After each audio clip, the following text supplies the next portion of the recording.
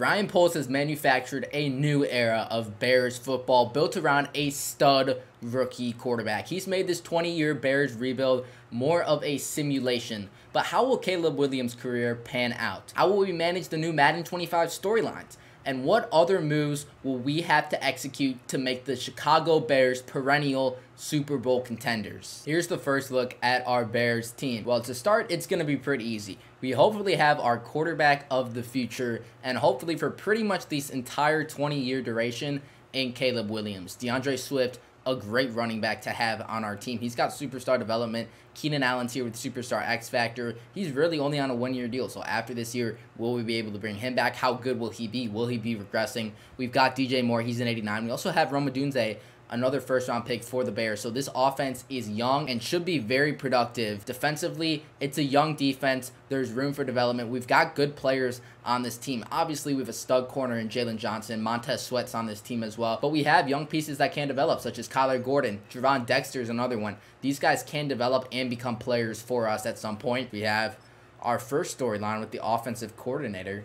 Let's see what he wants to talk about. We should be having a tight end position battle. What is going to determine the winner of the battle? Well, we want Cole Kmet to be the starter. There's not going to be a battle.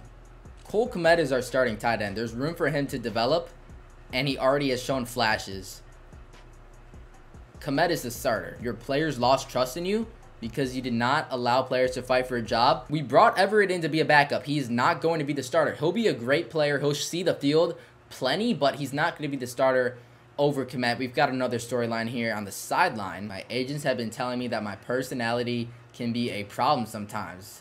That's Montez Sweat. I know I'm obsessed with my brands and socials all of the time. Would you change that about me? Sure, we want you to be more of a leader. We'll change that about you. We'll see what happens when we try to change it from Montez Sweat, if there's any repercussions. Don't feel like you've built up enough trust. So we've lost trust probably with Montez Sweat. So probably just have the players stay the way they are now from now on, but it was worth trying. Got an upgrade here for Rome Odunze. I mean, we'll work him in as a playmaker, I think.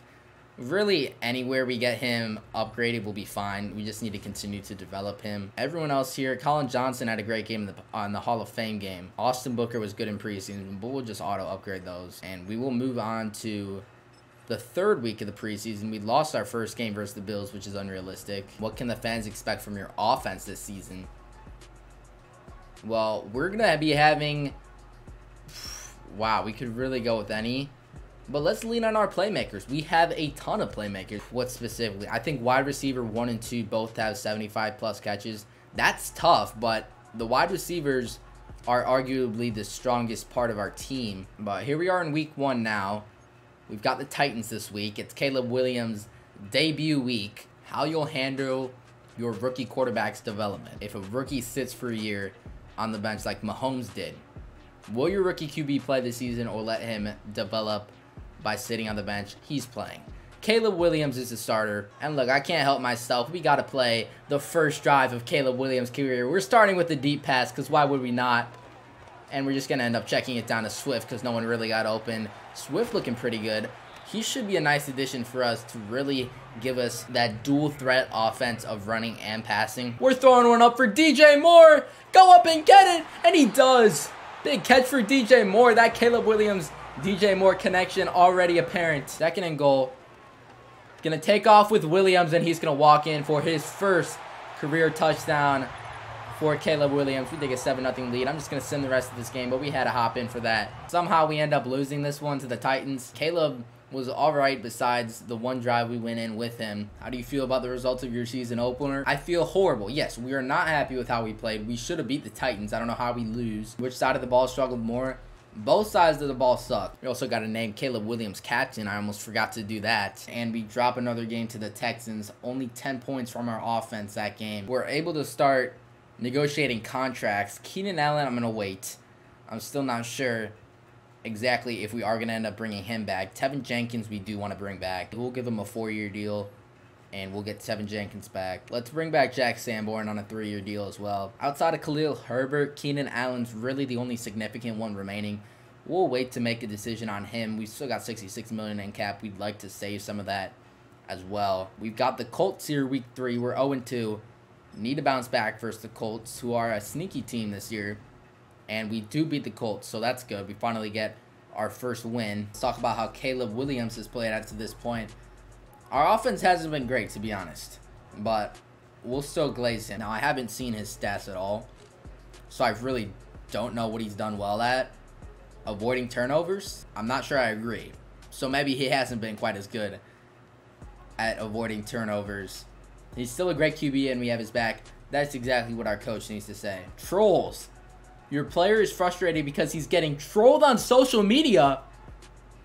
Are we serious? Quote from Caleb Williams, posted on ESPN. It's frustrating when your head coach can't remember how well you've played. Caleb Williams is reportedly bothered by his coach's answer in this week's press conference. Oh, man, that's tough. Well, Caleb, maybe if you don't turn the ball over as much, then I can actually say some good stuff about you. We've already got beef with our star QB. We're only on week 4. Why are we 2-4 right now? We need to reset. Am I doing something wrong as the coach? Curious to what we're doing at the deadline. We're not making any moves. We're 2-4 right now. We're going to keep the team together, though. All right. Let's see where we ended up. 7-10 was our record this year.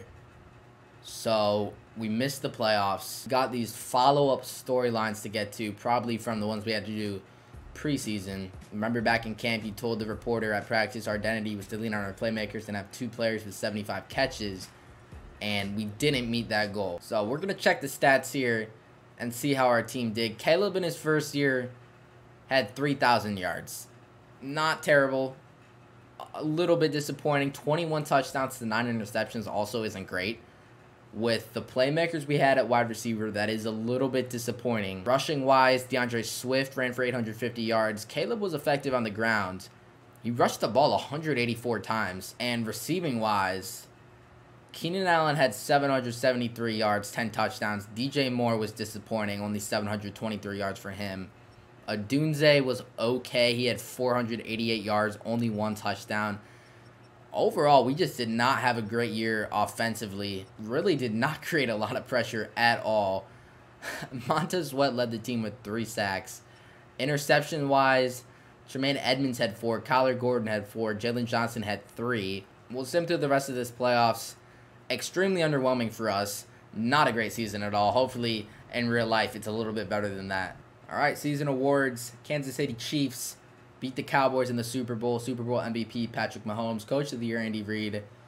Offensive Player of the Year was CeeDee Lamb. Defensive Player of the Year, Max Crosby. Caleb did win Offensive Rookie of the Year, though. Caleb has Superstar. He's an 82 overall. No X Factor yet. And since he won Offensive Rookie of the Year, did he just start with Star? And yeah, they had him starting with Star. He only gained Superstar Dev because he won Offensive Rookie of the Year. That's interesting. DJ Moore's down to Star Dev. Keenan Allen's down to Star Dev. Odunze only has Star Dev. Wow, everybody just got worse over the year. Let's talk about the next few months. What is your plan for the upcoming offseason? Well, we need to improve. We can't go 7-10 again. Make a splash and upgrade the roster. Make sure we win the draft. I wish they gave me a little more time to think about this. We'll make a splash, though. We need to upgrade this roster. Last chance to do re-signings. Keenan Allen, I just think that's too expensive for us, to be honest. We can find other ways to add wide receiver. We still have DJ Moore and Rome Odunze. We're just not going to be able to pay that. I want to save some cap room, and that is an expensive contract. Khalil Herbert's not too expensive, but I just don't really know if we need anyone. We have DeAndre Swift. We have Rashawn Johnson. We'll bring back Larry Borum. But we're going to save most of our cap here, so we have flexibility in free agency. All right, free agency time. We need to improve this team. Let's see who is available. So Keenan Allen, obviously, we just moved on from him, so we're not going to be bringing him back. But Chase Young is available as a right end, and we need to upgrade our defensive end. This could be someone we go after. Right now, our starting right end is Dominique Robinson. We could bring Chase Young back, reunite him with Montez Sweat, make a splash on defense. I think Chase Young is the guy we go after here. So let's give him an offer. He has decent interest in joining us. So we're going to give him a pretty good contract here because this is someone we'd really like to get. It is a little expensive, but it gets us to #1 on his board. Chase Young would be a huge get for us to upgrade our D-line. Ryan Kelly could be a nice add too. He has interest in us. We could certainly use a center. We'll offer on Ryan Kelly. We'll give him a 1-year deal. One more position I'd like to address is D tackle. Definitely a weak spot on our team right now. Javon Dexter didn't quite take that next step that we were hoping to see from him this season. We can bring in the best one that has interest in us on maybe a 1-year deal. We'll bring him in for this year. This is definitely a position we look to address in the draft, but Jaron Reed would be an upgrade over Andrew Billings. Chase Young has not signed so far after the first eval period, second eval period, and Young goes to the Rams. He goes to the Rams. We're going to have to pivot. That is tough. We had the top offer on Chase Young, and he just didn't want to play for us. That really, really sucks. The next guy that has good interest in us is Samson Ebukam. Look, I guess we'll give him a deal, but that's tough to lose out on Chase Young. This is definitely a position we need to draft. And we have the 14th pick in the draft, so we've got a decent pick. Looking at the draft, DeMario Mooney still projected to go 1. This wide receiver does have top 5 talent, and Pat Chapman out of Arkansas looks good. Great strength. B finesse moves, A to C power moves, A play rec, C block shed, B tackle. Pat Chapman, I think, might be the answer. The top ends in the draft didn't necessarily look great. We moved up with the Browns. We're giving 14 a 5th this year and then a 4th the year after to get to 11. To get Pat Chapman, oh man, that is a suit. And it's an A-plus pick. He was ranked number 5 in true value. We got him at 11. Set the state record for bench press reps in high school. Wrecks havoc when able to disengage from run blocks and generates consistent pocket push with his bull rush. A-plus draft pick. Seems pretty good for our first pick here of Madden 25. And he's got hidden dev, 92 strength. Yeah, this is a good pick for us. All right, here we are on the clock here with our second round pick. I wouldn't mind a left guard like Dwayne Pearson either. Nate Davis isn't necessarily elite. We also have a deep threat wide receiver, Keenan Wortham. Wortham is one of the only guys that has round 1 to 2 talent that's on our board right now. I think he will be the pick. Should have really good speed. Could be a nice add to the receiver room after we lost Keenan Allen after this year. I think we will take him. And he's ranked as a first-round talent, so that's pretty good. He's got track speed, didn't drop a pass in the combine, shows great concentration catching in traffic. So we got a round 1 talent in round 2. I don't think we can complain too much on that. He's got 96 speed, hidden dev as well. Definitely a good wide receiver. I think we will take him as our wide receiver 3, maybe a slot guy. Up now in round 3. Our next pick is until the 6th round. This is where I'd like to address one more position of need. This outside linebacker has elite acceleration, elite speed, A pursuit, A play rec.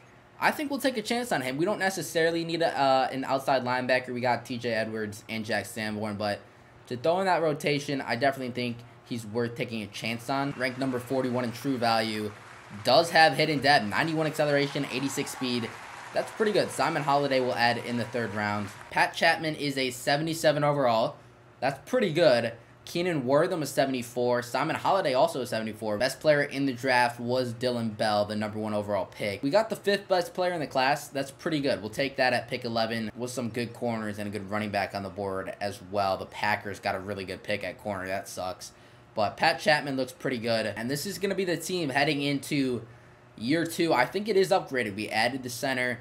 Caleb has a year of experience now. Defensively, we added Pat Chapman. We've got Jaron Reed to pair with Javon Dexter. So our defensive line looks a lot better. Obviously, if we had added Chase Young, that would have really put it over the top. That kind of sucks to lose out on. I think we will start Holiday here over Sanborn. We'll have him kind of rotate. And yeah, this team definitely looks good, but we'll see how they can do this season. I'm really not sure what a good playbook is. I know the Chicago one did not work last year. We'll throw LA Rams on. You know, they had Cooper Kupp, Puka Nacua doing their thing last year. So maybe we can get some more air yards this year with that playbook. We'll try it out. We'll see what happens. All right, first game of the year at Tampa Bay. Can we come out with the win in week 1? And we do. That's a good start to the year. And we lose to Jaden Daniels and the Commanders in week 2. 13-7. We only put up 7 points that week. That's pretty bad. And we have the Ravens this week. Contract extensions here. So DJ Moore got extended in real life. I'm going to edit that in the game, so we're not going to have to worry about re-signing him. Jaquan Brisker, no interest in re-signing. We would like to bring him back. If we move the money up a little bit, he's getting close. We'll see. I don't know. At some point, we're going to have to cut it off because that is an expensive contract for Brisker. Braxton Jones is good. We'd like to bring him back, and we get Braxton Jones on a 4-year deal. That's good. TJ Edwards, I would not be opposed to bringing him back. He's a little expensive. We can bring him down a little on maybe a 2-year deal, and he doesn't quite want to sign. Kyler Gordon we'd like to bring back. Most of these guys just don't want to come back. We'll bring the money up for Gordon a little bit, and he's getting close, but does not want to re-sign. Kevin Byards, he's getting a little old. I wouldn't mind re-signing him one more year, though. He wants to be back. We'll bring him back for one more year. And we fall to the Ravens. Another game of only 7 points. Yeah, I'm going to change up the playbook again because this Rams playbook is not working. All right, at the midseason mark, we're 2-4. We've been scoring a little more points. I moved it to the Dallas playbook. We've got a new injury here, and it's Jaquan Brisker. He's out for a while. Still, no one really progressing too much. Wortham as star dev. On the defense, Chapman only has star dev, which is a little disappointing. Was hoping he would have superstar. Again, our team doesn't look terrible, but they can just not win games. It's a little frustrating. Caleb not progressing too much so far. And we're making a big splash. Bringing in Derek Brown from the Panthers. We traded a first, a second, 3 third-round picks to get him. The first is next year's first. The second is this year's seconds. And then we moved all 3 of the next 3 draft classes worth of third-round picks to bring in Derek Brown. Look, these are Caleb's rookie contract years.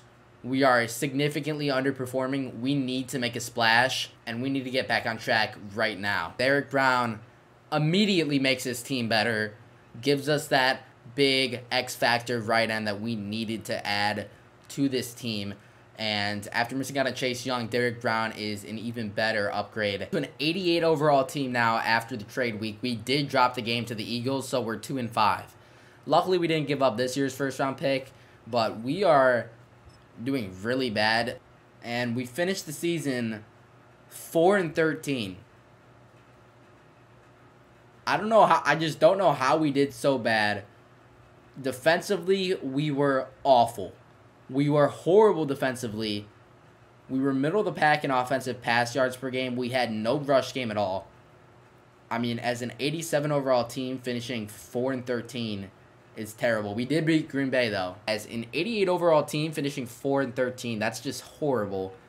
We were bottom of the pack defensively, bad on offense as well. Caleb had a little over 3,400 yards through 20 interceptions.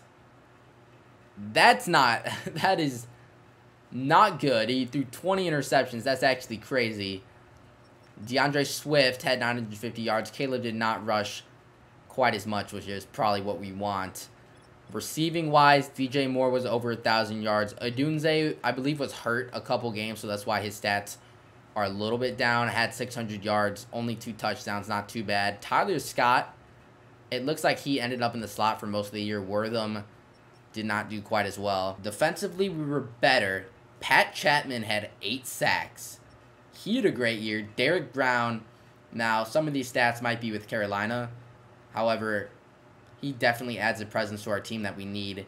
Interceptions-wise, we just did not create turnovers. Only 5 interceptions all year. We're going to need to be better than that. This season recap, the Bills win the Super Bowl.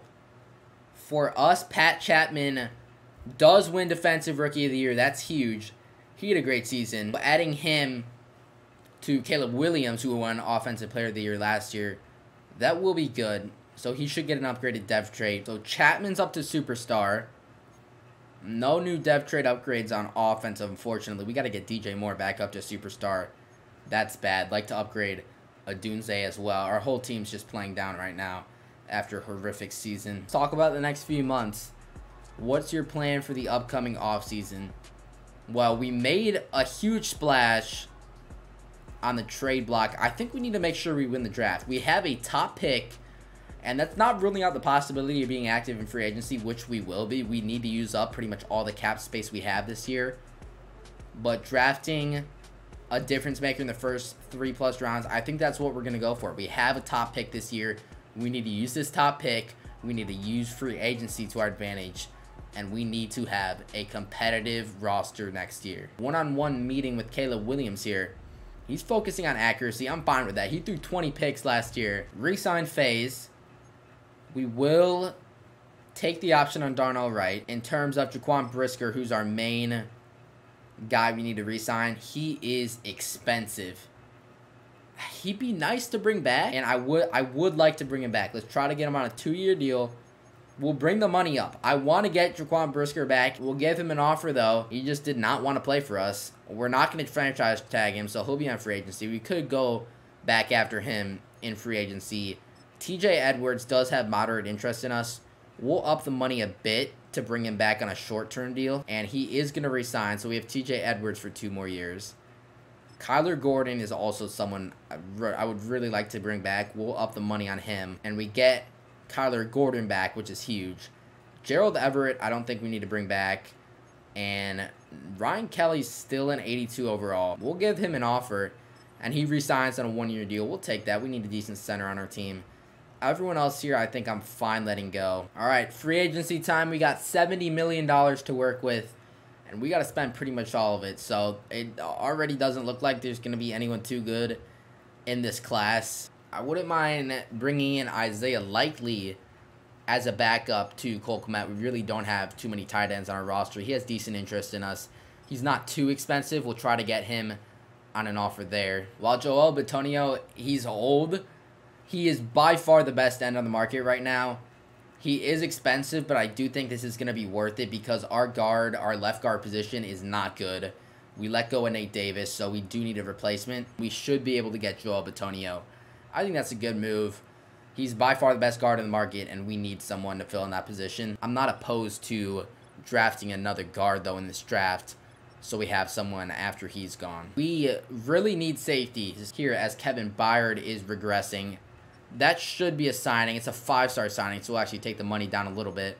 And then as a replacement for Jaquan Brisker, Kirby Joseph has interest in us. He's not a fan favorite player, but he's got star dev. He has interest in us. We'll give him a 2-year deal here because we do need a replacement for Brisker. I also wouldn't mind adding a corner, even if that's more of a veteran corner like Kendall Fuller.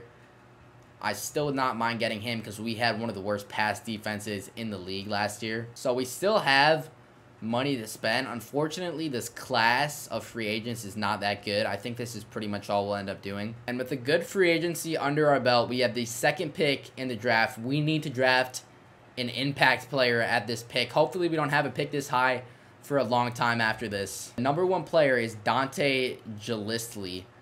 He's a defensive tackle. We don't really need a defensive tackle since we drafted ours last year. There are 2 left ends on the board here at 2 and 3. That could be a position we go and get. Though after the first pick, Dante Gillislee is still there. The Broncos went off the board with the first pick. Elite speed, elite strength, a finesse move, a power move. Yeah, we got to take this guy. We can kick him out to end if we need to. Gillislee, and he is ranked as the best player in the draft. I don't know what the Broncos were doing. They went off the board, and his NFL ready strength, he looks amazing. 95 strength out of the draft. Hidden development, he looks amazing. A finesse moves, a power moves. All right, we traded with the Broncos to get pick 33. I tried getting into the back of the first round, but it was extremely expensive. Zach McCullers is here. We won't make a mistake. We will pick him right now and make sure we secure at least one of the top 5 players in the class. And this is actually the number 2 player in the class, which means we've drafted the top 2 players in the class so far. 95 speed on McCullers, only normal development. And I think we'll just take another shot in the dark and an elite speed wide receiver. They're so fun to draft, man. I can't not take these super fast wide receivers. And he's actually ranked number 22 in the class. So we grab a 1st-round talent here in the 4th round. He's got hidden dev with 96 speed. We'll take it. A great pick for us. So Dante Gillislee is a 78. Obviously, that's a good pick for us. And then the number 2 player in the class is Zach McCullers. He's a 77 overall, so he's pretty good still. The only normal depth is a little disappointing, but we did still grab him in the second round. We'll take him. And then Dalton Sweeney's a 75 overall, which is really good. Here is the team for year 3. So, it looks better. We keep improving it every year, but will this year be the year that we finally actually see some production from the team? Well, we'll find out. The wide receiver core is very good. Caleb Williams is an 84. DeAndre Swift still a superstar. The offensive line is now looking really good. I'd wish Darnell Wright and Braxton Jones would be progressing a little more than they have been. Cole Kmet's up there to an 87. Defensively, free safety's not great. However, we have really reshaped this defensive line. But will this be the year that we finally get over the hump? Now, we've got a press conference here. We said we would have a big draft, and I would say we won the draft. We picked the 1 and 2 players in the draft. What position specifically? Well, we picked a great defensive tackle and a great corner. Most experts would disagree with you, but that probably won't matter. Problem is broken. Your team is upset. We drafted the number 1 and 2 players in the draft. How did we not win the draft? Man, I'm telling you, this storyline stuff, a little bit broken. It seemed like we needed to draft an 80 overall or better player in the draft, but there were no 80 overall players in the draft. So what am I supposed to do there? DJ Moore is unhappy now that we didn't upgrade the roster. DJ, I don't know what to tell you. We do have a message from Caleb Williams. Hopefully he's getting some upgrades. However, he didn't make as much progress as his trainer wanted. So we get a medium gain. I don't know what that means. Trade offers for Kyler Gordon. We're not really interested in doing this. Deonte Banks from the Giants is a little bit interesting. Cooper DeJean is being offered from the Eagles. That is intriguing. If the Eagles are going to offer me Cooper DeJean, I mean, I think we have to take that. But there's also a 77 overall center, 23-year-old, that's being offered from the Broncos. I kind of like that almost better. We only have our center on contract for 1 more year. Let's take this deal and have a lockdown center for the future. We are going to move Kyler Gordon. We drafted a cornerback in the draft this year. And look, I like Kyler Gordon IRL, but we just don't really need him so far. He has not upgraded to start dev or anything. I think this trade makes us better, and at the end of the day, we're here to win Super Bowls. We have to make some tough decisions sometimes. My identity this year, we're going to do some explosive passing this year. This is going to be the year Caleb's finally moving the ball downfield. Average 15 yards per reception with DJ, or 8 yards per attempt. Let's lean on DJ this year. 15 yards per reception with DJ. That's going to be a little tough, but we'll try it. Midseason mark, we are 2 and 4. Like, I don't know how this team is doing so bad. And I think I'm the problem. I must be the problem. Contract negotiations. DeAndre Swift wants to stay. We'll sign you to a 3-year deal. That's fine with me. And he will stay. Tremaine Edmonds, another guy we'd like to bring back. And Tremaine Edmonds stays. Tyreek Stevenson, he's pretty affordable. I would like to bring Tyreek Stevenson back. We'll bump up the money a bit, and we have him back for 5 years. Javon Dexter, would like to bring him back too. We'll get him back. Joel Bitonio, I'm going to wait till the end of the season for him. Ryan Kelly, we won't need. And yeah, I think everyone else obviously will take the option on Caleb and Rome. And we finished the season with a winning record, but it's not good enough to make the playoffs. We lost 13-3 in the final week to the Panthers. Offense was good. Passing-wise, we were number 4 in the NFL in pass yards per game. The defense was just terrible again. We were second to last in pass yards per game, and our rush defense wasn't much better. Caleb had a great year, though. Over 4,000 yards through the air, 29 touchdowns to 5 interceptions. Rushing-wise, DeAndre Swift was injured most of the year, so his stats did not end up being great. DJ Moore was over 1,000 yards. Odunze was close to 1,000. Only 2 touchdowns for Moore. Keenan Wortham had a great year, 9 touchdowns for him. Defensively, interceptions-wise, we still just did not force turnovers. I mean, we need to improve on defense. I'm not sure how much we can do. 2 years left on Caleb's rookie deal. This is his last year under rookie contract money. We got to take his option for next year. And then we have to re-sign him to a big deal. I mean, here's the team heading into the offseason. Caleb's an 89. I don't know how we haven't made the playoffs yet. It's unbelievable. Defense really isn't that bad. Could look to upgrade safety. Whatever we have to do, though, we need to make some significant improvements because it's just not good enough. We might change up the playbook as well. All right, what's our plan for the offseason? I mean, can we even make a splash? I guess so. We'll try to make a splash in some area. Definitely not going to be through the draft. We don't have our first-round pick. Re-sign phase here. Taking Caleb's option. It's going to be expensive, but not as expensive as his contract will be. We'll take Roan's fifth-year option as well. Tyler Scott, we really don't need. There's 4 wide receivers ahead of him on the depth chart. Kendall Fuller, we don't need to bring back. Rashawn Johnson, I would like to bring back. We'll give him a little money, and he won't take the deal, so he'll be heading to free agency. And here we are in free agency. We need to make a splash, and we need to do it somehow. John Michael Schmitz has interest in our team. We could kick him out to left guard. He's probably going to end up being the best option we have, so we should be able to bring him in. No good safeties available either. This is just another weak free agent class. There's not many players that we can sign. I want to find a way to use our money because we have money, and we're not going to in the future, but there's just really no one available. Even looking at the best players, 2 of the top players are tackles, and then it drops all the way down to 84. I guess we'll add Kenny Moore on a 1-year deal. It's pretty expensive, but we've got plenty of money to spend, and on a 1-year deal, we might as well get him. There's really no one else in this class that we're going to be able to use. We can add Yaya Diaby on a 1-year deal. I mean, that's really all we can end up doing. We're going to have to make a trade of some sort because we want to upgrade the roster. There's just not a lot available. Didn't get Kenny Moore. He goes to the Giants. And if you look at our team, DJ Moore's down to normal development.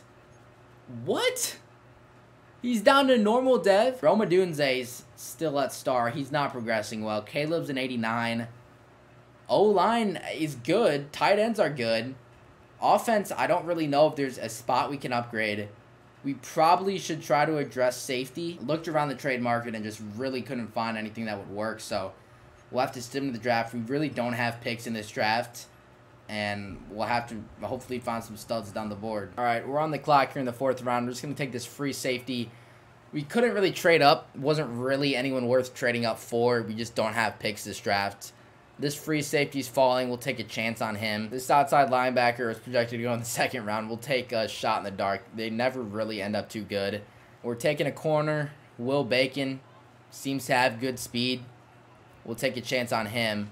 This was just a really weak class in general. The number 1 pick was a 71 overall.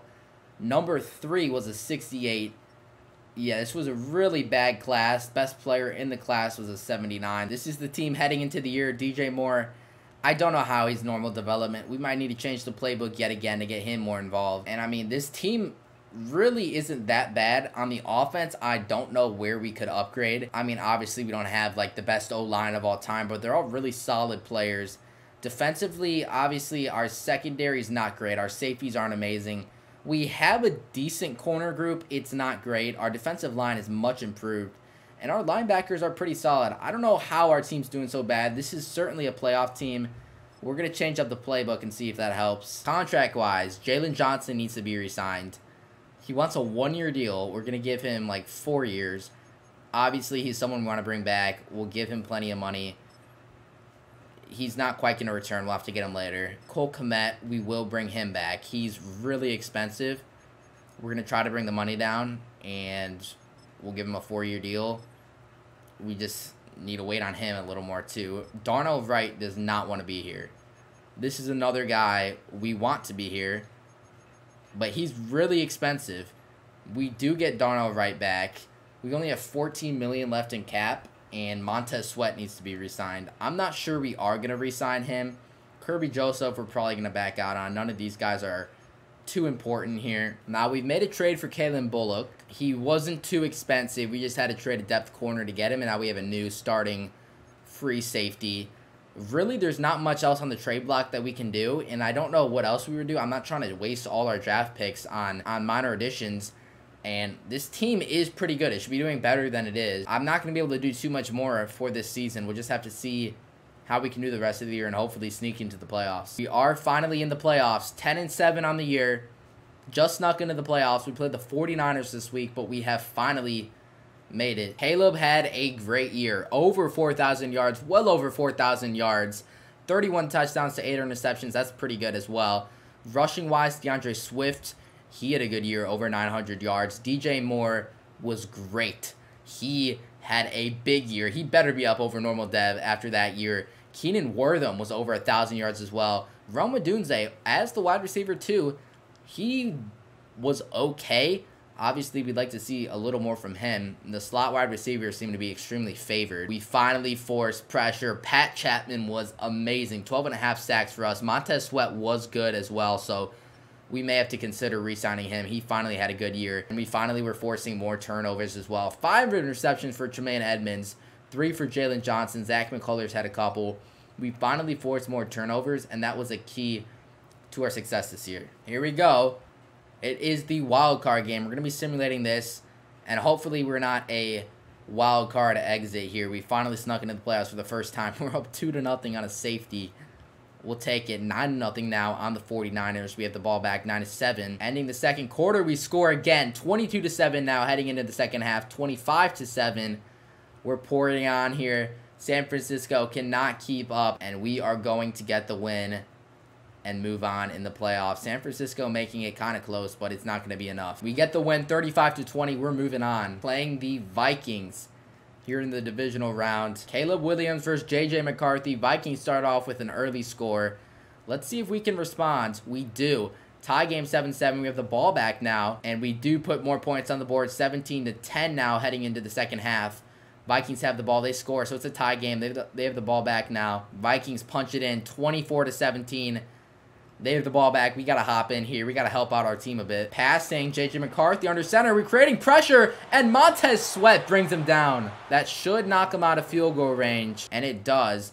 But we give the ball right back to Minnesota, so we got to hop back in here on defense. Over the middle, the Hawkinson, he makes the catch for the first down. As that's going to be thrown, and a check down is complete. Going to take us down to the 2-minute warning.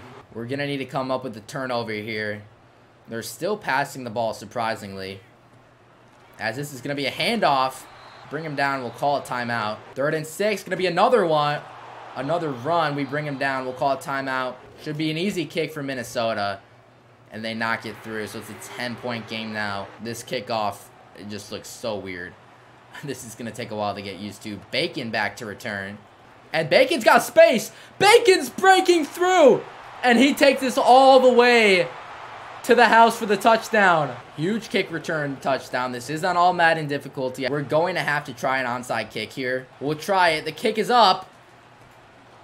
Ball. He fumbled the ball, but it was picked up by the Vikings player. And that's pretty much going to do it. And yeah, they're just going to knee it out here, which is interesting. Not all the time's going to wind down the clock. We are going to be able to return this, as they're trying a field goal, which makes no sense. I don't know why they would try a field goal here. We may have a chance. The kick is up, and it's not good. I'm not sure why they would try a field goal. We have the ball now at midfield. If we can get this out of bounds on a quick pass, we're going to be able to kick a field goal to tie. But it's certainly not going to be easy. They're covering the sidelines well. Need to get out of bounds. With more turning upfield, they're out of bounds with 7 seconds left. Not quite in field goal range yet. It would be a 61-yarder from here. We're going to try that same play again and see if we can get out of bounds again with a little more of a pickup. And yeah, we're just going to block Swift since we're not going over the middle. Try to get it out to Moore. Get him out of bounds fast, and then we can kick a field goal. Going to Moore. He makes the catch, and he's out of bounds. Clock stopped with 3 seconds left. We have to try a field goal now. If I'm being honest, I'm missing this field goal if I kick it, if they still have the ice effect in from last year, because when the meter goes away before you kick the ball, I cannot kick those to save my life. We're going to sim this 56-yarder and see if Cairo Santos can make it. Let's jump to the next play. Please, Cairo, drill this kick. And he does make it. Oh my gosh, it's a miraculous tie game. And I don't know why the Vikings would have kicked that field goal. It's unbelievable that they chose to do that and gave us a chance. And we have somehow tied this game. It's going to be overtime now. Can't believe that we're here, but now we have to focus up and win. Looking to Moore. He's got space after the catch. There goes DJ Moore down the sideline. And Moore has a huge gain. Handing off to DeAndre Swift now. Trying to get up the middle. We only pick up 3. Gonna have to scramble with Williams, and we're brought down. Sending pressure again. We're just gonna toss this up for DJ Moore. And he makes the catch. DJ Moore gets the first down. That's a huge play from DJ Moore. He is our star player, and we are leaning on him. Great throw on the run from Caleb. And now it's 1st and 10. We're pitching it out to Swift here on 1st down. Blocks did not develop, so it's going to be 2nd down. Off the snap, looking Roma Dunze. He makes the catch. Picks up 11, so 3rd and 1. Off the snap. Taking off with Caleb, getting it to Komet. We'll just pick up the 1st down. We'll play it safe. It does bring up 2nd and goal from the 1, so we're just going to try to punch this in with DeAndre Swift. Giving it to Swift, and he gets in the end zone with the touchdown. So we do convert. And there comes J.J. McCarthy looking to lead the Vikings. We are going to pass commit. Sending pressure. There's Chapman. McCarthy rolls out wide, and Diaby makes the play and knocks him out of bounds with a gain of 2. 2nd down and 8. They're passing again. Over the middle. It's batted down by McCullers. We could have picked that off. Oh, man. We could have ended the game right there. That would have been really nice to end it. As pressure's coming from Chapman, he makes a throw on the run and finds Jordan Addison for the 1st down. That's a great throw under pressure from McCarthy. Off the snap, quick pass to Jefferson. In motion is Addison. It's a quick throw to Jefferson again. They pick up the 1st down. Off the snap, McCarthy's scrambling. Edmonds. And they use another timeout. This clock management from the AI is weird. They've been letting the clock wind down and then calling timeouts. It really makes no sense. Under pressure from Diaby, and he brings him down. A great speed rush off the end for Yaya Diaby. Off the snap, looking over the middle. Addison makes a great catch. It's an amazing catch for Jordan Addison. A bold pass from McCarthy. With 25 seconds, they're moving downfield quick. They're going to throw that one away. That looked like intentional grounding. I'm not sure why it wasn't. McCarthy off the snap. He throws it away again. Going up, and he throws it away again. I don't know what's going on with J.J. McCarthy, but that's 3 straight throwaways for him. 6 seconds left. This is the game. If they don't get this 1st down, we will win. Off the snap. They're running like the same play again. No one's open, but Jefferson breaks open, and he's in the end zone with 1 second to go. We got the ball here to start. I have no idea what the overtime rules are. So I don't know if we win, if we score. I'm really not sure. We're going to start with a handoff to Swift here. Off the snap, getting it right to Komet. Komet has space. Cole Komet breaks free. We're not really looking his way. And Williams under pressure. He escapes. I did see X getting open. It would be a tough throw for Williams. We'll just scramble and pick up 6. Play action. We're going to dump it down to the fullback. Blasingame. He picks up the 1st down. Play action. Motioning out wide. We're going to run with Williams. And Williams picks up the 1st down. Jet sweep now with DJ Moore. They read it well. We do pick up 2. They want us to take a field goal, so I'm assuming that we can win the game now with a score. I think we're going to try to get a little closer. We just want to guarantee that we make this, and we'll run it with Swift. Swift only picks up nothing, so Williams under pressure, getting it over to Komet, and Komet makes a catch for the 1st down. Trying a screen out to DeAndre Swift. There is a flag on the field, but Swift gets into the end zone, and the penalty is going to be a roughing the passer. We will decline the penalty, and that is the game. We are moving on. So we could have kicked the field goal earlier, but who wouldn't want to end it on the touchdown? We take on the Eagles here in the conference championship. They also went 10-7, so this is a winnable game. Here we go. It's a snow game in Philly. We're starting with the ball. Can we start hot in the red zone? And we do punch it in for the touchdown, and we don't. It's a back-and-forth game. 7-7 still. Eagles break away 14-7. We are just chucking turnovers, it seems. 17-7. We got to hop in here. Snowy game. Can we help this team come back again in the 4th quarter? The white uniforms on this heavy snow is killing my eyes right now. Gonna step up with Williams. And we have space. Caleb slides down with the first down. Off the snap. Check down to Cole Kmet.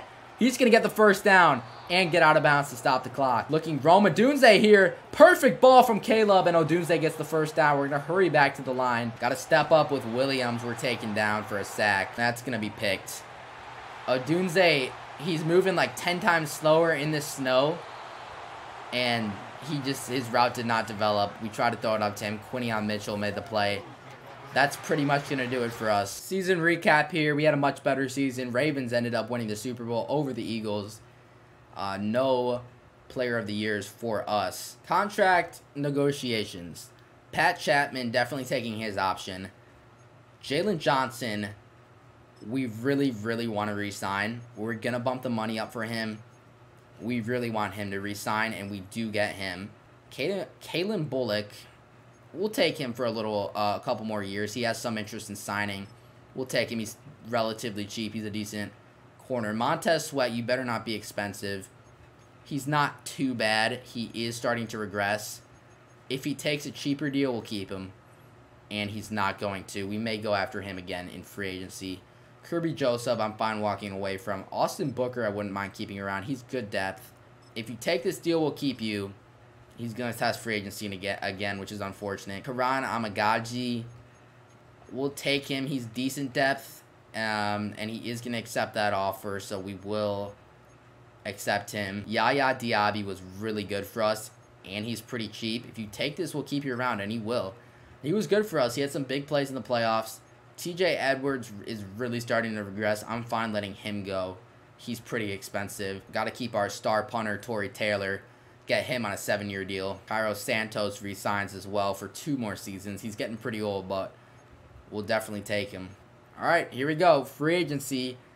Let's see who is available. Christian McCaffrey's in free agency, but he's regressed all the way down to an 83. No great wide receivers. We really don't need wide receiver, though. Kmet's in free agency. I could have sworn I re-signed him. I mean, we'll have to offer him a deal. That's a little bit disappointing, though, because I do remember re-signing Cole Kmet. We'll have to make sure we get him. But now he's going to be probably a little more expensive than what he was. Jared Wiley's an X factor. He's a little enticing, too, but we'll go after Kmet, make sure we get him.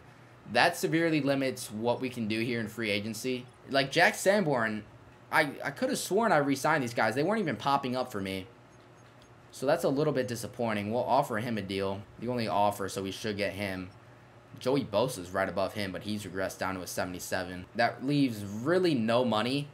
Ennis Rakestraw Jr. in free agency is exactly what we need. All right, we're moving Kyle Duggar for a 5th-round pick. He was just making way too much money. That should give us enough to offer on Rakestraw. We need to take the money down a little bit. We are the lead offer on Rakestraw. Hopefully we can get him, and then we offered on Sanborn, and that's all the money we can use. Unfortunately, Kmet popping up in free agency out of nowhere kind of screwed us, but that's all we can do for this season. We did have a good playoff team last year, did not lose too much, and we did not get Cole Kmet. If anyone's mad about this, I'm sorry. It's my video. I make the rules. We would have signed Cole Kmet if I had seen him. I think I just must have missed him for whatever the reason, but yeah, we obviously would have re-signed Cole Kmet, so I put him back on the team. I'm sorry if that upset someone, but that's how we're going to do it. Right now, this is the team. Williams up to X Factor, DJ Moore back up to star, John Michael Schmitz will move over to guard, but I would still like to draft a guard in that spot. We do have our 1st-round pick this year. Defensively, the team still looks pretty good. They have Rakestraw plugging into safety, which is interesting. It could work in a pinch. I would like to draft a safety, though, as well. Right end, we have no one there. We would probably just end up kicking somebody out to play right end if we needed to, but that could be a position to address in the draft as well. Yaya Diaby's going to have to play a big role. He's our only right outside linebacker. We let go of TJ Edwards, so hopefully he can have a good year. But we do have some spots to fill in this draft, and we'll look to do that. We have the 29th pick, so not necessarily primed to land a top player here. Now we're up here at 29. The corner I was going to grab went, I believe, to the Packers. 7 picks earlier, so not necessarily worth trading up. There's another round 1 talent corner here on the board. I wouldn't mind looking for a end here. And the best one available is Austin Price out of Temple. He's very fast, elite speed, also has A finesse moves. A awareness, B player X, C power moves, C block shedding, B tackle. I like the look of Austin Price here. He's the best end available on the board. I think we will take him, and then we'll shift our focus to the corners that are available in the 2nd and 3rd round. So we'll take Austin Price here with our pick, ranked number 34 in true value, so just outside the 1st round. We picked him at 29. We'll take it. He does have hidden dev. I'm fine with this pick. We need someone to plug in and play at right end, and I'm not too upset about that player. All right, we're moving up to pick 48. Did not have to give up our other 2nd round pick in this draft. We're moving a depth safety and a handful of other mid-round picks, including a 2029 3rd, which is next year's draft. All right, the first one we're taking is Derek Streets out of Kentucky. He looks really good, and he is the number 1 player on the board, and we just grabbed him at 48. That trade up was certainly worth it. Has hidden dev, 95 speed, 93 change of direction, 93 acceleration. He looks very good. And this time it's going to be Dalvin Briscoe out of LSU. 6'4" with great speed, elite jumping, elite agility.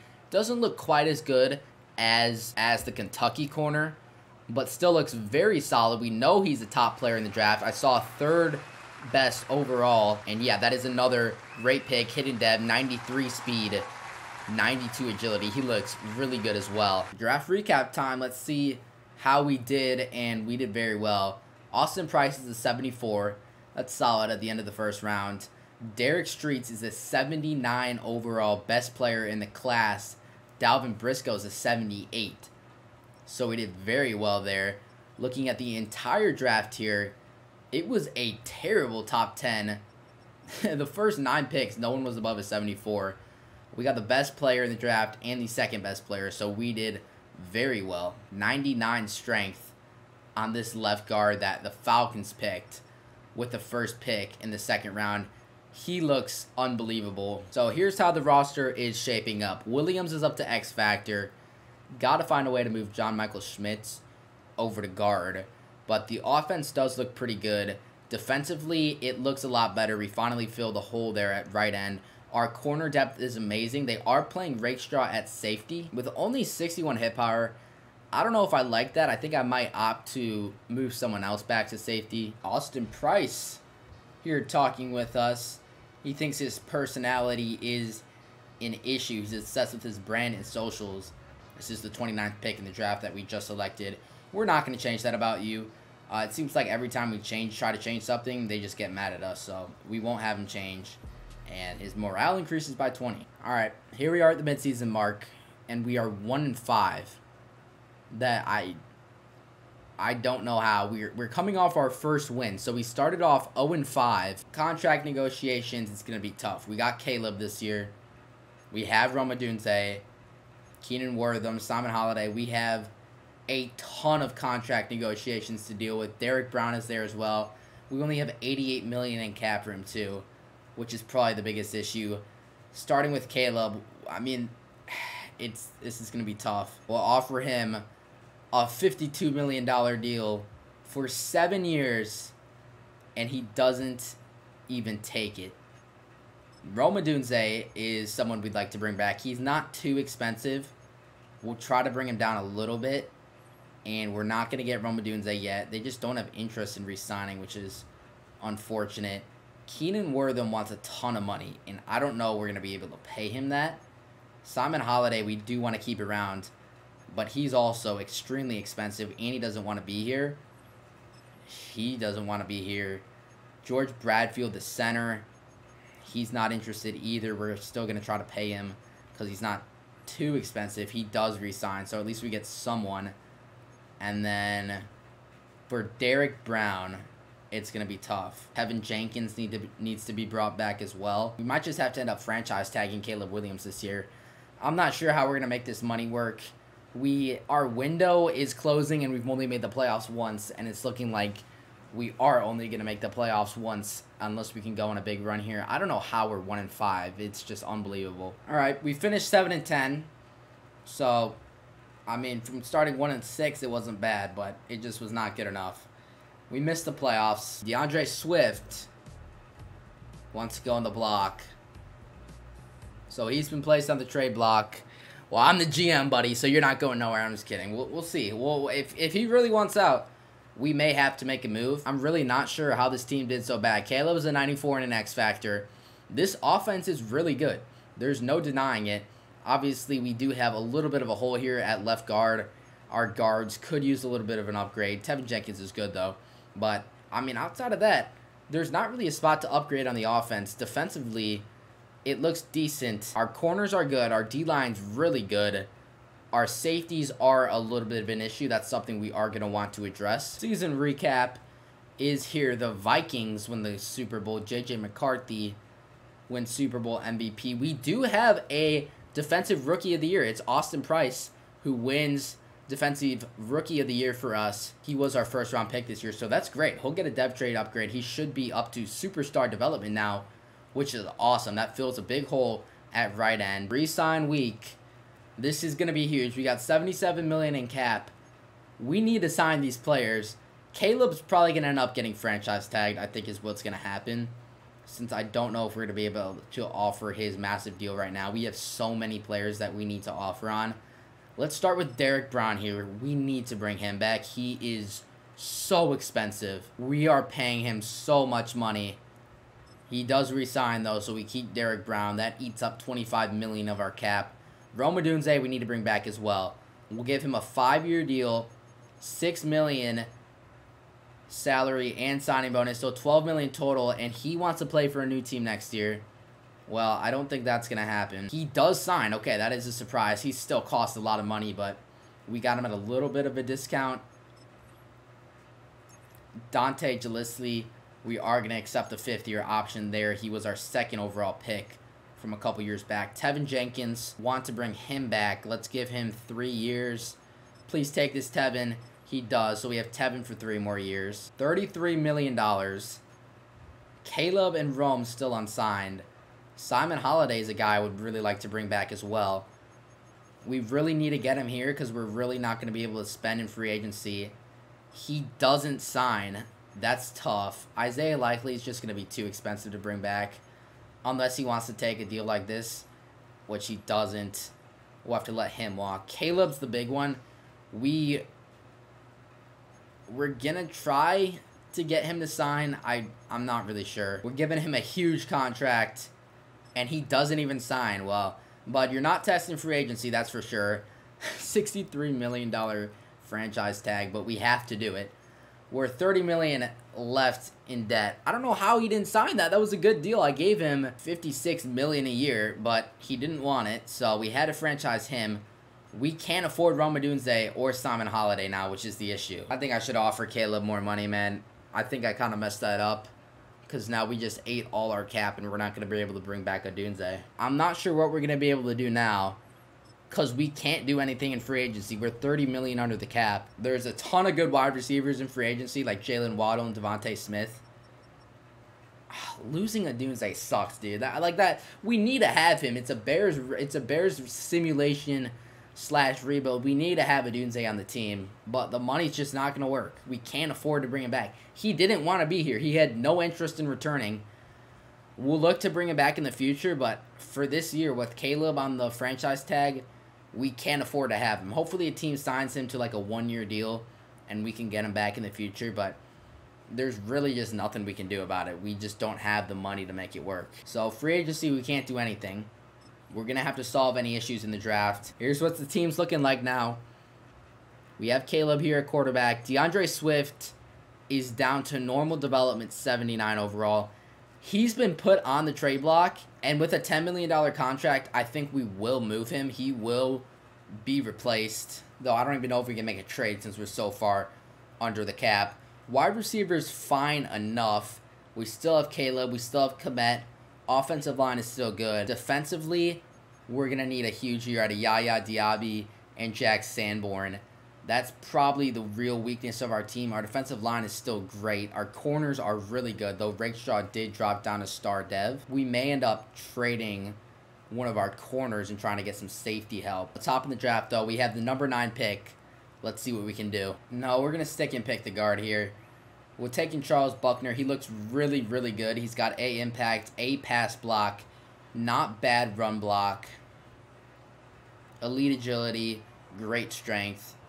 We'll take Charles Buckner. Hopefully he's pretty good. And he is the second best player in the class.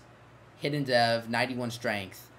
Pretty good there from Charles Buckner. We will take him. I think that's the right call. It fills out our offensive line. Oscar Hackett is interesting. He was a projected round 1 pick. We need safety. We're going to take a chance on him. This could go badly. Usually when players fall, they're not that good, but we're going to take a chance. And he's ranked 32. He's a first-round talent. We'll take that. Not amazing, normal dev. Elite speed, elite acceleration, elite agility, elite jumping. Wide receiver here in the 5th round. We did not have 3rd or 4th round picks. We'll take a chance on him. We lost to Doomsday, so we need to fill out our receiver room. We'll take Kirk Tatum. He's got 98 speed, 97 acceleration, 97 agility. He looks really good. We'll definitely take him. A Texas wide receiver, so it makes sense. And we'll take a similar looking player here. Elite speed, elite acceleration, elite agility. We'll take a chance on him as well. And he's got 99 speed, 98 acceleration, 99 agility. So we have some fast players that we are building. They may suck at football. Like, if we were building a track team, we'd be killing this draft. Draft recap time. Let's see how we did. I think we did pretty good. Buckner's an 82 overall, so he is very good. Hackett's a 74. These receivers are very fast. And checking out the entire draft, there was someone better than an 82. Or no, there wasn't. He is the best player in the draft. It said second best, but he is the best player in the draft, so that was a great pick for us. And here is the team heading into year 6. Now, it sucks to lose to Doomsday. If he is available for trade, for free agency, when we have the money, we will bring him back, because it's a Bears rebuild. Like, we can't let the 1st round pick go, but we literally, there was no way we could make it work. Caleb wanted so much money, and Doomsday wanted a ton of money too, and they both didn't want to be here, so there really wasn't much we can end up doing. We will bring him back as soon as possible. It sucks because it's like we gotta have a Doomsday on the team, so it sucks losing him, but we will bring him back soon. For now, I guess we'll see what these fast receivers can do if they have any role on the team. DeAndre Swift is bad, you know. He's down to normal dev, 80 overall. Caleb's really going to need to carry this team through the air. Offensive line is very good. Braxton Jones just really hasn't developed, though, I'll tell you. Only an 82 is a little disappointing.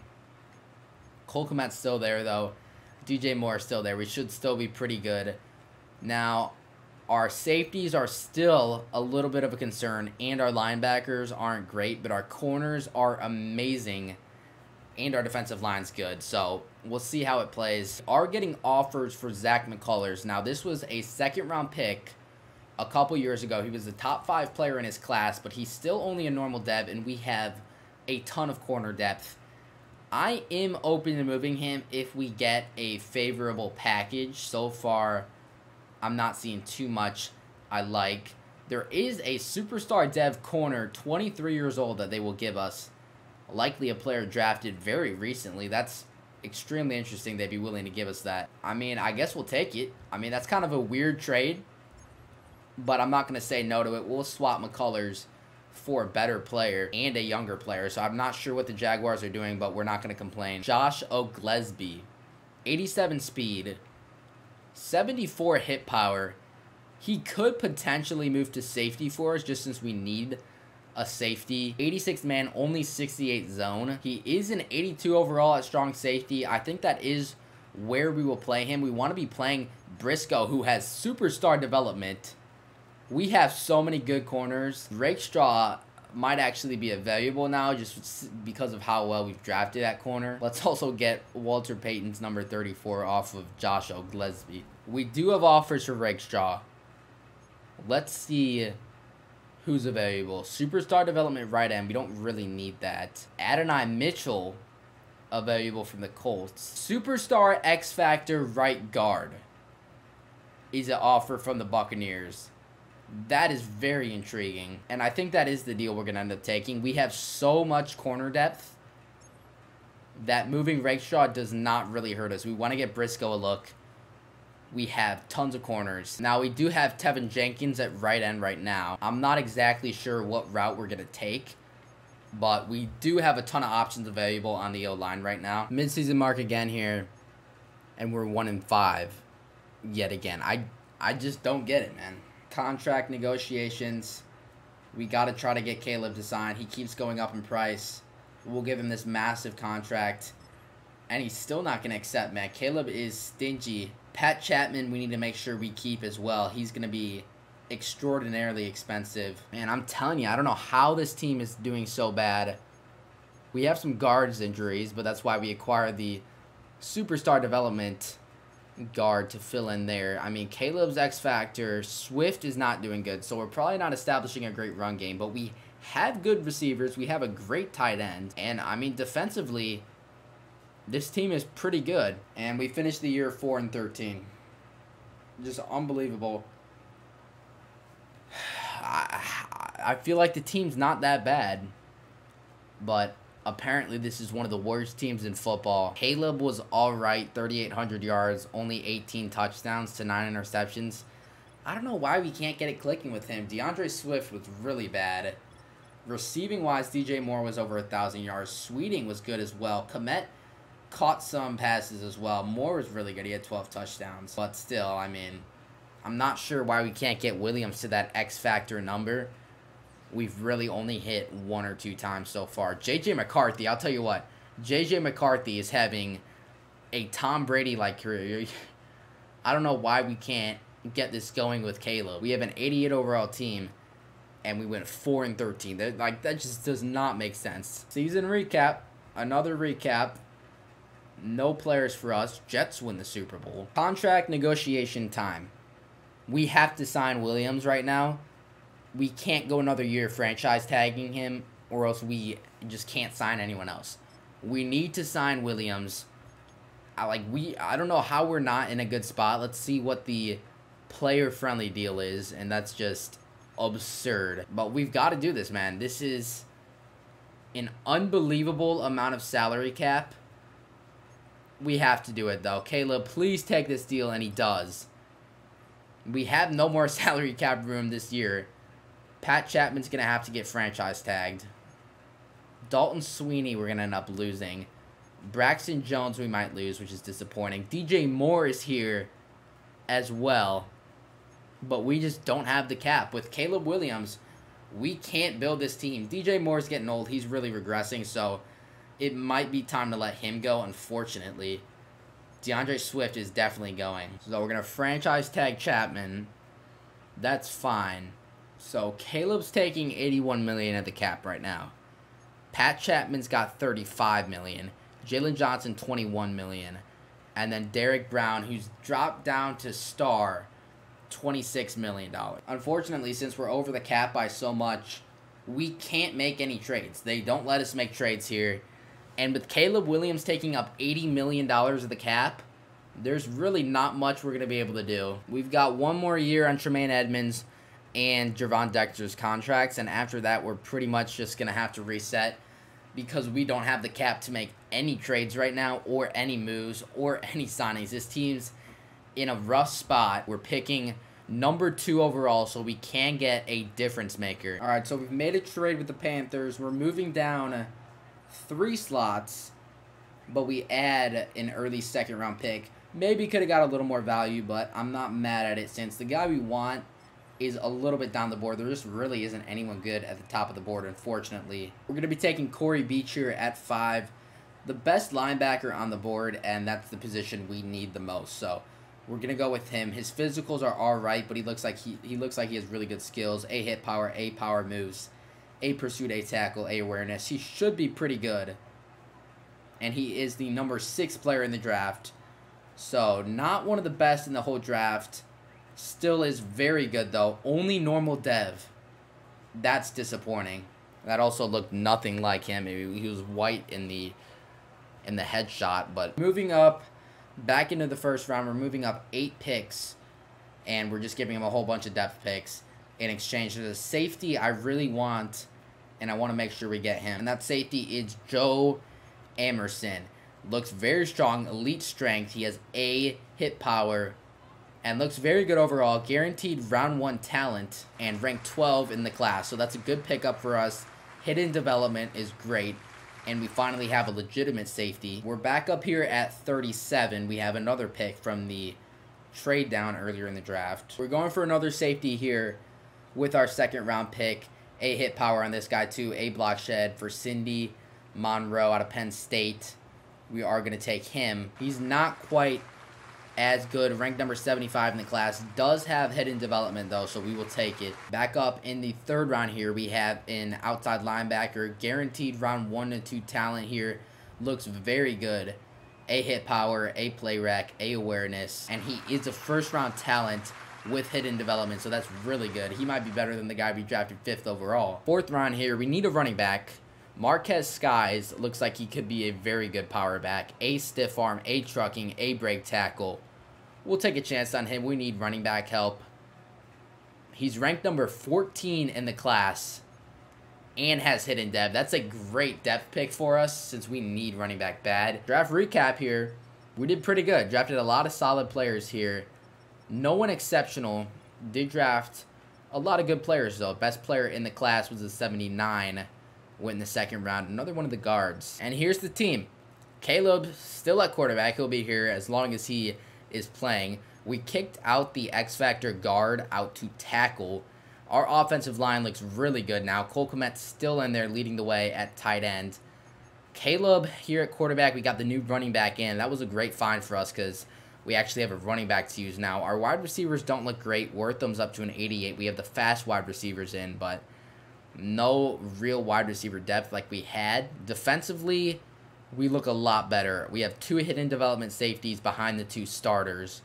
We've got great corner depth as well. Defensive line still looks good. Brown is regressing a bit, which is a little concerning. We drafted 2 big outside linebackers to help there. We'll see how long Edmonds can stay as a starter. And after this year, we'll have more cap flexibility. We should be able to keep building the team through free agency. Dante Gillisley came into camp out of shape. We are going to be talking to him. We need you to get in the game. You're on a huge contract. You're a former number 2 overall pick. Make sure you know his personality type before talking to him. You're coming out of camp in shape. We'll know your personality type, which is entertainer. I just didn't put in the work this offseason like I have in the past. What is up with that? So you're spending too much time on social media. We'll tell him that. Get off the phone. Maybe he's watching these freaking 10-hour rebuilds. Seemed like we got things resolved, though. He's motivated. Don't let it happen again. Alrighty, here we are at midseason. 3-4. Not great. We lost our last 2 games. Let's see who needs to be re-signed. We have $76 million in cap room. Pat Chapman, we do need to re-sign. This is our star defender. He wants a lot of money. Will you take this deal? He will. So we have Pat Chapman re-signed. That's nice. Our safety, he wants a ton of money. We might move him back to corner and give him corner money, not safety money. I do want him to stay as well, but I'm going to have to take the money down a little. He's not quite going to take that deal. And we finished the year 7-10. Don't make the playoffs. Another losing year. Caleb was over 4,000 yards. 31 touchdowns to 2 interceptions. He had a great year. We cannot look anywhere else for that. Marcus Skies rushed for 680 yards. He's not the best running back, so that's not bad for him. Receiving-wise, Wortham was over 1,000 yards as the main target. Tatum had 895 yards. Kmet had over 800 yards. Receiving-wise, we were pretty good. Defensively, Price and Chapman were our 2 best players. We did not create a lot of turnovers at all, which has been an issue this whole time. We have good corners. I'm not sure why they're not creating turnovers. Look at the season recap here. Dallas Cowboys win the Super Bowl. J.J. McCarthy was MVP. No Bears in here. J.J. McCarthy is having an unbelievable sim. All right, we got $20 million to spend. I could have sworn we had more. Apparently, it's only $20 million, though. So we'll take the 5th-year option on Austin Price. Obviously, he's a really good player for us. That was a steal at the end of the first round. He didn't like our offer. We'll boost the money up a bit, and he's not going to sign. The franchise tag is just too much. We'll try to get him back in free agency. He really hasn't progressed to as much as we were hoping he would be. Here's a quick peek at our team from this season. Williams playing up to a 99. Skies has superstar. Offensive line looks amazing. Komet's up to superstar X Factor. Defensively, Chapman's up to superstar X Factor. Corners are amazing. Jalen Johnson is regressing. Obviously, our linebackers are something that will need to be addressed. That should get the deal done. So, he's a really good player for us. We'd like to get it done. We're not going to franchise tag. And that's going to be it for our re-signing phase. We're not below the cap. Finally, Patrick Mahomes is in free agency. That is crazy. Maybe we should go after him. Replace Caleb. I'm just kidding, but that's crazy. Dexter Lawrence is here. Zay Flowers is here. Jordan Addison is here. This is... Why couldn't we be getting these free agency classes when we actually had money? Now that we actually have money, Derek Brown is gone. He's been regressing. He's owed a ton of money. We only have him for 1 more year. We're going to move him, grab a 2nd-round pick, gain a ton more cap space. We're reacquiring Rome Odunze. We have to. I mean, it sucked that we had to let him go originally. We're bringing him back as soon as we can. We have to move Tyreek Stevenson. He's on a pretty big cap hit. He only has 1 year left of his deal. And unfortunately, he's regressing. He's down to a 78 overall. He never really panned out. Hopefully, he's better in real life. I think he will be than what he ended up being in this game. We're looking to bring back Jalilsley. We could go for Dexter Lawrence, but we just don't have the money for him. Or Quinnen Williams. They both being available is kind of crazy. We just don't have the money to get him. We do get Dante Jalilsley back, which is great. That's really all we're going to be able to do, though, for this free agency. We have no more money. So this is the team we now have heading into the draft. Offense looks very good. Defensively, huge hole at middle linebacker. We don't have any middle linebackers on the team right now. We need to address that in the draft. Left end is also a weak spot, so we're going to try to fill this stuff in through the draft. However, I'll tell you what, these receivers look amazing. Both 6'5" and 6'6". Top 5 talents. Both the top receivers are still on the board. This may be dumb, but we're going to do it. We're moving up with the Panthers. We trade our current wide receiver 1, and our 1st-round pick next year to get pick 6. Both of the top receivers are currently on the board. And we're going with both of them here. Wait, what? Dude, it literally showed that both receivers were available. I just got freaking scammed. I traded up to get both receivers. We'll still grab Doug Shelby, so at least we get 1 top 5 receiver. He's number 5 in the class. Hidden development, so he should be really good. I'm kind of undoing the trade. We're moving this 1st-round pick to get our 1st-round pick for next year back and a 2nd-round pick for next year back. So we still kind of lost because we moved our wide receiver 1 to move up 2 slots, but at least we still have a 1st-round pick next year. So the position we need is middle linebacker. There are not very many good options on the board. I'm not really liking the board, but there's a really good tight end available right now.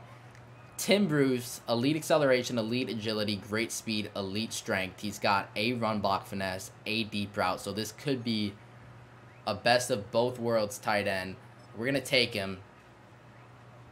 He's not the best of both worlds. Ranked 50 in the class. Does have hidden development. So he'll play. We really lack tight end depth behind Cole Kmet. So drafting one a little early may not be smart, but I don't really like the other options available. Levi Fant is still on the board for our 3rd-round pick. We're definitely going to take him just because we need someone to plug in and play. He has hidden development.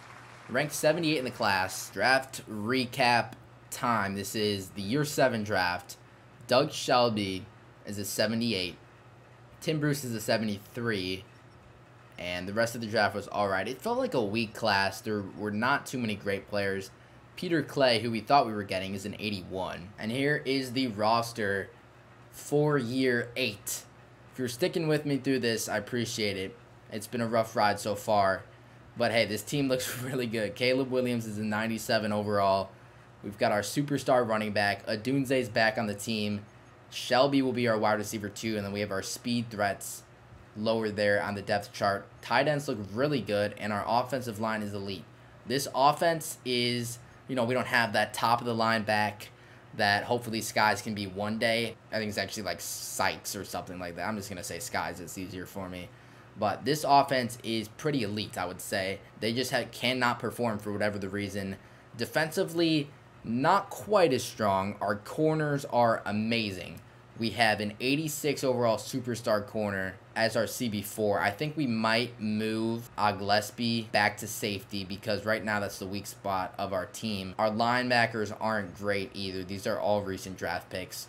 That's a little bit of a weakness from our team, but our defensive line is very good. So we've made a move back to free safety here for Gillespie.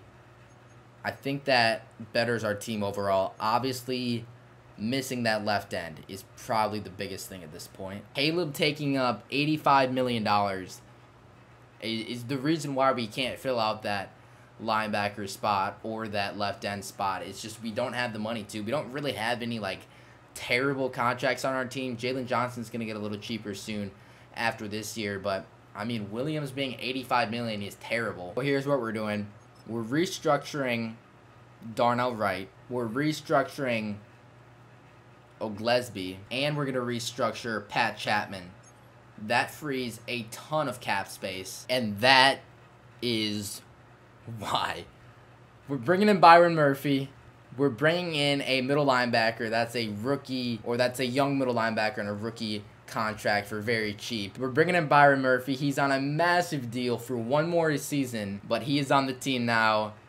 And that should put us over the top. If you're telling me this is a bad team, I don't know what to say. Obviously, we'd like a little more from these two right here. They are our rookie draft picks. We drafted him 5th overall. Beach was drafted 5th overall, and he kind of sucks. But if they can get close to 80 overall this season, the linebackers will be fine. Everyone else on the team is elite. But terrible news out of camp. Marcus Skies, partial ACL tear. So with that injury, we're forced to acquire another depth back from the Jaguars, Trayvon Owing, to fill in. And we're 3-3 at midseason. Could be better, could be worse. We need to have a good end to the year. Should be getting healthier now as well. Contract negotiations here. So we have $60 million. We did acquire Byron Murphy, but he's going to want a payday. That's kind of the issue. We were kind of going all in with this move. It's not too bad. We'll see we'll see who else we have to re-sign first, starting with Dalvin Briscoe.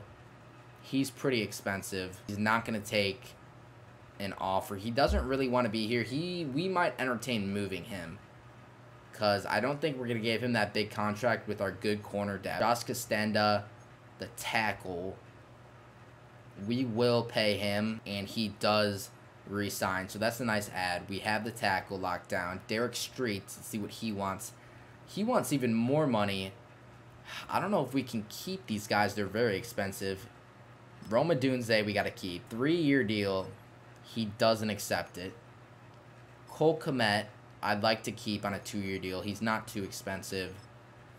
We have him back. All right, we're making a move. We can't keep Street, so we got to trade him. We're getting a first-round pick from the Bengals and a suitable corner in Cameron Mitchell. That's supposed to be a relatively high first-round pick, and I think it makes our team better now. We don't lose out on too much value. We do downgrade slightly at corner. We add a first-round pick. We weren't going to be able to keep Streets anyway, so we did have to end up moving him. Our team should be getting healthier. Hopefully, we can make a push to the playoffs. This team is good. 13-4. We went from 3-3. We went 10-1 the rest of the way. We're playing in the wild card, which kind of sucks. I don't know. I mean, it must be the Vikings with J.J. McCarthy at the helm. The Vikings must be that team that's not allowing us to win the division. But either way, we're in the playoffs. Year 8, we're finally back in the playoffs. There's only been one time in the first 7 years, and this is the team we're doing it with. Caleb's playing up to a 99 overall. This team is nasty. We really improved in the areas of weakness, and we are set up pretty well right now to play this wild card game versus Puka Nacua and the Rams. I'm interested to see this Rams team. They're an 84 overall, but they went 11-6. All right, here we go. We're starting with the ball. We missed the field goal, it seems like, to start. We get the ball back, though. Field goal, so 3-0. Defense allows a touchdown, 7-3 Rams. We need to get in the end zone here. We're at home. No reason why we can't get in the end zone, and we do. 10-7, 14-7. Rams respond real quick. 2-minute drill. We convert with a field goal, so it's a close game here. Got the ball. Can we get into the end zone and take the lead? We do. 21-14 now. We got the 2-point conversion. Fourth quarter winding down. Game is on the line here. We'll hop in. It's cold here in Soldier Field. First down and 10. Rams are threatening. Got a 7-point lead. They're going over the middle to Puka Nacua. Nacua just breaks free, and he gets into the end zone, man. Nacua broke open, broke all the tackles, and Puka's into the end zone. I love Puka, man, but we can't have this now. We'll have the ball, though, and we need to make this the last drive of the game. We're going to hand this off to our back, Sykes. I'm going to try to call him Sykes. I might call him Skies. Who knows? He picks up the first down, though. We'll let this clock wind down. We want to get into field goal range. Another handoff here. We got plenty of room. Sykes up the middle. Picks up another first down on the ground. We'll let that wind down to the 2-minute warning. We'll move the ball through the air now. And not really anyone open. We're going to try to step up with Caleb. We get sacked. Chase Young, who should have been a Bear. Komet motioning. And we're going to get it to Komet here. And Komet has space. Komet picks up the first down. We're moving the ball downfield real well. Off the snap here. Just going to toss this one over the middle to Adunze. Wearing number 83. I got to change that. Rams call their first timeout. I'm going to hand this off to Redmond, our backup running back. Another handoff to Redmond here. He's got space. Redmond powers through for the first down. And we should hit it. We do. That is the game. We beat the Rams in the wild card game 24-21. Playing the Eagles, the team that knocked us out when we made the playoffs like 4 years ago or something. Playing up to a 91 overall. The Eagles went 8-9 and are only an 83. So we should win this game. We clearly have the advantage, but anything can happen here in playoff football. Let's see what we can do, though. First drive of the game. We're moving downfield pretty well. We end up with 3. Eagles make it 14-3. We got to get some points here before the end of the half. We do get on the board with the touchdown. Eagles punch in another touchdown. We got to get in the end zone here. We do. We missed the extra point. Are we serious? Driving again in the red zone. We're going to hop in here. 3 minutes, 53 seconds left in the game. We got to help the boys out here in the red zone. All right, off the snap here. Going to punch this out to Tatum. Looks like there was some interference there. Would have liked to call. Nothing doing there on second down. Someone get open. No time for Caleb, and we're sacked. Jalen Carter. We do drill the field goal, so 21-19. We can punch a field goal in for the lead, but we need to make a stop here on defense. All right, they're passing here on first down. It's a quick pass. We can't wrap him up. He picks up the first down. This is down to the 2-minute warning. We need to make a stop here. Off the snap, it's a run. Make a quick tackle. We call a timeout. 3rd and 9, though. I mean, I guess we'll try to come up with a stop, and they go to the sideline, and it's caught. We lose the game. Could not make the stop on 3rd down. And that's going to be it. We lose again to the Eagles in the playoffs in the divisional round. Looking at the regular season stats, Caleb had a great year. Over 4,000 yards, 27 touchdowns to 4 interceptions. Great year for him. Redmond was our lead back with the injuries. He was all right. Receiving-wise, Komet was over 1,000 yards. He was our main receiver. Adunze was injured, which is why he didn't do quite as good. Defensively, 17 sacks for Austin Price. This turned out to be a great pick. Picked him at the end of the first round. Pat Chapman was good. So was Gillislee. This is just such a hard name for me to say each year. Interceptions-wise, Briscoe had 4. The rest of the team was all right. But at the end of the day, we didn't win the Super Bowl. We didn't come too close, actually. At least we made the playoffs. The Niners went on to win the Super Bowl. C.J. Stroud MVP. No Bears. Re-sign phase. We don't have a lot of money to work with. Only $17 million. Going to accept the option for Charles Buckner. We need to get Briscoe, who's jumped up to Superstar X Factor. We need to get him. We're going to offer it, and he's not going to accept. That's brutal. We gave him a ton of money. Rome Odunze's down to normal development and regressing fast, and he wants so much money. I want to have Odunze, but he wants so much money. We'll go back after him in free agency for a lot cheaper. Gillislee does not want to be here at all. We can't even really afford to offer him Jalen Johnson I'd like to keep. He's not too expensive. If he accepts this, we'll take him. He's going to go to free agency. We might look to bring him back as well if we can find the cap. Tevin Jenkins, another guy we'd like to keep. We'll bring him back on a 1-year deal. He doesn't want to stay. No one wants to stay, even though we had our best year. You know, I'd like to be able to get Byron Murphy, but we just don't have the cap for him. We could franchise tag Briscoe. The issue is it would use up pretty much all of our cap space. We're going to keep Byron Murphy, I think. The salaries are similar. I mean, Murphy's a 95 overall. Like, he's just someone you don't want to let go of.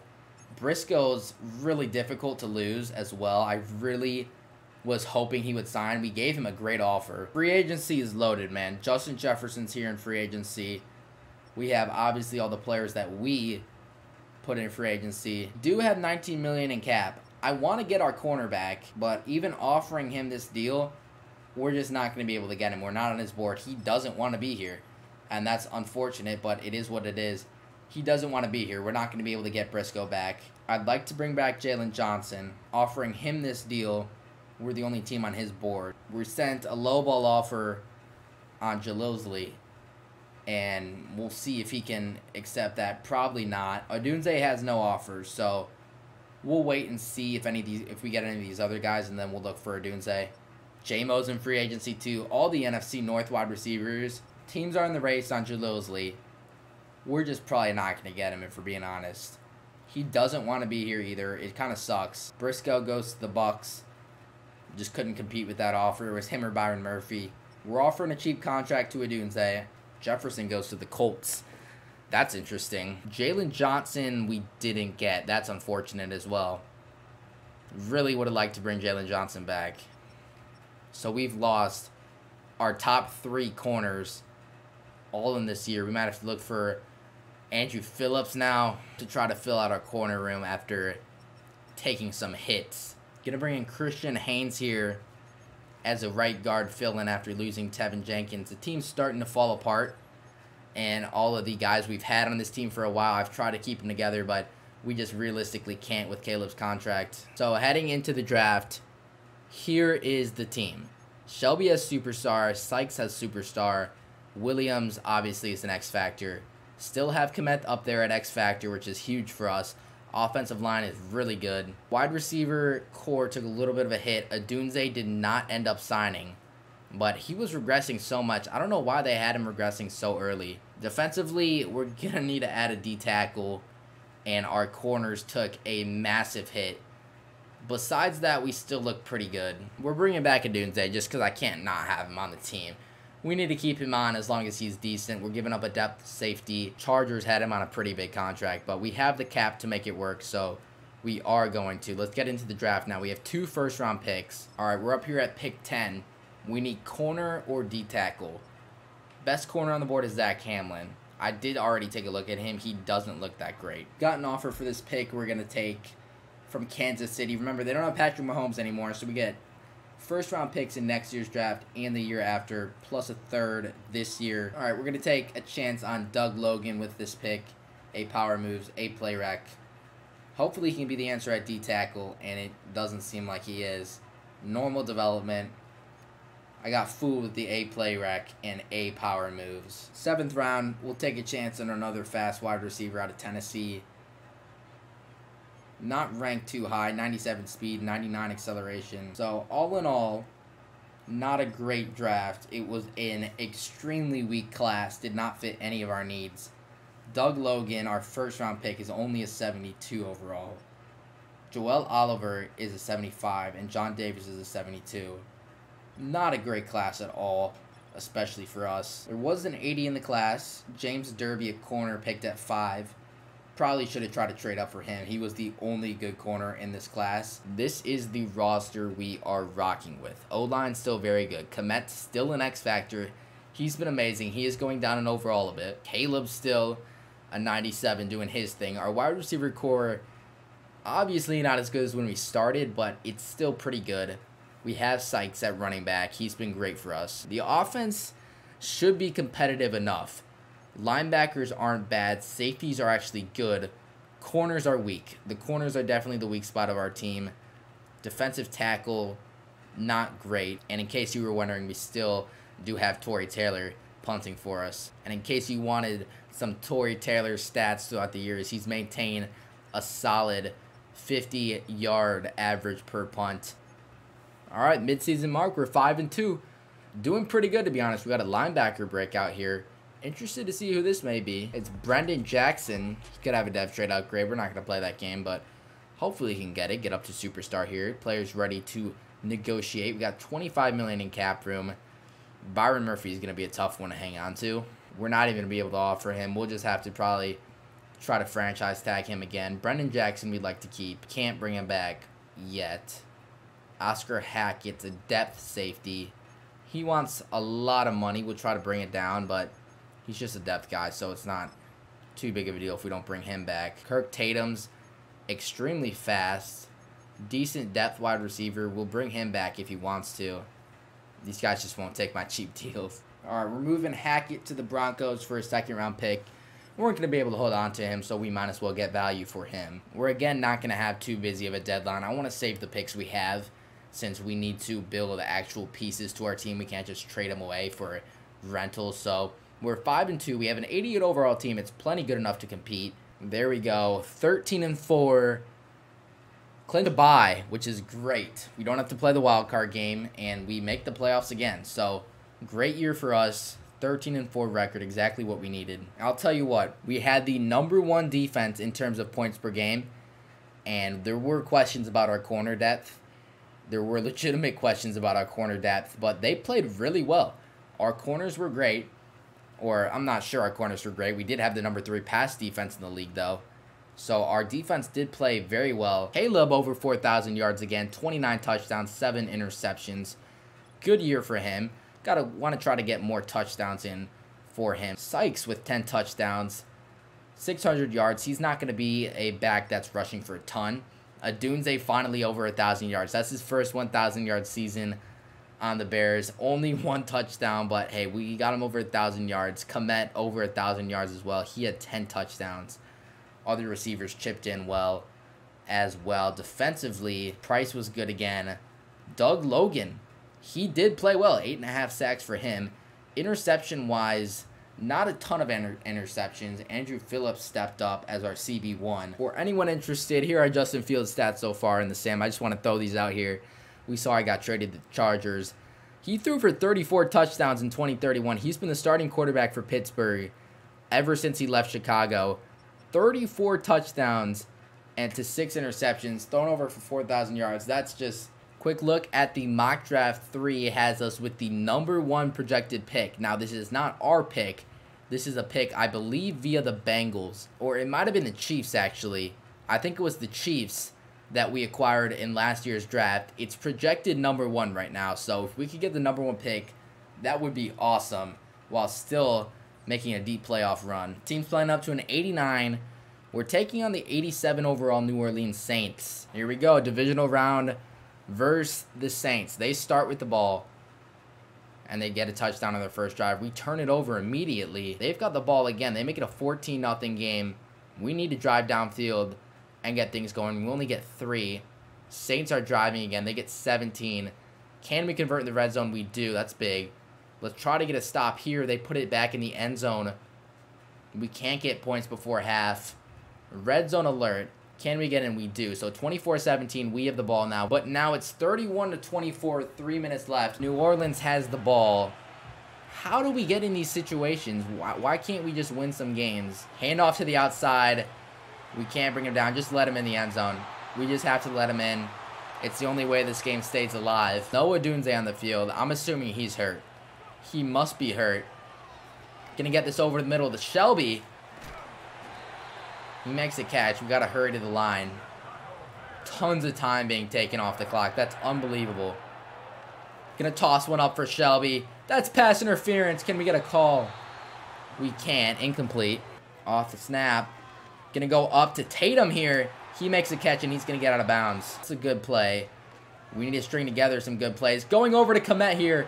He makes the catch and gets out of bounds. It's a great throw from Williams. Tossing one up to Tatum in the end zone. He makes a great catch for the score. So we do get in the end zone for the touchdown. This onside kick if we want to end up winning. It all comes down to this. Kick is up, and it's recovered by New Orleans. That's going to do it, and it's going to take another year. We fall to the Saints in our first in the divisional rounds. Season recap, Saints went on to win the Super Bowl. We did have a Defensive Rookie of the Year. Doug Logan wins Defensive Rookie of the Year. That draft pick actually turned out to be extremely good. Joe Burrow wins MVP. Doug Logan actually proved me wrong. He was a normal dev, picked him in the second round, and he played really well. Resign phase, we only have $13 million in cap. We're not going to be able to get too many of these guys. Joe Amerson, the safety, will take his 50-year option. Corey Beach, we'll do the same there. Kirk Tatum, I'd like to bring him back. We'll give him a 3-year deal. We'll bring up the money a bit. He doesn't sign. Darnell Wright, we just can't afford him. We can't afford what he wants. Really like to get Brendan Jackson back. We're going to up the money. Will he take this? And he will. So we do have Brendan Jackson back, which is nice. Byron Murphy we're not going to get. But we will franchise tag him. It's going to cost us a free agency. We're not going to be able to sign anyone in free agency, but we need to bring Byron Murphy back. Now, if we look at our roster here, Caleb is 99. Our receiving core is not great. Offensive line took a massive hit as well. Now, we should have Oliver here starting at right guard, which is good, but we lost a tackle. Defensively, honestly, we're pretty good except for corners. We need corners. Everywhere else, we're pretty solid, and special teams were good. So if we can find corners and probably a right tackle, we'll be good.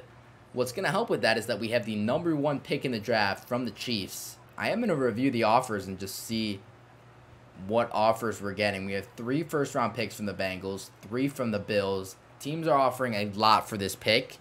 Let's see who's available. Is there a far and away best player in this draft? And the best player is actually a quarterback. Great throw power, solid speed. Honestly, he doesn't look that good. If this is the first overall pick, he really isn't that good. Wide receiver, we don't really need. We know there is a top 5 corner talent in the draft, which is very intriguing. There are top 5 corner talents along the board, especially with Terrell Bryan at the start of the second round. We are going to take this deal from the Packers. The quarterback looked bad, so we can screw him over with a bad quarterback. They don't know what they're doing. I hope they take the Madison quarterback. And they don't. They take the freaking corner. Oh my gosh. They just took the freaking corner we were going to grab. We're going to take this trade with the Cowboys. We get pick 20. We get 2 more first-round picks and a second-round pick. There is 1 more top 5 corner talent, but we are kind of selling this draft. We're just going to make sure we get a top 5 corner talent in this draft. We need it bad. We do get Terrell Bryant. Only normal dev. We're going to make another move with the 49ers here. No one I really like here at this round 2 pick, so we'll get a 2 pick in the future and a 3, and we get a 4 this year. End of round 3, there's a round 2 to 3 talent corner on the board. We'll take him. We need corners. Was a round 3 talent. Normal dev, 95 acceleration. At 6'3", is pretty good. Draft recap time. Terrell Bryant was a 76, which is pretty good. What I really want to see, though, is how good was the corner who went #1. He was only a 77, okay? So he wasn't a generational prospect by any means. There were actually better corners in the draft than him. And if we take a look at the roster here, Caleb's a 98. The team is not quite as good. This right side of the line is a little bit concerning. Not nearly as good as it used to be. Komet's down from X Factor. Defensively, actually looks pretty good. Our corners are still weak, but overall the rest of our team is pretty good. We had the #1 defense with weaker corners last year, so we'll see how this defense can play. But yeah, the real question is going to be, can this right side of the line hold up? And we don't have the strongest receiver core right now. Adunze is really regressing. Midseason update, we're 3-4. We are an 87 overall team, but we are 3-4. Players want to negotiate contracts. We have $48 million in cap room, but Austin Price is going to take up a lot of that. This is our 29th overall pick out of Temple from a couple years ago. He's pretty expensive, not too expensive. We'll see if he takes this. I think he has decent interest in our team. He's not quite going to take that, unfortunately. We bring him back on a big contract. We pretty much had to. Skies wants a deal as well. We will probably have to get him at some point. I'm not sure when it's going to be. And Byron Murphy wants a deal. Yikes. Everyone wants to get paid. We're not going to be able to keep all these guys together. Our two dominant edge rushers, there's just no way we're going to be able to keep them together. All right, big move. We're selling off Byron Murphy. No way we're going to be able to keep him, and we have to get value for him when his value is this high. 3 first-round picks. There's just no way we can keep him with Caleb's contract. The defense takes a hit. There's no question about it. We take a massive hit from that trade. Well, we finished 8-9, but we're in. Somehow we make the playoffs. 86 overall team. We need Caleb to step up and lead this team. I'm so excited we snuck in. We got playmakers on this team. Let's make the most of it. Starting with the ball in San Francisco. Quick touchdown to start. San Francisco has the ball back now. They punch it in the end zone. We respond quickly with a touchdown. We got the ball back again, and we punch it in 21-7.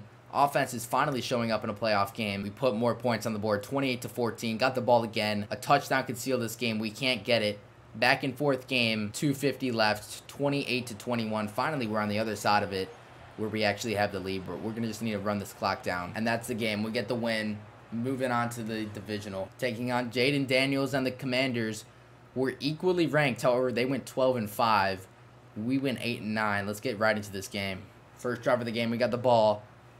Starting off in the red zone, we punch it in for the touchdown. That's huge. Ball back again, and we punch it in for another touchdown. 14-0 game. We got the ball again. Putting it in the end zone here would be huge. And we kick a field goal. So 17-3 now. We have the ball again. Just don't give it back to the Commanders before the end of the half. In the red zone, we punch it in 24-3 heading into the second half. That is huge. Commanders struggling to score. They do have the ball, and they're driving down the field, but we get the ball back. That should be the game. We punch it in for the touchdown, and that's going to do it. Easy win. Don't even have to hop into that one. 31-20. We take down the Commanders. The NFC Championship versus the 9-8 Seahawks. We are the better team. This is totally a winnable game. Here we go. 1 win, we head to the Super Bowl. Seattle starts with the ball. They punch it in for 6. We need to respond here. We get in the red zone. We get in for a touchdown. That's huge. We got the ball again in the red zone. Can we get in the end zone? We don't, but we kick a field goal. 10-7 game. They got the ball. They tie it. 2-minute drill. We need to get some points here before the end of the half. Kick a field goal. 17-13. Trying to kick a field goal, we miss it. So 17-13, they have the ball. We need to get the ball back. 24-13, let me jump in here. We have to. 24-13, 4th down and 6. All the way backed up on our own 6. This feels like the game here. We need to convert. Dumping this down to Shelby, and he's going to get the first down. Oh, barely. He got it, but he did. We got to keep moving here. Off the snap, dropping back with Caleb. Gonna have to step up. Don't really like what we see there. Caleb slides for 9. Sorry, my words are just terrible. Playing this so late at night. Off the snap. Really no one open, but we do find Bruce, the tight end. Under pressure with Caleb, we take a sack. That's terrible. Running out of no huddle.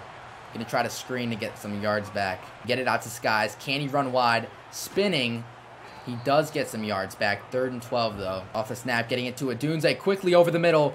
Rome Odunze picks up the first down. We got to keep moving quick. Trying to put it in to Skies. He can't make the catch. He's out of bounds. Getting this out to Kmet. On the outside, Kmet has space. Cole Kmet getting it quickly out to the RB. That's Irwin. He gets out of bounds with the first down. Checking this down to McMillan, the speedy receiver out of Tennessee. And he pushes forward on the second effort. Brings us to a 1st and goal. Got to get another playoff before the end of the half. Going to Kmet. And Kmet brings it in for the touchdown. Before the end of the 2-minute warning is what I meant to say. And Kmet bring this in for the touchdown. We need to go for 2 here to try to make this a field goal game. Motioning Skies out wide. Gonna just toss this down. It's intercepted. That's fine. We know we need a touchdown. And the question becomes, do we go for it? Or do we kick it off and trust our defense? I think we have to kick it off. The onside kick just has not seemed to work. They are passing. We need to make a stop. We have things covered, and that's a big sack. Chapman makes a huge sack for us. He was in our first draft. We got him. We're just going to return this ball straight up. Not going to try to block. We can't risk a penalty. This is returnable for McMillan. McMillan has great speed. Makes a spin and cuts out wide. There goes McMillan. Cutting up field. McMillan with a huge return up near the 40. We are in this game. Using his elusiveness to his advantage. That's why we draft all these speedy threats late in the draft. It's for plays like these. And now the game is on the line. Touchdown wins it for us. We have no timeouts. Odunze in motion. Gonna check this out to the RB. That's Skies, who's gonna run out of bounds. Off the snap. Just gonna dump this right down to Shelby. He is over the middle, so we do need to hurry back to the line. There is an injury timeout, though. That's a good injury for us. That stops the clock. Depends who that is, though, because that is one of our starting O-linemen. I think that was our starting left tackle, the X-Factor left tackle. But either way, we can't worry about that now. Gonna motion over Bruce. No one really open. Have to take off with Caleb, and Caleb has so much space. Using his legs effectively. We don't even need to hurry back to the line. We have so much time here. Gonna snap this and run it up the middle with Skies. He's taken down immediately. It is the left tackle that's injured. We're gonna keep him in. This is the most critical moment of the season. You gotta fight through it. Getting back to the line here. We're just gonna see what develops. Off the snap. Trying to step over with Caleb. We can't. We gotta hurry now. We have to hurry back to the line. And 20-second run-up? What? It took us 20 seconds to get back to the line on the no huddle. That's the whole season on that play. There is no way it took us 20 seconds to get back to the line. All right, tough way to end the year. Season recap time here. The Browns end up going to win the Super Bowl. J.J. McCarthy's the MVP again. This is an insane sim for J.J. McCarthy. He's probably been better than Caleb, if we're being honest. It's kind of crazy that all these young players are starting to retire. Chris Olave is out now. We've got to negotiate some contracts here. We have negative $16 million in cap space. While Caleb's making over $100 million this year, which is probably the main issue. After this year, his contract actually goes down for a couple years, but $102 million is just ridiculous. Pat Chapman's on a massive deal, but he's one of our best defensive players, so it kind of makes sense. The safety, he's on a huge deal as well. Our left tackle is signed to a big contract. Our left guard's on a big contract. Both these 82 overalls are making over $10 million. That might be something we have to move on from. All right, so we're going to franchise tag Austin Price. We have to keep him. We're minus $50 million in the cap. We'll take the fifth-year option on Doug Shelby. Unfortunately, we're not going to get Sykes back. He was very good as a fourth-round pick, but we can't afford to bring anyone back. Will Bacon's gone as well. Cole Kmet's going to be gone as well, unfortunately. He was great for us, but he's 35 years old now, all the way down to 73 overall. He had a great run for us, but we are going to move on from him. We can't do anything in free agency. This should be the last year we're in this bad of a cap spot. And yeah, I mean, that's the difficulty of this Bears rebuild, is that Caleb's second contract costs so much money. We really can't build the team around him. And when we had money early on in Caleb's rookie contract year, there was just no one in free agency that we could go after. So it has not worked out very good so far. We have the NFL draft now, and there are plenty of holes to fill. So the left side of the O-line, including the center, is very good. The right side's a little weaker. Oliver is an 83, which is great. We have a hole at running back. Our wide receiver depth is not great. Defensively, missing a right outside linebacker, and our corners still aren't great. We could also use a left end. So we have holes to fill. However, we do have the #1 pick and 5 first-round picks in this draft. So the trades we made last draft have ended up working out pretty good. We are going to be able to rebuild this team up. Starting with the #1 overall pick, the top 3 of the top 4 players are quarterbacks. There is an outside linebacker on the board. Our scouts did a terrible job this year. They only got us 2 players with a talent ranking. All right, we're moving down from the #1 pick with the Jaguars. We're getting 3 first-round picks and 3 second-round picks in return. We have the #4 pick, and there wasn't really anyone worth taking first overall. Jaguars ended up going with a left tackle. He didn't look too good. We'll sim up to our pick here at #4. And at #4, we're going to be taking this tackle out of Oklahoma State, Blaine Allen. Looks very good. Should be one of the top players in the class. And he's not. Ranked number 59. Does have hidden development. That's extremely surprising. He looked like one of the best tackles in this class. So maybe we kind of miss at #4, but We do have back-to-back picks here, 17 and 18. The two best corners on the board both have top 5 talent. We're not even going to mess around. We're just going to take both of these here with our back-to-back. It's very early to take them, but we've seen how early these corners go. We got to make sure we get these guys. Ladarius Merritt is ranked number 1 in the draft, only normal development, and that's Greg Van Buren out of UCLA.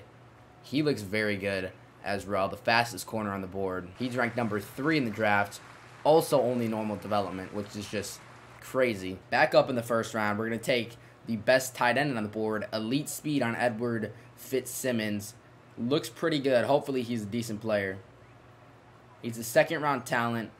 Normal development, again, we keep missing out there. He looks pretty good, though. And we're going to go ahead and grab a right end here with our last pick in the first round. He is a first-round talent. Does have hidden development, so that fills a hole. Here in the second round, grabbing another corner, Travis Davis, elite agility, elite strength. He looks to be very good. We need corners, and this is a first-round talent. Again, only normal development. We have 2 more second-round picks. We're actually going to grab a center here who looks amazing. This looks like one of the best players in the class. Ranked as a third-round talent, only normal development. Definitely was not one of the best players in the class. Gives us that O-line depth, though. End of the second round here, we're going to grab a middle linebacker to get some depth. All right, draft recap time. Our first pick in the first round, only a 73. Blaine Allen is disappointing. We drafted a 78 and 77 overall corner. Both being normal dev is surprising. Could not end up grabbing a good running back, but we really filled this draft out pretty well. Top player in the class was a second-round running back. He would have been decent for us. All right, here's the team heading into year 10. We are handcuffed in the cap. We really don't have any good running backs. Our receiver room isn't great. Roma Doomsday is still there, but he has been regressing pretty badly. Defensively, it's not terrible. Corners are all right. Outside linebackers are okay. Defensive line's still very good. We're an 85 overall team. Who knows, man? We have Caleb still at a 99, so any year can be the year. Midseason mark, we're 5-2. We've suffered some injuries, is what it seems like, especially on our D-line, but we're still playing well. This is one of the better starts we've had. Contract negotiations, we have $65 million in cap. However, we do have some players we need to sign. Austin Price does not want to sign. We'll try to end up getting him back. Tim Bruce, a tight end. He's a little expensive. And then we're just going to hold off on Joe Amerson, the safety. We're bringing back Torrey Taylor on a 3-year deal. He's getting pretty old. No one else wants to sign right now. We'll get back to it at the end of the season. We got to focus on the rest of this year. And we go 12-5. One of our better years that we've had. And this is one of the worst teams we've had, too. I don't know how this sim works. But we play the Eagles, who have knocked us out twice. We play them in the wild card. We beat them in Week 18. But it's a whole new game now. We got to beat them twice. Here's what the team is looking like. Offensive line is good. We have good tight ends. Wide receivers seem to be hanging in there. Caleb's playing up to a 99. Running backs have not been great. Ewing's our #1 back. We traded for him for like some 7th-round picks a couple years ago. So running back is something we'll have to end up addressing. But defensively, honestly, it looks pretty good. The corners have been developing decently. Defensive line's still very good. Safeties are still very good. The team looks pretty good. But will it be enough to beat Philadelphia here? Starting with the ball, we punch it in for a touchdown. We put it in for a touchdown, 14-10 here in the third quarter. 17-10 Eagles. In the red zone, we do convert. So 21-17. Eagles score. So 24-21. We got to hop in here. Eagles have the ball. We could not score on our last drive. Well, now we got to make some stops. That certainly is not Jalen Hurts at quarterback. Off the snap, he's got to throw it away. That's good for us. 2nd and 10, just over 2 minutes left on the clock. No one really getting open. He has to throw it away again. Super surprised that they're throwing the ball here. So 3rd and 10, we need to make a stop. Looking over the middle, and they have him. Open for the touchdown. Not quite a touchdown, but they complete the first down. Handoff, and into the end zone. I don't know why. Every time I go into a playoff game, we're always down 2 possessions with like 2 minutes left in the game. Need to have a good return here. It's Baskerville. He's pretty fast. We'll see what we can do. Cutting out wide. Only up to the 33. Gonna need to move the ball effectively here. We'll get it out wide. That's Blanton who makes the catch. Picks up 9, gets out of bounds. Forced to scramble out wide. We'll dump it down to the tight end, Bruce. He steps out of bounds. Throwing a screen, and we're just under pressure immediately. Couldn't even get the screen off. Caleb stepping back, gets it to Shelby. He's going to be over the middle, so we got to hurry up. I'm not even going to no huddle since no huddle really doesn't do anything. No clock. Not too much time off the clock here. Looking for Rome Odunze. Over the middle. It's going to be pass interference. All right, here we go. Looking on the corner route. We've got Baskerville. He's into the end zone for a touchdown. Quick, efficient drive from Caleb Williams. And we'll make it a 3-point game on the extra point. We're going to try an onside kick. 1:17 left. I think we have to try it. Ball is up. We recovered it, but it's going to be... But we touched it before it went 10 yards, so it's going to be a flag. If we get a stop, we're still in this game. We need to make a stop, though. Season on the line. It's another handoff, and we're there. We bring him down. We'll use our last timeout on a game-winning drive, but we're going to have to move very quickly. But we have a chance here, starting at the 21. So we'll need to go 79 yards. Scrambling out with Caleb. Throw over the middle to Odunze. That's not great. Get another snap off. Really no one getting open. Throw to Odunze. He can't get out of bounds. Time winding off the clock. It seems like when we don't no huddle, less time is taken off the clock. Need to hurry up and get to the line, though. Gonna go over to Baskerville. He's taken down. We needed to run out of bounds there. We really only have time for one final play. Let's get it out, and we do get out of bounds. So 2 seconds left. Terrible clock management from us, and we have to take a Hail Mary chance. Could not get into field goal range. So we're going to have to try a Hail Mary here. Caleb stepping back. Throw's not even really going to get into the end zone. Was almost caught, but that's going to be the game. We fall to the Eagles. I mean, we just can't be down 2 possessions with 2 minutes left in the game every time we have a playoff game. Looking at the stats here, Caleb led the league in passing yards. 4,300 yards for him, 30 touchdowns to 6 interceptions. Another great year for Caleb. Running-wise, we were all right. Tevin Irwin was our lead back. Receiving-wise, our tight end Tim Bruce was over 1,000 yards. Odunze was close to 1,000 yards, which is great to see. Defensively, we did create some pressure. Doug Logan had 12 sacks. Interceptions-wise, did not create a ton of turnovers. Season recap, Seahawks win the Super Bowl. Steelers quarterback wins MVP. All right, got to re-sign some guys here. Don't know where all our cap room went, but we don't have a whole lot. Doug Logan, we are going to take his 5th-year option, obviously. He's a superstar X-Factor, 90 overall. Tim Bruce is up to superstar. Would really like to keep him. He's pretty expensive. We'll see if he takes his deal, and he does. So we have Tim Bruce back. Corey Beach is going to walk. He wasn't very good for us, so that's fine. We have middle linebacker depth. Gio Blanton, I don't really care for. No one else here is too significant. We'll bring back our kicker on a 6-year deal. Rome Odunze re-signs for 2 more years. Got to keep him around. So $10 million. Unfortunately, we're just gonna have to franchise tag Austin Price again. It's gonna be pretty pricey to do that. If we look at the team salaries, Pat Chapman is very expensive. Caleb's not as bad anymore. Austin Price is pretty expensive on the franchise tag. Doug Shelby is on a $26 million deal. Now, it says we have $10 million in cap space, but here it says we're minus $20 million under the cap, so I'm not really sure why that is, but we're not going to be able to sign any free agents because of it. NFL draft time, we got 4 picks in the first round, including the number 2 overall pick. So whatever team we made trades with last year got us a number 2 overall pick. Top talents on the board include a left end out of Florida, some tackles, a right outside linebacker. Our team is very similar to last year. We need running back. We could use depth at receiver, and on defense, we really need some outside linebackers. We also lost a safety, so we do have some holes to fill. We do have a lot of picks, though. We're moving down to pick 4. There's a player I want, but he's not projected to go for a little bit. We're going to be taking Phillip Rose here, right outside linebacker. Elite strength on him. Looks pretty good. He's ranked number 24. Normal development only. I mean, none of the outside linebackers look good. Up here, middle of the first round at 13. We're taking the best safety on the board. We need a safety. Hopefully he's good. He is a first-round talent. We took him a little early. Only normal development, though. We're taking a running back here at the back end of the first round. Looks like a decent back. There haven't really been any good running backs in the classes so far.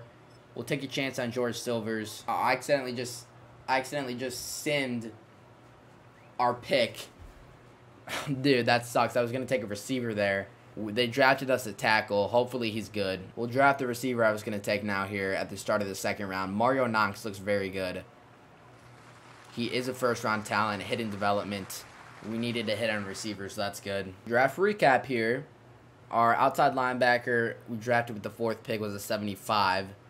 The safety was a 75. The running back was a 73. We grabbed a 75 overall receiver in the start of the second round. The tackle they drafted us is really bad. He's only a 71. That sucks that that was auto-picked. Best player in the class was Andrew Barlow, a left end. We could have gotten him. We just don't really need that. DJ Battles, a running back, was a 79. We missed out on that. Star development, young center from the Cardinals in exchange for one of our depth defensive tackles. We'll take this deal. Our current center is very good, but he's also very expensive. So if we can move on from him and replace him, we would certainly take that. We're negative $43 million in the cap. I don't know how that's possible. Heading into year 10 or 11, I don't know exactly what year this is, but Caleb's a 96.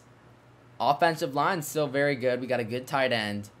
Wide receiver core is all right. We do have a running back now. Defensively, defensive line took a little bit of a hit. It's still good. Corners are looking better. Bryant's up to an 84. Our corners aren't bad. Safeties still aren't bad. We have the first-round pick playing there. Our linebackers are all right. We tried to address it in the draft. Didn't get anyone too good. 6-1 at the midseason mark. It seems like as our team gets worse, we play better. This is the worst team we've had this entire series, and this is the best start we've had. All right, huge trade. We're moving Doug Shelby and Pat Chapman. We're getting a superstar development outside linebacker who's young, who's on a good 4-year contract, not too expensive. We have a young receiver still on his rookie deal. He's an 84 overall. We also have a hidden development left tackle and the Chiefs' first-round pick, which is projected very highly in this year's draft. We had to do it. We're not retaining Shelby. Chapman's also just getting way too expensive. He was on a $50 million deal this year. These players will be switching locker rooms as we play the Chiefs in this week. But the Chiefs are 1-5 right now, and now we have their first-round pick. Should be projected pretty highly. If we look at the team now, we have much more flexibility. We still have a decent wide receiver core. Got a great tight end. Our running back is superstar development. O-line looks very good, and now we have the flexibility. We've got depth at center. We've got depth at tackle. Even at guard, we have some depth. And on defense, we do have some good depth defensive linemen like Dixon in the system. Obviously, our line's going to take a little bit of a hit, but we do upgrade our linebacker group. I think this is the move we had to make. We now have positive cap space. All right, we win 11-6. We made the playoffs. We're playing the Cardinals here in the wild card game. Caleb was just a hair under 4,000 yards. He had a great year. Silvers was very good, over 700 yards for him.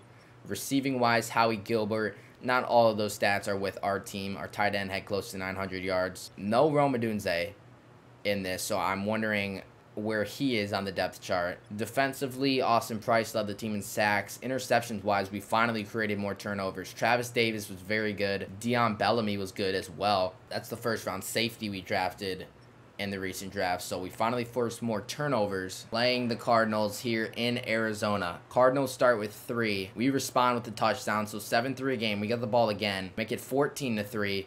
We've got the ball back again. Can we get some more points before the end of the half? We cannot. We punch it in for a touchdown. 21-10 game. 28-10. That makes me feel pretty comfortable now. We got the ball back. 35-10 by a score of 49-17.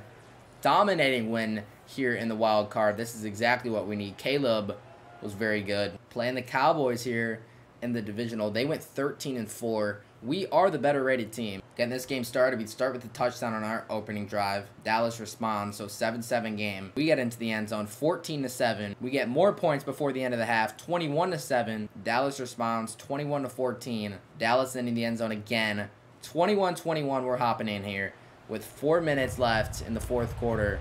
We're in Dallas territory. We need to get a touchdown. Gonna dump this off to the back. Silvers, he's got space. Here goes Silvers, juking out wide. Big play on the screen for Silvers, the first round back. Gonna dump this off to Knox. He makes the catch and has room. Knox powering into the end zone for the touchdown. That is not Johnny Knox, but a new Knox. Knoxed it into the end zone for the touchdown. And it's going to be 28-21. Quick throw out there. It's caught. Still on his feet. Picks up 8. Jay Daniels is the quarterback for Dallas. That might be Jaden Daniels. Who knows where he is in the year 2035. It looks like that might be Jaden Daniels as the quarterback for Dallas, which is kind of funny. He steps back, looking to pass over the middle. He has his tight end again. That Dallas Cowboys logo in center field, in the middle of the field, just looks very small. It looks oddly small. As a lot of people are open here, they dump it off to the tight end. He gets out of bounds. Over the middle, they have the receiver. Forbes picks up the first down. Over the middle, wide open is Forbes again. He brings it down near the 10. Daniels looking over the middle. He finds him for the touchdown. Just throwing it to Forbes. He scores. We will have time to respond. Kick is up. Going to be returning this with Baskerville. Baskerville cutting out wide, and he has space. Spins out to the 36. These returns are so much more fun with these new kickoff rules. Here comes Caleb Williams. No one really open. Scrambling out wide. Parsons chasing us down. He's still causing a lot of pressure here in 2035. Second down and 10. Gonna dump this out to the tight end, Fitzsimmons. He stays on his feet, and the ball's on the ground. Oh, man. He fumbled the ball. We recovered it. Clock is running. We're gonna let it wind down here in case we don't get this third down. Off the snap. Gonna dump this down to the back. Silvers. Throw wasn't quite in front of him. Dallas calls a timeout, and we have to punt this back. Torrey Taylor's been retired, so he's no longer punting, and this other guy sucks. What a horrible punt that was. We needed Torrey Taylor there, but he is retired. We'll have to take a look at his stats when we get the chance. But that was an awful punt. Dallas just needs to get in field goal range now with 23 seconds to go. Looking out wide. Keep him in bounds. We tackle him out of bounds so the clock does not stop. Just no awareness from our team. Needed to keep him in bounds there, and we couldn't. Going out wide to the running back. Just keep him in bounds. We do. They'll use a timeout. 12 seconds left. Daniels drops back. Scrambling out wide. He's going to have to throw it away with 5 seconds left. That actually brings up fourth down, and they do punt it back to us. We're just going to let it bounce. It really doesn't matter. With 1 second left, we're going to take this into overtime. All right, Dallas starts with the ball here, so we'll have to kick it off to them. Off the snap, looking to pass on first down. They dump it down to Forbes. He's just picking up catch after catch. Looking deep. Jackson knocks it away. Could have been caught, maybe could have been picked, but we'll just knock it away. He's wearing 54 as a corner. Daniels looking to pass again. It's a quick pass over the middle. It's going to be a first down. They're moving the ball downfield very effectively. Another pass play. Daniels scrambling out wide. That's just a great throw. Caught on the corner. First and 10. They're moving the ball downfield very well. They go to hand it off here, and he has so much space. And he's going to get in the end zone for the touchdown. We're going to have to respond. McMillan to return now. McMillan actually has space. The kicker comes up and tackles him. The kicker is the only guy we needed to beat. We could not. We need to have an effective drive here and punch this into the end zone. Going out to the tight end. On first and 10, he makes a great catch. First and 10 again. Looking out to the tight end. It's a perfect throw from Caleb.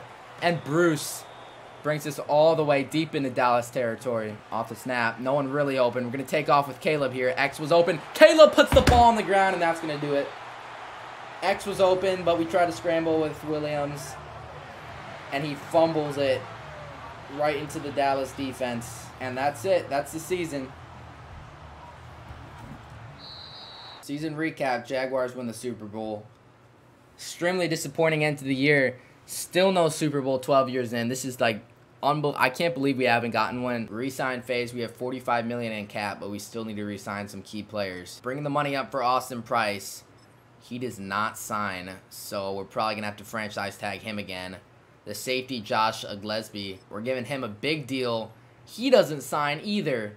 Bump the money up a couple $1 million, and he still did not sign. Terrell Bryant, we will take the 5th-year option on him. Joel Oliver's cheap enough where we can keep him around. We'll bump the money up a bit. And he doesn't want to play either. We're going to franchise tag Austin Price. And we're going to have to let the strong safety, the free safety walk. We do have some money to spend in free agency for the first time in a while, so maybe we'll be able to bring him back. Except 21 teams have offered him a contract.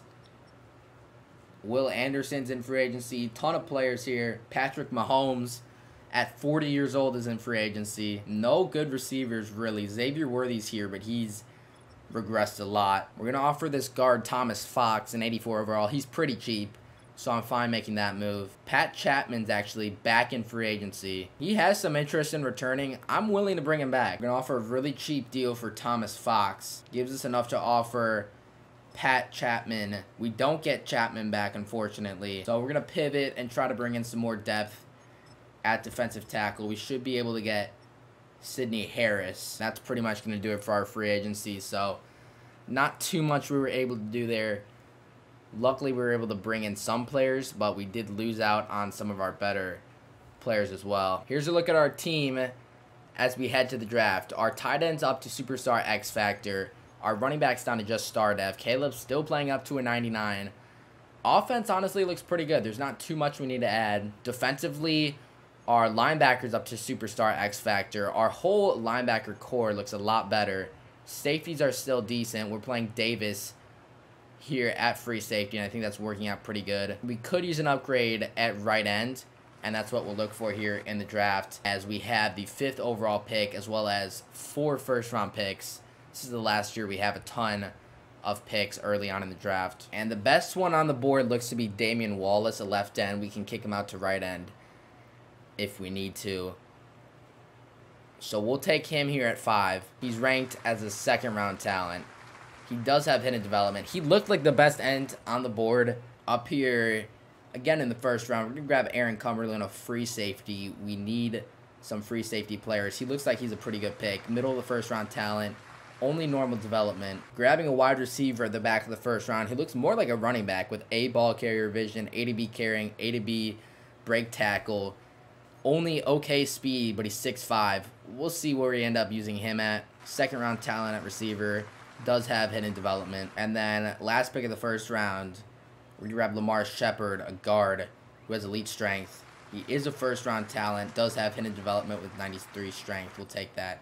Got a nice pink suit there as well. Actually have back-to-back picks with the 1st pick of the 2nd round. Grab a tight end here, which we don't necessarily need, but he looks very good. We're going to grab an elite strength, defensive tackle, A hit power, A play rec, B power moves. He looks very good. And he's actually a top 5 player in the class that we grab here in the back of the 2nd round. He's got 99 strength. That's a huge pick for us. Will Lucas, steal there at pick 59. We're going to grab a power back here. A carrying, A stiff arm usually leads to a pretty good power back. Need some more running back depth. We're grabbing this outside linebacker. Elite speed, elite change of direction, elite agility, great acceleration. F power moves, F finesse moves. So he is a very good athlete. I'm not sure if he's a good football player. He's ranked as a 3rd round pick, so I guess we'll take him. Time for the draft recap. Our 1st pick was the left end. He's only a 73. We grabbed a 75 free safety. A lot of low 70s players. Will Lucas was a 76. Here's the team for year 13. Still no Super Bowl for Caleb Williams, which is just unbelievable. I mean, this team looks very good. Our receivers are good. We do have a good running back. Our offensive line is very good. Tight ends are very good as well. Defensively here, linebackers are great. Safeties are probably the weak spot of our team. But besides that, we look pretty good. 4-2 at the midseason mark. Doing pretty good again. Not sure really where we can even add. This team looks pretty good. All right, 11-6 in the playoffs again.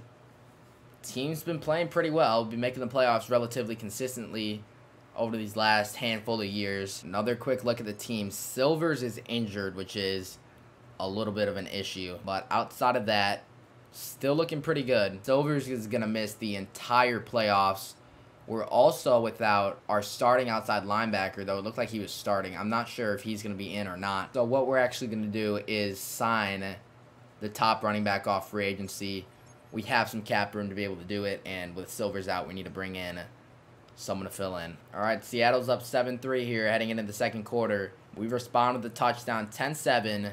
We got the ball here before half. We turn it over, and they get into the end zone before the half. 13-14, we have the ball, and now they have the ball. We're going to hop in here. Our offense, man, has been so bad. A 1-point game. We need to make some stops. They're going to look to pass. It's a quick pass. Just wrap them up. We do. We'll call a timeout here. It's another pass. They're open. It's a check down. We make the tackle. We'll call another timeout. Need to make a stop here on third down. Empty backfield look. So we know they're passing. We need to create some type of pressure. Motioning wide receiver over and over the middle. They pick up the first down. Takes us down to the 2-minute warning. It's going to be real tough now. Just terrible that we're always in this spot. Hand off to the running back. It's going to get 9 on the play. Hand off again. We stop him behind the line, so we'll call a timeout. Need to make a stop on this drive. We're going to pass, and they missed the pass. That's huge. So 4th down and 2. We will have a chance with the ball back, except they're going for it here. This is interesting. They're lining up to go for it. On 4th and 2, a stop, and we have great field position. Off the snap. Going deep. Knock it down. And they bring it in. Unbelievable. Number 11 is going to be cut after this game. I don't know how we can't force an incompletion there. That's terrible. That's a crazy catch. And that's it. We lose in the wild card game, year 13. Not the Super Bowl year yet again. So 13 years in, we haven't won a Super Bowl yet. We are terrible in the playoffs. I'm going to have to start jumping in earlier because every time I jump in, we're losing with 2 minutes to go. Caleb led the league in passing yards, had another great year, only 2 interceptions. Rushing-wise, we were all right. Receiving-wise, Baskerville was over 1,000 yards. Knox was also over 1,000 yards. Bruce almost had 1,000 yards. 16.5 sacks for Austin Price. He is amazing. Only forced 4 interceptions on the year. But we keep making the playoffs, and we just can't go on a run. We haven't even made a Super Bowl yet, and we have $142 million in cap space, which tells me we're going to have to re-sign Caleb. Basically, all the good players on our team need new contracts. For Doug Logan, very much would like to bring him back. He will sign. Austin Price, need to bring him back as well. He's not going to sign. Caleb, we obviously need to keep, and he is just so expensive. He wants a 1-year deal. We'll give him a 1-year deal. It is a ton of money. Blaine Allen will accept the 5th-year option on him. Howie Gilbert, the receiver, just wants too much money. We're not going to be able to pay that. Ladarius Merritt, a corner. We will take his 5th-year option. Glenn Peterson's pretty cheap. We'll keep him around for a while. We have him. Brendan Jackson we'd like to bring back. We'll give him more money. He declines. Greg Van Buren, we're not going to accept the 5th-year option on him. I think signing him to a new contract will actually end up being cheaper. Tyler Baskerville was good, but not good enough for that kind of money. So we're going to give Austin Price the franchise tag again. So heading into free agency, we have $23 million in cap. This is what the team's looking like right now. O-line is still very good. We don't need to make any additions there. Tight ends are very good. Receivers, we could add a receiver, certainly. I'd be open to adding a running back as well. Caleb's still here playing at an extremely high level. Defensively, corners are still good. D-line's still pretty good. We do need to add a middle linebacker. Not really any good middle linebackers on the market, unfortunately, besides Brendan Jackson, but he just has no interest in staying. Don't really need to add a corner. Running back-wise, no one's really here. There's really no one good in free agency. Dallas Turner is here, which is kind of interesting. We could go after him. We'll offer him a deal. We'll see if we can get him. Jaguars put a 5-star offer on him. No one else really there, though, worthy to go after. Unfortunately, every year we actually have cap space is always the worst year for free agents. Did not get Dallas Turner as expected. Heading into the draft here, we don't have as many picks as we've had in recent years. But we'll look maybe middle linebacker, potentially an end, probably a wide receiver. Picking at 23, we'll see who we can get. So we're going to have a receiver. Junior Ross has extremely quick speed. He is a guaranteed first-round talent. He's ranked number 11 in the class, does have hidden development. That's a nice add for us. All right, we're sending a second next year and our depth center, not our starting center, to the Chiefs to get back in, to have 2 second-round picks in this draft. And we're going to use the first one of those picks to select this defensive tackle. He has elite, pretty much everything. Looks very good. He is ranked very highly, number 14 in the class, does have hidden development. So that's a nice add for us. We have a Another second round pick. We're going to grab another receiver, Shane Baldwin, who's ranked number 9 in the class. Only normal development, but he should still be pretty good. That does not look like... The player that appeared on the stage did not look like what his headshot was. We're going to grab this right outside linebacker from the 3rd round. Same thing as the last guy. Same thing as the tackle we drafted earlier. Looks very, very good. Tracy Hills, ranked as a 2nd round value. Only normal development. Looked very good, though. All right, draft recap time. This draft felt a lot stronger than the previous ones. Of course, it was in the draft where we did not have as many picks. But we did pretty good here in the first 4 rounds. Top player in the class was an 80 overall free safety. No generational players that we've seen so far. And really no great quarterbacks. I haven't seen any like higher than 80 overall quarterbacks in this entire simulation. But gonna get ready for the season now. And here's the team we have for year 14, I believe. Caleb's still a 94 overall. He's at 35 years old though. So we'll see how long he has left in his career still. Very good. We need to get him a Super Bowl. Offensive line's very good. Tight end's very good. Receiver core is decent. We have an okay running back. Still have Caleb there. And on defense, we're looking better. Our middle linebackers, not amazing. Our safeties aren't crazy good. But overall, this is a very good team. Should be able to make the playoffs again. We need to go on a run. 5-1 at the midseason mark. Packers are 6-1, so our division's playing pretty well. Contract negotiations. Austin Price is here, as he is every year. We can't seem to agree on a contract for him. He still won't sign. We're bumping up the money, and he just doesn't want to be here. Terrell Bryant has great interest in us, which is nice. We'll give him a 4-year deal. We'll bring the money down a bit. He's not going to fully commit. He wants to say yes, but he can't fully commit right now. Travis Davis is pretty cheap. We'll bring him back. He can't fully commit right now. I don't know how these guys can. Caleb... Obviously, we need to bring him back, and we have Caleb Williams back for another year. He'll be with us until he retires. All right, we're making a splash. Mike Harris acquired. He's a superstar X Factor right end on a 1-year deal, so he's a complete rental, but we have the cap space for it. Moving a 1st-round pick next year in our current right end to make it happen. We have the cap space to do it, so our team looks a whole lot better now with another right end, so our D-line looks amazing. Kevin Byard's still in the league at a 15 overall. Still on the Broncos at age 44, which is crazy. He started as like an 89 with us in year 1, and he's down to a 15 overall. I don't know why he's still in the game. That's pretty funny, though. Not going to be able to make any more trades. Just no one really available. And we go 14-3 to get a bye in the first week of the playoffs. This is finally our year. Only an 85 overall. We went like 4-13 earlier as like an 88 overall team. But if you look there, we had one of the best offenses in the league and one of the best defenses. So this should be our year. We need to be actually good in the playoffs, though. Taking on the 9-8 Commanders here in the divisional round. All right, we're at home. Starting off with a touchdown here. I'm going to hop in earlier if this game gets close. 7-7. We punch in another touchdown.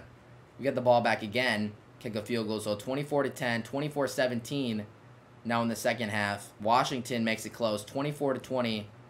I'm going to hop in here in the red zone and see what he can do. He's got some space. Gets down to the 4. Rolling out with Williams. Going to check this down to Silvers, the running back, who brings it in for the touchdown.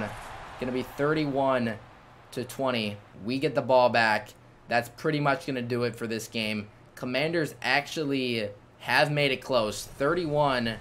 We're going to bring on the hands team. Just make the catch, and we should be good. Onside kick is up. We do bring it down with Allen. Stay on the ground, Allen. He does. It is not Keenan Allen, I can tell you that much. We're going to hop in here and take the final kneel, and we will beat the Commanders 31-28. We're moving on. Playing up to an 88 overall, but we're taking on the 90 overall Detroit Lions here in the NFC Championship game. This is going to be a big game. We do have home field advantage. Need Caleb to lead us this game. It's going to be a tough one. But if we win, we can finally make the Super Bowl for the first time. We get into the end zone for a touchdown. Lions respond quickly. 7-7 game. Lions have the ball. We have the ball back. But Lions get a touchdown before the end of the half. I'm going to hop in here in the second quarter. In the red zone, 16 seconds left. So we pretty much need to target the end zone on this play. Really no one open. We're going to take a sack. I'm not going to no huddle because the no huddle takes like 50 seconds off the clock every time. It's ridiculous. We're going to kick a field goal if we can. Yeah, no time came off the clock there. Not sure how. We get the field goal off, and it is going to be good. So 14-13 here. I really don't know why, if you don't know huddle, less time goes off the clock. It really makes no sense. But Detroit's going to have the ball here. They punch it into the end zone for a touchdown. So we're going to hop back in on offense here. We need a touchdown and a 2-point conversion to tie this game back up. Starting on 3rd down and 5. Going to punch this out to the tight end, Bruce. He makes the catch and picks up the first down. He's up to an X factor. Him and Cole Kmet have been the only tight ends we've needed this whole series. Trying to run on 1st and 10. Going to cut back up the middle. Silvers picks up 5. Going wide to Allen. He makes a catch. Picks up the first down. Going to step up with Caleb. We're sacked and the ball's on the ground. Caleb fumbles again. Oh, man. That's been an issue for Caleb. Running. Big hit. Ball's back on the ground. We force a fumble and we recover it. We get the ball back just like that. That's the superstar outside linebacker we traded for a couple seasons ago. That's huge. No one really open here. Gonna try to get this into the end zone to Ross. And he makes the catch. That's our 1st round pick from this year, Ross. Justin Ross, I believe. It's Ross who gets in the end zone. We're going to have to go for 2 now. Great throw on the run from Williams. They are going to review it. He did get in the end zone, though.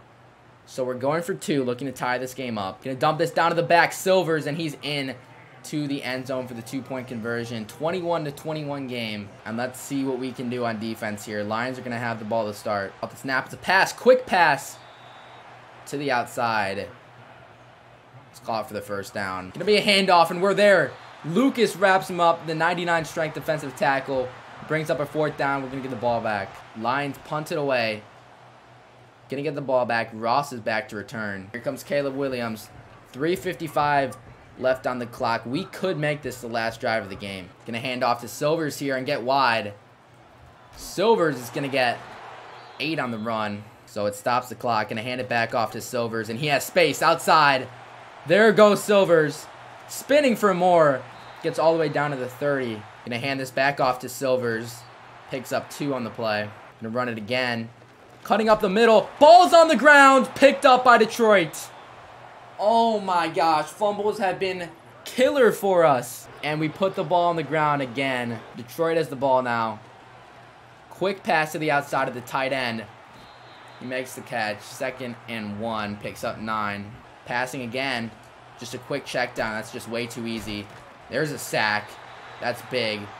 Bringing down the quarterback. 3rd down and 6. Lions will call a timeout. Need to make a stop here. 3rd down and 6. Do not let them get an easy check down. Going over the middle. That's just wide open. It's wide open for the first down. 2nd and 10. Going over the middle. It's just wide open. We may have to end up letting him into the end zone here, especially if they start running the ball. Yeah, we're just going to have to let him in the end zone. Terrible tackle by Harris. Let him get in the end zone there. He's in for the touchdown. So, Lions take the lead, but we have time to respond. Extra point is good. So, 28-21. We're going to have about 30 seconds left to respond. Everything's going to the sidelines. Trying to get this outside, we do. We pick up 4 and get out of bounds. So, have to check this down to Knox. He steps out of bounds there. Gets to about midfield. 21 seconds left. Taking the snap with Williams. Trying to force this into the tight end. We do. Bruce breaks a tackle. Bruce gets to the 30. We'll call a timeout. Looking for Ross on the corner route. Go up and get it. He can't. He drops it. Would have been a huge catch if he could hang on. And at this point, we're just going to have to start sending some shots to the end zone. Going to Bruce. Over the middle. It's intercepted. And that's going to be the game. We fall to the Lions here in the conference championship. The fumble from our running back killed us that game. And we can't make the Super Bowl this year. Lions win the Super Bowl. Caleb Williams won MVP. So finally some accolades for Williams. He also wins Offensive Player of the Year. So a great year for him. His first MVP comes in year 14. And now that we have auto-generated players starting to retire, that's how you know we're really deep into this rebuild. And we still have not won a Super Bowl. Going to be year 15. Austin Price, need to get him a deal. We've had a franchise tag him like the last 4 years in a row because he won't accept a deal. We'll give him a huge contract here, and he's not going to accept that. Well, you're not going anywhere, bud. We're franchise tagging you again. Bro, Brian, I would like to keep. We bump the money up. He stays. Phillip Rose, I think we will accept the option. And actually, I think we might be able to get him cheaper so we're not going to take the option on him. Dion Bellamy, we're not going to take the option on him either. Travis Davis, I would like to bring back. He's pretty cheap. We'll bump up the money. We'll give him an extra year. He's not going to sign that. George Silver's the running back. We will take his 5th-year option. Not going to take the option on Glenn Thomas. We need to re-sign our X-Factor left tackle, but he wants so much money. We're just not going to be able to do that. VM Buren, he's not too expensive. You take a little pay cut, we'll keep you. He doesn't want to stay. Miles Harris was a 1-year rental. We're not even going to look to re-sign him. We're going to franchise tag Austin Price, and that's all we'll do for now. Got $5 million in cap space. Not a ton. We'll see who's available. We're going to try to bring back Travis Davis. That's about all we can do, though, with our cap space. So heading into the draft, this is the team we're rocking with. Ross has superstars, so our receiving core actually looks very good. Caleb's still at a 90 overall. We still have Silvers, the running back. Offensive line is still very good, even after we did lose some players. Bruce is still an amazing tight end. Defensively, we look very good. They have Elon playing middle linebacker. He's naturally an outside linebacker. I don't hate that, though. We are missing a top-tier left end, but we'll see what Wallace can do. We drafted him as a top 10 pick in a draft 2 years ago. So we don't necessarily need any positions. We also don't really have very many picks in this draft. Our next pick is pick 30 of the 3rd round, so we don't really have an opportunity to draft very many players. We're going to take a wide receiver who has top 5 talent in round 3. Now, I mean, he doesn't look great. Like, he's not incredibly fast or incredibly strong. We'll take him, though. Apparently, he has top 5 talent. Ranked number 3 in the class. Does have hidden development, so we'll take another receiver. So, for year 15, here is the roster we are working with. Have a great offense. Really no holes anywhere in the offense. Defensively, we're not quite as strong defensively. Obviously, middle linebacker is our biggest weakness right now. We'll make Lennon, who's an outside linebacker, the starter. And besides that, the defense isn't bad. We need Wallace to take a step this year, but hopefully this team is good enough to go on a run. We're an 87 rated, and at the midseason mark, we are 7-0, undefeated. The best midseason start we've ever had. Honestly, we've been doing very good this last, 10 years. It was really only, the first 5 years that we were doing really bad. Contract-wise, we have $174 million in cap space. Blaine Allen, I'm not sure we're going to bring back yet because he wants a ton of money. Mario Knox, the receiver, is very expensive as well. Ladarius Merritt, he's pretty expensive. I'm going to hold off on him temporarily. We may go back to try to get him. Dion Bellamy, the safety, I'm fine paying him.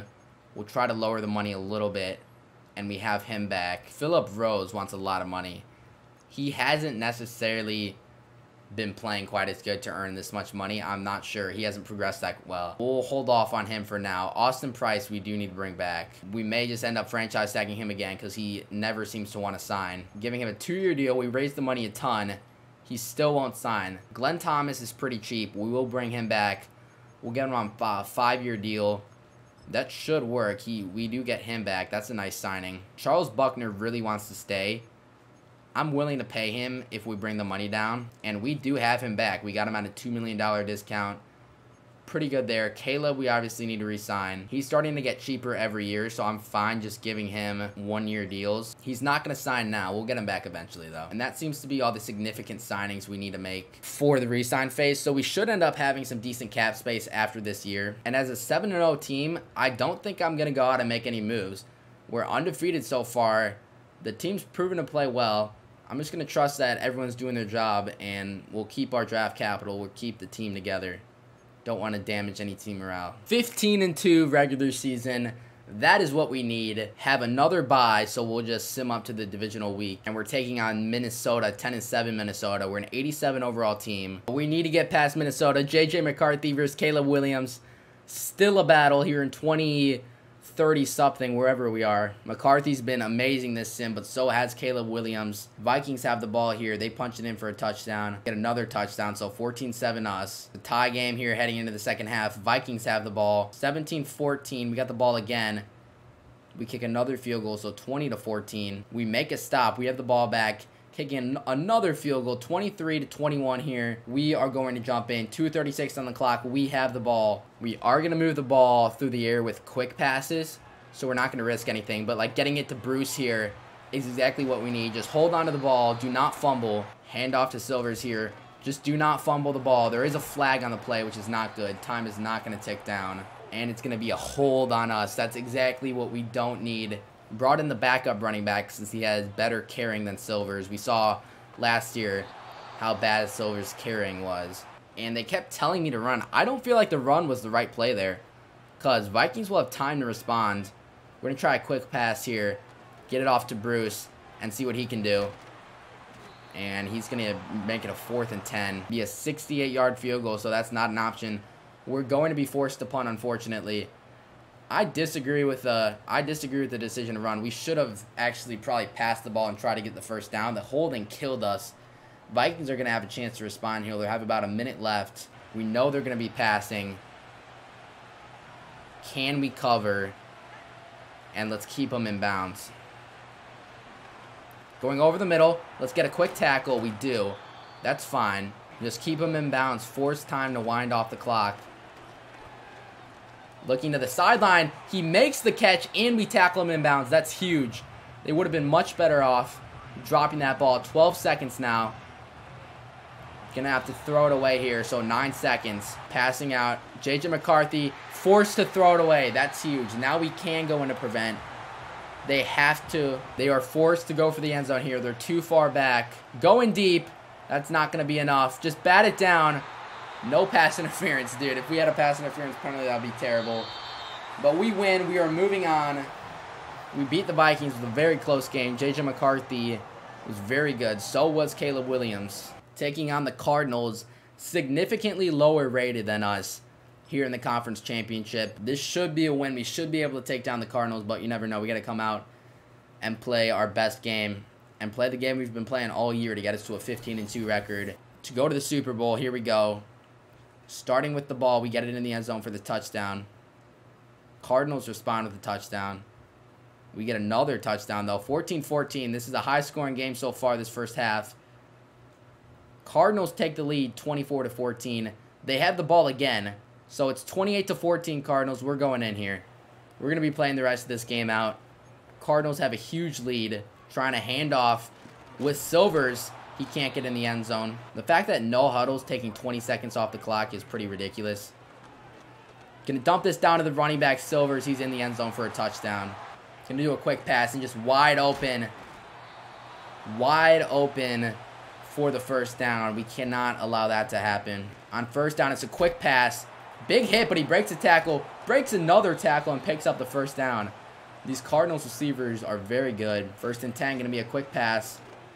Looking over the middle. We can't bat it out. That's an unbelievable catch, man. These Cardinals receivers hauling in everything. 2nd and inches. Valuable time coming off the clock. They're passing. It's a quick pass. It's going to be another first down. They're moving the ball downfield very effectively. That's going to be it for the 3rd quarter. We're going to head to the 4th. Cardinals threatening. We need to come up with a big play. Quick pass. Caught. Pick up a 6. Passing again. We force pressure. Force an incompletion. Over the middle. We were right there, but they still make the catch. Catching everything in traffic. It's unbelievable. 1st down and 10. Going to step up with the quarterback. It's going to slide for a gain of 5. Quick pass. 2. They had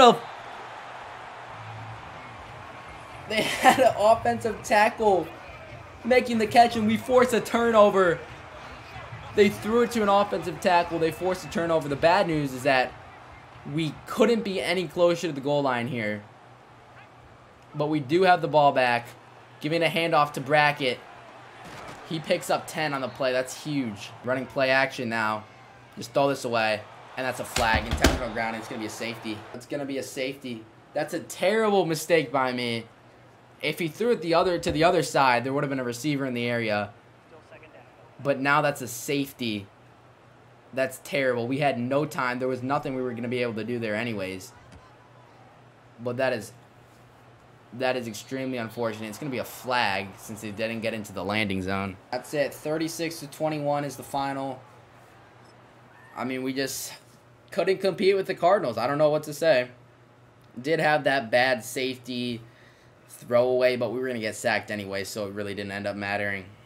And that's just a really tough way to end the season is yet another season where we don't make the Super Bowl. 15 years in, and we have not made the Super Bowl. We've had elite teams.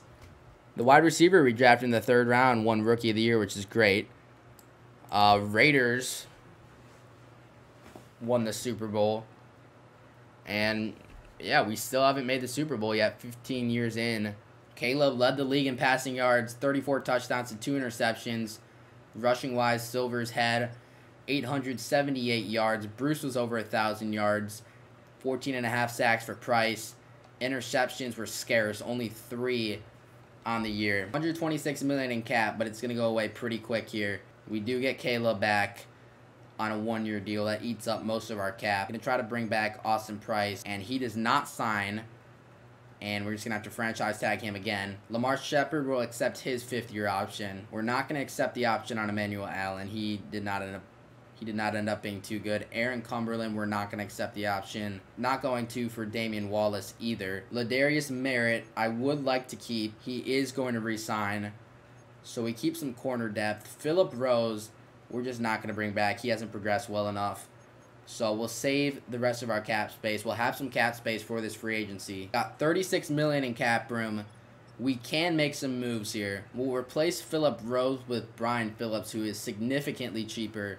Only a year older, still has star dev. We have the top offer on him right now. So looking at our team here for free agency, we have about $35 million in cap. We do need a replacement tackle for sure. That's really the only area we really need. We could upgrade at corner. Will Gordon is star dev. However, we could still take an upgrade at corner. Now, there's no good tackles really available, but there are some good guards we could potentially move around our offensive line. We'll offer Khalil Moulton. We'll give him a 1-year deal. We should be able to bring him in. I want to add a middle linebacker, but there's really no good ones available. It's just going to have to be something we target in the draft. Dalvin Briscoe was the X-Factor corner we had a while ago. We could entertain bringing him back. He's only normal dev now. I think what we're going to do is sign Luke Langford, who really wants to be here. We can bring him in on a 2-year deal with a little lesser cap, and we should be able to bring him in. Really no good safeties on the board either, so we can't really upgrade there. We also will add a backup tight end here, and that's all we're really going to be able to do. So we're going to have to sit on some cap space, but there's really nothing else we need in free agency. We could make a trade. So this is what our team looks like heading into the draft. The offense is very good. Really no spots to upgrade here. Defensively, we look pretty good. We could use some depth at middle linebacker, though, because we really have none at all. I want to see if Wallace can develop because we drafted him very highly. And the same goes for Cumberland here at free safety, but we may need to look to upgrade those positions. Besides that, this team is very good. So at the back of the 1st round here, we're going to add the best free safety on the board, Britton White. Ranked a little lower. Does have hidden development, though, so we'll take it. He's a decent safety. Going to grab a middle linebacker with very good speed and strength, Marcus Griffin. We'll bring him in.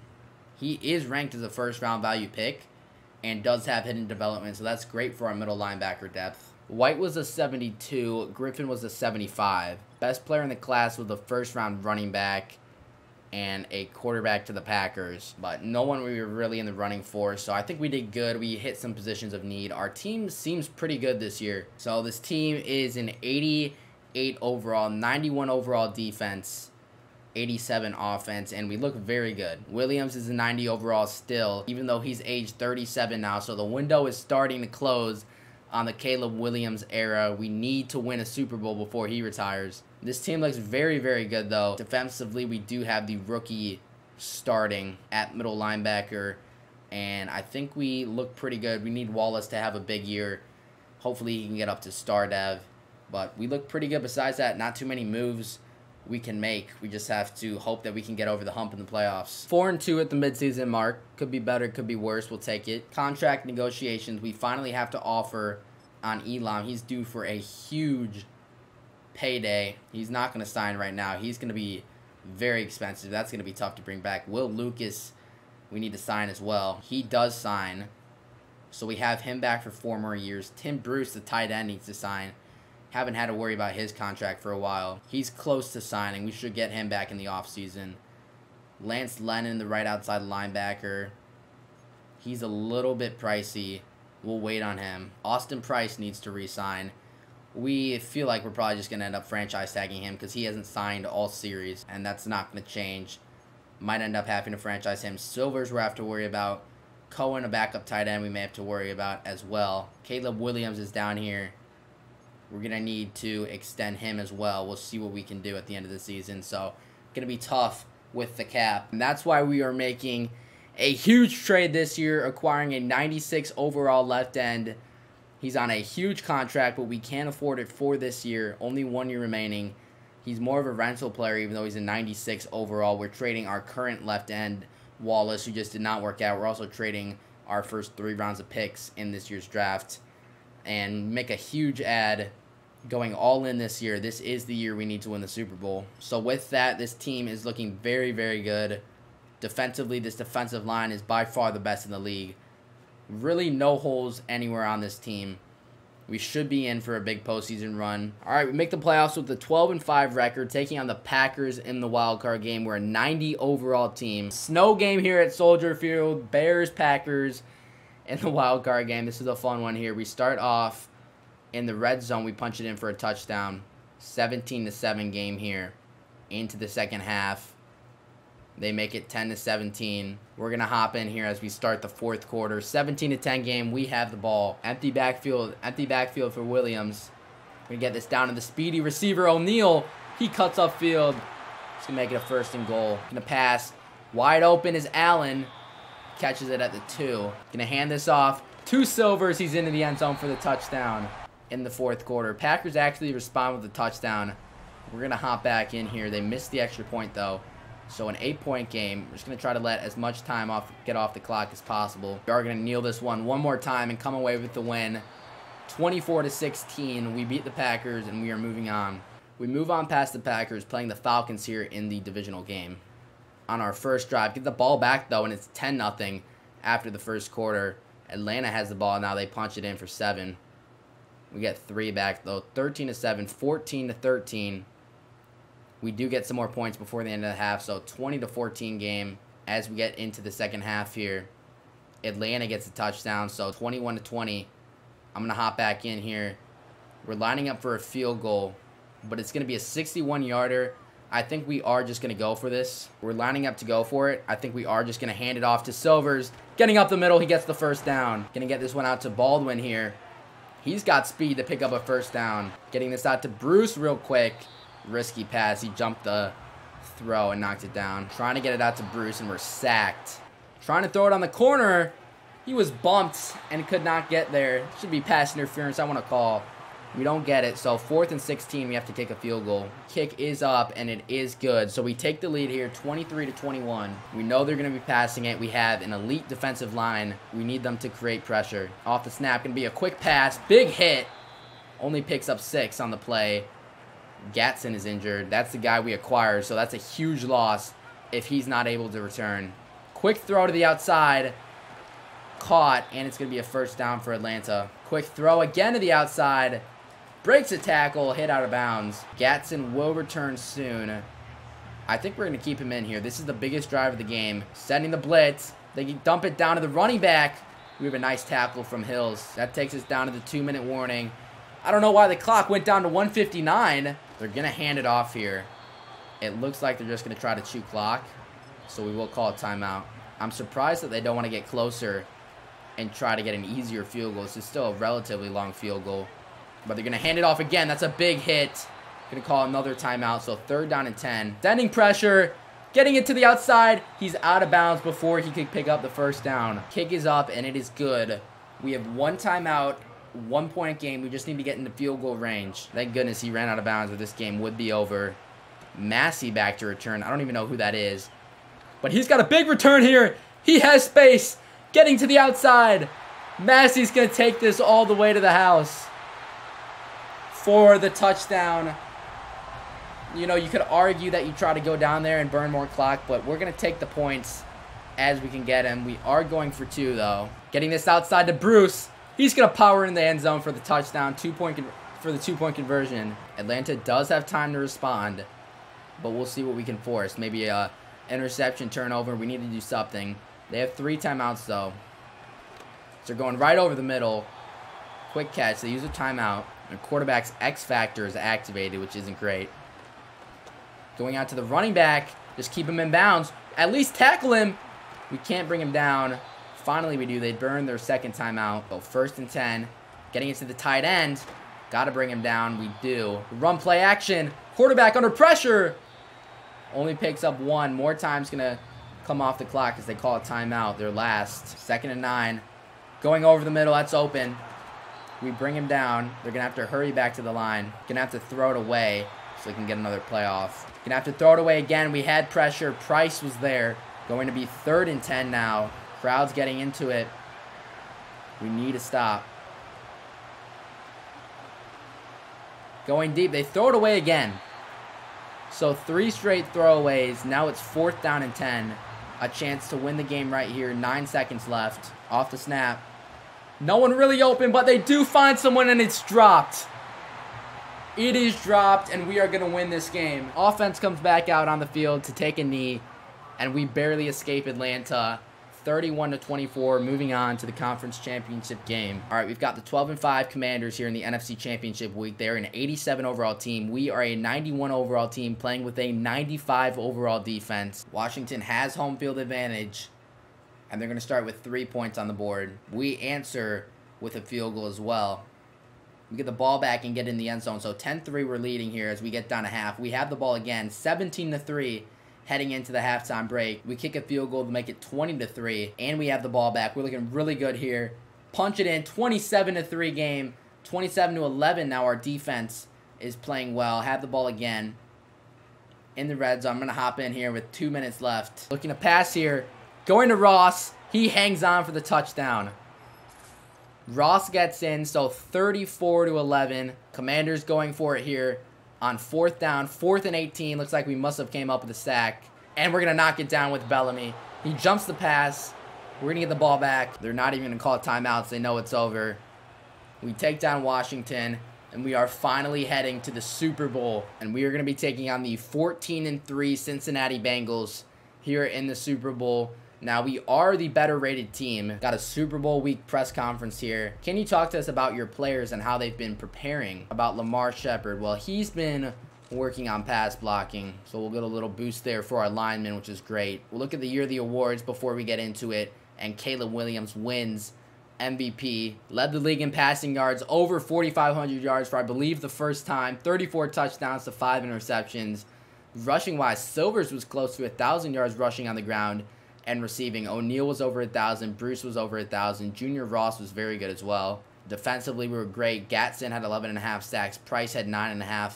Turnover-wise, 4 for Terrell Bryant, which is great. So a great season has led up to the Super Bowl, taking on the Cincinnati Bengals. All right, here we go.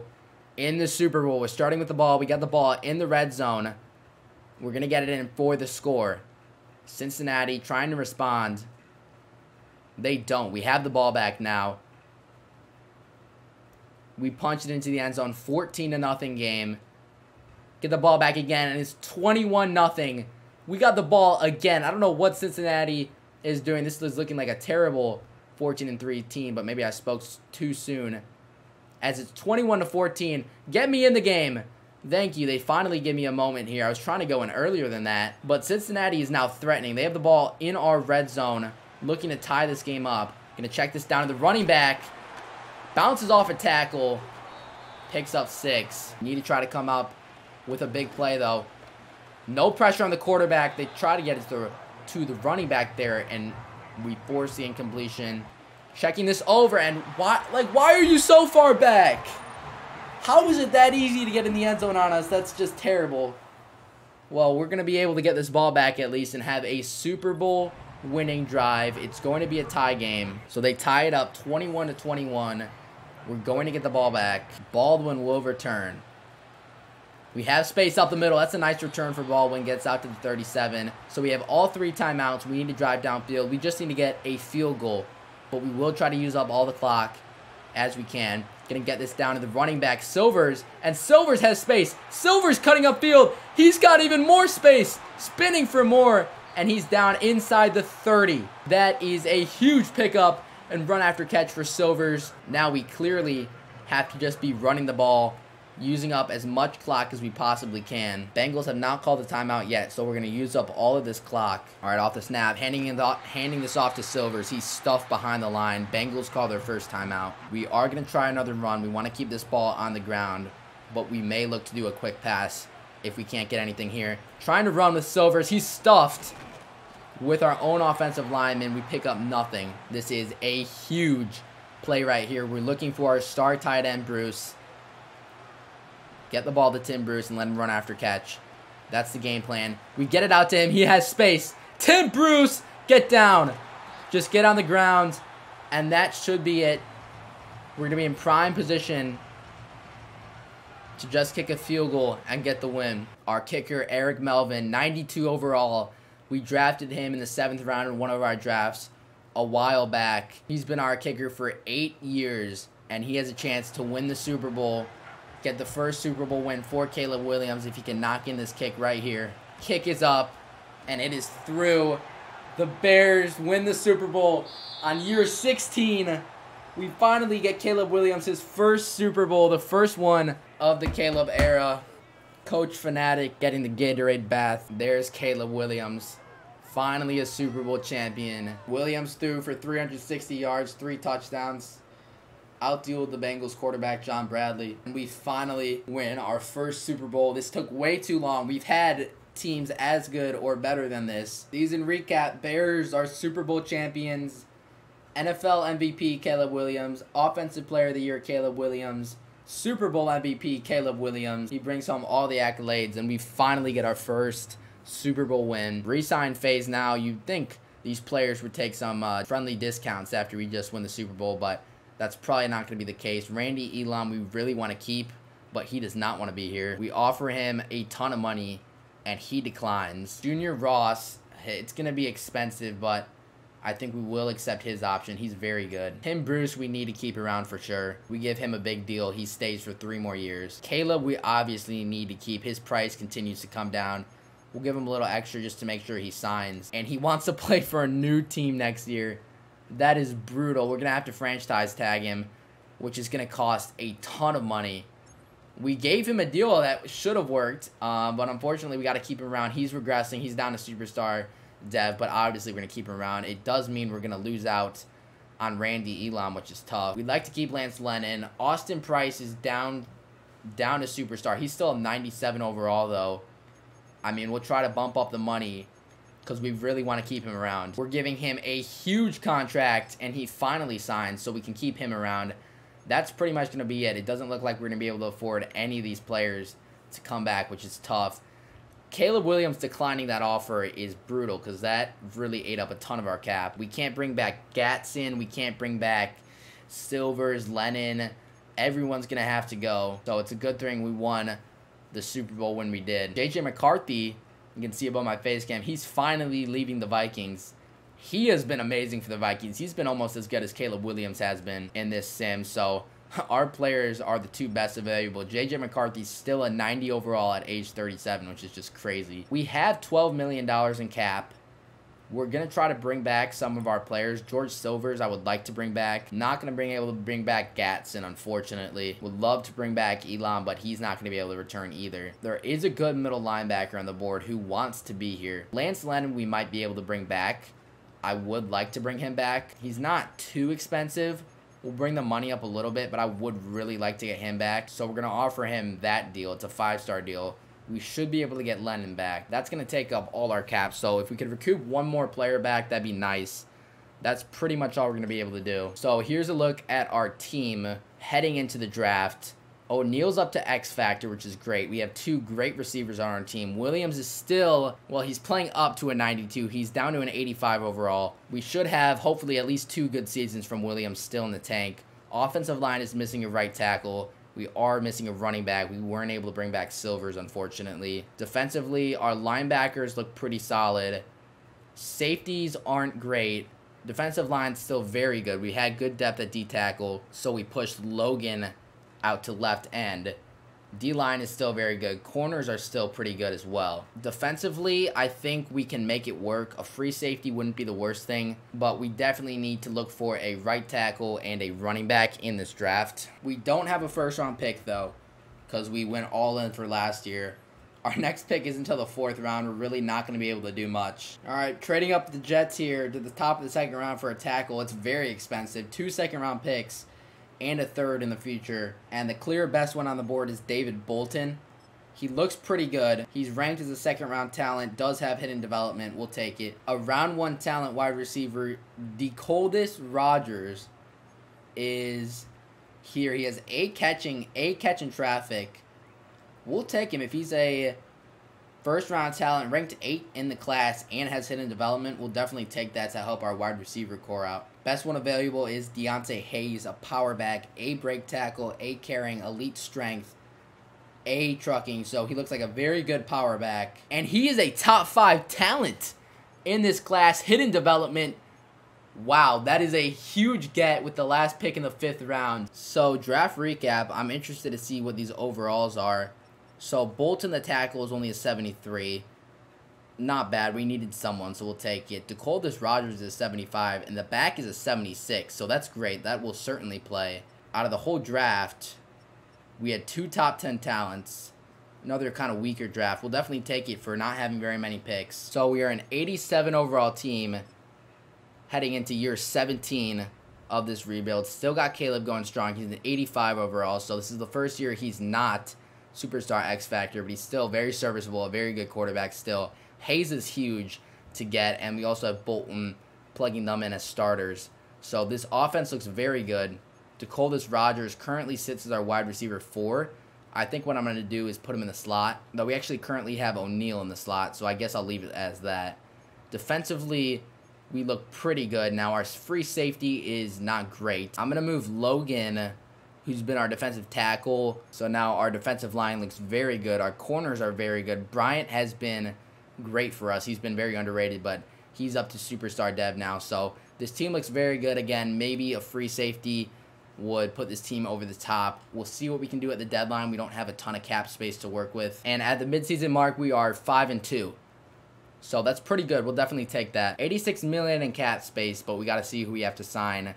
Lamar Shepard, the right guard. He's in for a payday. That's not too expensive, but we'll see. Doug Logan needs a payday. He has interest in re-signing. We will offer him a deal. And Doug Logan is back for 3 years, which is great. Jeremiah Nash, I'm not sure if we're going to end up keeping him around. Tracy Hills, the right outside linebacker. He's not too expensive.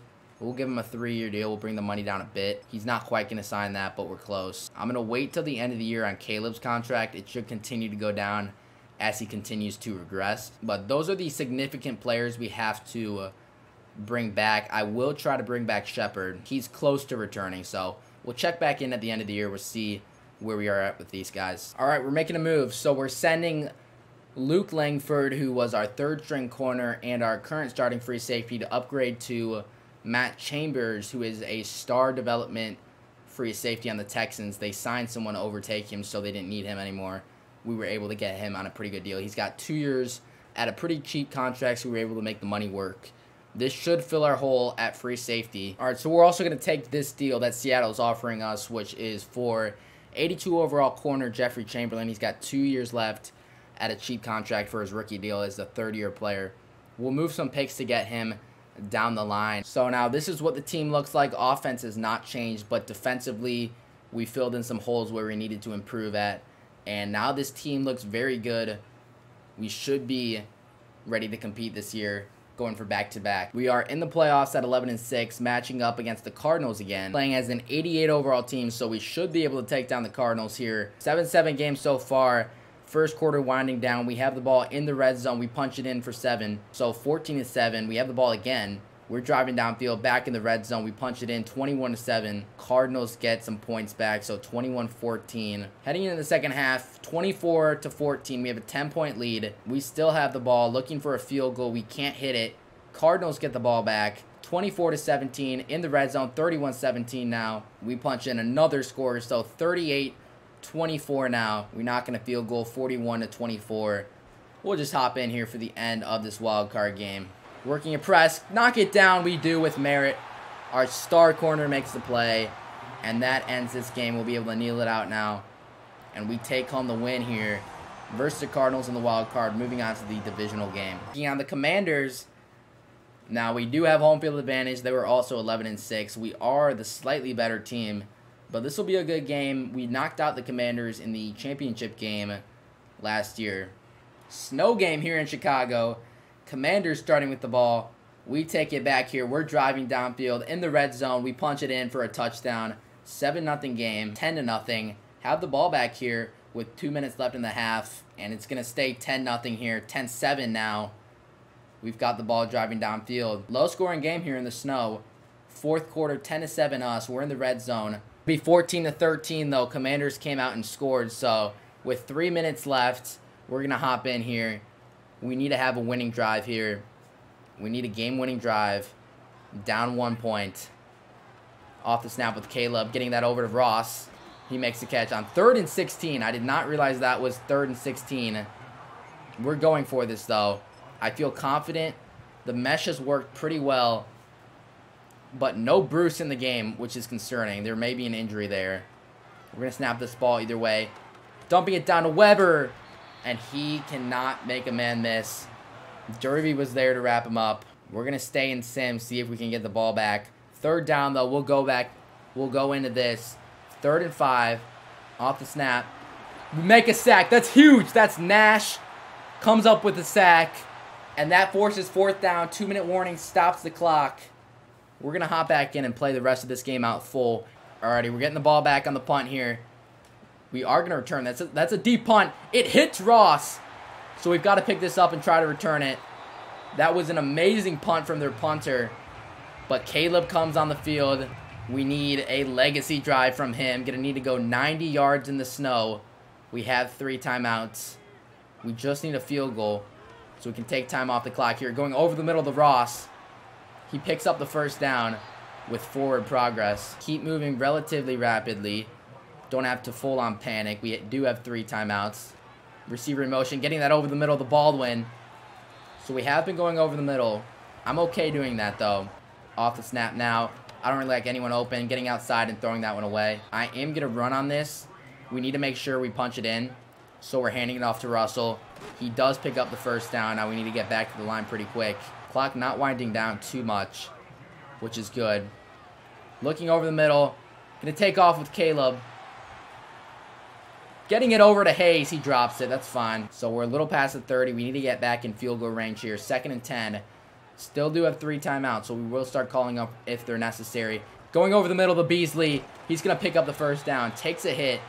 Going to keep moving. Getting this one over to Ross. And Ross is going to pick up close to the marker. So he'll get close to the 1st down marker. Gets out of bounds. Going to keep moving quickly on these quick passes. Can't go too deep. These Commanders have good corners. Getting that over to Ross. He picks up the 1st down. We're in field goal range now. I will call our 1st timeout. No Bruce on the field is concerning. So Beasley's going to have to step up. He's our backup tight end. We are handing this ball off to Hayes. Just do not fumble. I'm going to use another timeout. 27 seconds left on the clock. Handing this one off to Russell. Russell has space. Picks up the 1st down. We will let some clock wind down. It would be a 38-yarder. We are going to run one more play to get this lined up where we want it. So Hayes running up the middle. He's tackled. We'll use our timeout here. And we win. 16-14. Thank you, Sim, for hitting the field goal. Sorry if you guys wanted to see me do it, but I would have botched it, and we're not losing off some. Caleb and the Bears are moving on to the conference championship game. Huge drive there at the end of the game to get in field goal range. There is an injury, though, and it is Bruce. He will be out 2 weeks. So he's not going to be able to play next week's game, but he will be back if we can make it to the Super Bowl. And it's going to be the 49ers. They went 12-5. We are the significantly better team. However, they will have home field advantage. Let's get into this conference championship. Alrighty, here we go. We start with the ball, and we punch it in the end zone for 7. Great start for us. San Fran responds with a field goal, but we got the ball back now. We miss a field goal, so it's still 7-3. San Francisco hits another field goal. We need to start putting some offense on the board here. Going to kick a field goal here. It's 10-6. San Francisco with another field goal. Low scoring game so far. Got it in the red zone. We kick a field goal. So 13-9 game. Very odd score. And we're going to jump in here. 5 minutes left. San Francisco threatening in the red zone. Over the middle, knock that down. We can't. Over the head of the corner. And San Francisco's going to get a touchdown. We're just going to stay in this game and play it out all the way. And get the ball back. Baldwin's back to return. And Baldwin's got space. Baldwin has a jump. And he's going to take this one all the way. I'm telling you, the kickoffs in this game, 10 times easier. I'm still playing on all Madden difficulty. But with these new kickoff rules, it's 10 times easier. We're going to kick this extra point here. And we're going to go up 20-16. So they'll need a touchdown if they want to respond. Getting points back quickly from Baldwin was huge. We need those kick returns. This is obviously going to be a different looking San Francisco team. So we're trying to create pressure on the quarterback. He still throws a great pass. They get it up to the 45. They have plenty of time, but we set this up where even if they score, we will have time for a response drive. Quick pass. Not going to be able to complete that. We're there. 3rd and 10. Bryant forces an incompletion. Looking over the middle, they make the catch. 1st down, they pick it up. They found the running back over the middle. So 1st and 10 now from the 42. Quarterback stepping up. He sheds a tackle from our linebacker. He's still on his feet. Finally knocking him down, but he did not want to slide. Unbelievable run from Shelton, their quarterback. Going to check this down to Merritt, their wide receiver. Time continuing to tick down. So we're going to throw this one away. So 3rd down and 6. 4 down territory. So it doesn't matter too much. Going to run a handoff here. Big hit. He bounces off a tackle. Keep him out of the end zone. We can't. That's an unbelievable run from McCullers. They are just kicking the field goal, so we will be able to tie it up with a field goal if necessary, but we'd like to drive it downfield and get another game-winning touchdown. So we'll be throwing the ball a lot this drive. Just have to get in field goal range, and we'll see, though, if we can win it on this drive. Gonna start this. Open is Baldwin over the middle. He picks up 5. I should not be running out of no huddle because no huddle actually takes off more clock. So that was a mistake for me. Really no one getting open. We're taking off with Williams. Williams has space. Williams over the middle. I should be sliding. That is so risky not to slide there. Just going to check this off to the running back, Hayes. And he moves forward close to the 1st down marker. They do give it to him. Going to try a screen with Russell. Russell has space. Russell has blocks. We're not going to get in the end zone. We will. They push us into the end zone. We're going to try to get down to burn more clock because San Francisco now does have the opportunity for a game-winning drive, but that is a huge touchdown. We nail the extra point, so now they have to get a touchdown here, but they have a 1:10 on the clock with 3 timeouts, so I kind of wanted to get down there and not get in the end zone there. Going over the middle, that's wide open. Still on his feet all the way up near the 30. Just wide open. Terrible start to this drive. We could be in a tough spot where we may have to just let him in, as that's going to be a quick throw to the tight end. He bounces off a tackle, and yeah. Oh, fumble! We recovered the ball on the fumble. Who forced that out? It was Bryant who recovered it. Who forced that fumble out? Multiple players were tackling. Who is our free safety, Max Chambers, who we acquired at the trade deadline. He forces the fumble. Bryant pounces on it. Huge swing of momentum. But we are not out of trouble. We're at the 2. So we are going to get a lot of yards back here. We get the 1st down, and that's going to do it. So getting that 1st down clinches the game. Just could not take a safety there. We're going to be able to kneel this one out.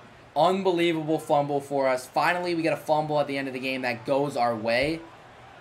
And we're going to win this game and move on to the Super Bowl. Season-saving play from our free safety Chambers. That turned out to be a great acquisition at the deadline. And one more knee, and we are heading back to the Super Bowl for back-to-back years. Huge fumble there. That wasn't even me who forced the fumble. That was the computer. I missed the tackle, but Chambers comes up big. And that's going to do it. All right, time for the Super Bowl. We're playing the Baltimore Ravens. They have a 92 rated offense. Going to go up against our 91 rated defense. Only an 84 overall defense, though, is interesting. But it's going to be a good matchup here. Going for back-to-back Super Bowls versus 12-5 Ravens. The team we're rocking with Caleb back up to X Factor for this Super Bowl. Our receiver's playing up to a 96. That was an elite 3rd-round pick. Bruce is back from injury, which is huge. Offense looks very good. Hayes is superstar dev, which is awesome as well. Chambers up to superstar dev, which is great. Huge fumble there to win us the game in the last one. And yeah, this defense looks very, very good. Another Super Bowl press conference here. A lot of preparation goes into the game. Quick question about one of our tackles. We'll focus on pass blocking. We're going to be passing a lot. So our linemen are going to be improved just like they were last year. I've got 3,000 of these staff points to spend. I haven't been spending them like the last 10 years. So I guess we'll just give our whole team some upgrades. Alright, I spent all like 3,000 of those points. We're ready for the Super Bowl now. Playing the Ravens. Time to hop in. Alright, here we go. Going for back-to-back Super Bowls. We start with the ball. We keep this drive moving. And it looks like we're going to kick a field goal on our first drive. We'll take it. Ravens, though, respond with a touchdown. They got the ball again. 14-3. We need to convert here quick. Going for a field goal, so 14-6, still a one-possession game. Baltimore responds, though, because we need to help this team out. We're down by 11 right now. We got the ball, 2-minute drill. We'll start with a run since we have the 2-minute warning to work with. And there goes Hayes. Hayes has some space. Hayes has some space. All right, now we're looking to pass here on 1st and 10. Gonna have to step up with Williams. Williams has space. Going to slide down with Williams. Escaped. A lot of pressure that was coming from behind. Gonna look to run a screen here. And just could not get that to develop. Looking to pass now. Here on 2nd down. And we got Tim Bruce. I'm saying Jay Bruce because of the baseball player. But great to have him back. He makes the catch there. 1st and goal now. Gonna try another passing play. Going to Bruce again. Bruce makes the catch and he hangs on. So we can try to hand this off and get into the end zone that way. There's Hayes and he's in for the touchdown. We're going to go for 2 now to try to make this a 3-point game. And we find Bruce wide open. He gets in the end zone for the touchdown. Another great contested catch there. All right, can our defense make a stop? They can. And they get us the ball to kick a field goal. So great work by our defense. We are going to try this field goal. It's a deep one. We've got the leg, though. Kick is up, and it is good. Big kick from our kicker. He's been on our team for like 10 years. Baltimore scores, so 24-17. We're going to hop in for the rest of this game. Close game. We're on offense now at midfield. 2 minutes left in the 3rd quarter. Going to take the snap. Going to get this down to Baldwin. He's going to get the 1st down. Going deep. Looking for Ross in the back of the end zone. He makes the catch for the touchdown. Found a good matchup. Used Ross's blazing speed, and Junior Ross beats out all the defenders. Caleb finds him on a dot at the back of the end zone. What a throw from Williams. Extra point is good. So 24-24 game. Gonna kick this back to the Ravens. There's pressure, and Logan brings him down. Doug Logan with the sack. 2nd and 22. 2nd and 22. They check it down to the receiver. We make the stop. 3rd and 15 now. Going with the screen. Wide receiver screen. That's a great play from Price, who came off the block. Kick is up. Ross is going to turn. Ross returning the punt. He's going to try to get outside. Cutting out wide. Jukes back up the middle. And there goes Ross. Ross with a kick return touchdown into the end zone. And we take a big lead using Ross's wheels. He's got the last 2 touchdowns for us. 31-24 game. But we just have these great returners that are able to make things happen using their speed and agility. That's why we've been going after them at the end of the draft. Ross, obviously, though, he was a higher pick. But he's been a really good player for us. We've got 2 elite wide receivers on our team.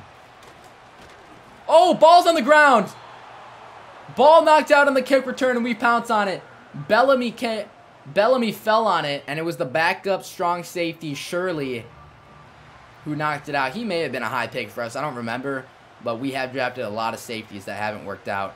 But we got the ball here in prime territory. Going to start this off with a run to Hayes. He's powering his way for 8. We are going to start the chewing clock process now. We want to let this clock wind down as much as we can and make this a 2-possession game. Going to hand this back off to Hayes. He's caught on a block. He does power for a 1st down. Again, he was drafted at the end of the 5th round, and he's developed into a great running back for us. We are going to move this one through the air. Bringing the blitz. Getting this out to Ross. He makes a great catch and hangs on for 5. Going to let the clock keep winding down. Hand off to Hayes. Running up the middle. He's stopped. Going to be 3rd and 1. We're going to give this one to the fullback, Dockery. We drafted Dockery some point in this rebuild. I don't remember when, but he's going to actually have a carry here. Giving it to Dockery. He's up the middle. He's powering close to the goal line. And that's actually better that he didn't get in. He converts the 1st down. Now it's 1st and goal. We can use more time off the clock. Handing this off to Hayes. He's going to get in the end zone for the touchdown. Kick the field goal. We're up 2 touchdowns here with 2:23 left. Off the return. Another big hit. Fumble. We recover it again. We had the perfect hit stick timed up. Their returners are losing them this game. I don't know how we're knocking out so many fumbles. Like, we are on all Madden difficulty. So there's, I mean, I'm not like playing it on easy mode or something, but I am surprised to see 2 fumbles back to back on the kick returns. But that's what happens when you have the top defense in the league. We timed up a perfect hit stick, and we got the ball back here. Just gonna let this clock wind down. They're sending the blitz. Hayes gets the 1st down.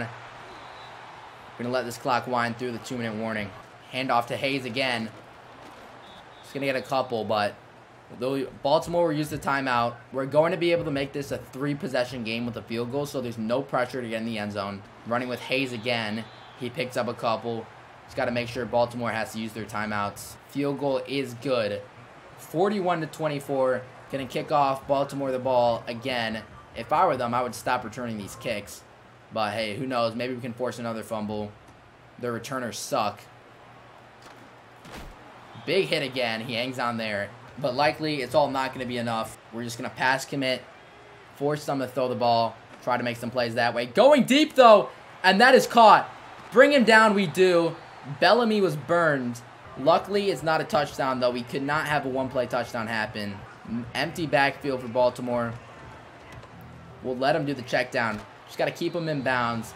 Keep this clock rolling down. Over the middle, that's a running back. We do bring him down before the end zone. Another pass play, kicking it out wide. They'll get in the end zone for the touchdown. They find the tight end. We're going to bring out our hands team to try to recover this onside kick. Kick is there. Just hold on. Rodgers brings it down. I have no idea who Rodgers is, but he makes a big play there. Chicago wins back-to-back Super Bowls. Caleb Williams has his 2nd in year 17. We win our 2nd Super Bowl. And that is it. And that is the game. The Chicago Bears have won back-to-back Super Bowls. We win in year 16 and year 17. Caleb Williams has his 2nd career Super Bowl. Another Gatorade bath for Coach Fanatic. He wins his 2nd career Super Bowl. It's taken a while to get to this point. I was kind of hoping we'd be able to do this in like the first 5 years. But Caleb only threw for a little over 200 yards. But we won the game. That's all that mattered. Defense played really good. This was the Super Bowl winning team. It was very, very good. The offense was one of the best in the league. Defense played stellar. Our defensive line is so, so good. Our secondary really improved over these last couple years. Even our linebackers got better. So this team looks very good. Our kicker, even, he's been on there for a while too. Caleb is the only player that was on the team when we started, and he has been for the last couple years. He's 38 years old now, still playing up to a 94 overall superstar X Factor. We can see his stats from this year. He threw for 4,400 yards, 42 touchdowns. First year, he's broken 40, and he has been so good. Ever since we moved to Chiefs Playbook, which was in 2026, he's been hitting 4,000 yards pretty consistently, 30 touchdowns. This year, he had 42. I don't know what playbooks we were using at the start, but 20 interception years and a 9 interception year for Caleb was terrible. He got so much better, though. He's been so good for us, and he's got a couple years left in the tank if he's performing at this level. Season recap, we're back-to-back Super Bowl champions. MVP of the league, Caleb Williams, again, his 3rd MVP and his 2nd in a row. Offensive Player of the Year, also Caleb Williams. He also wins Super Bowl MVP, just like last year.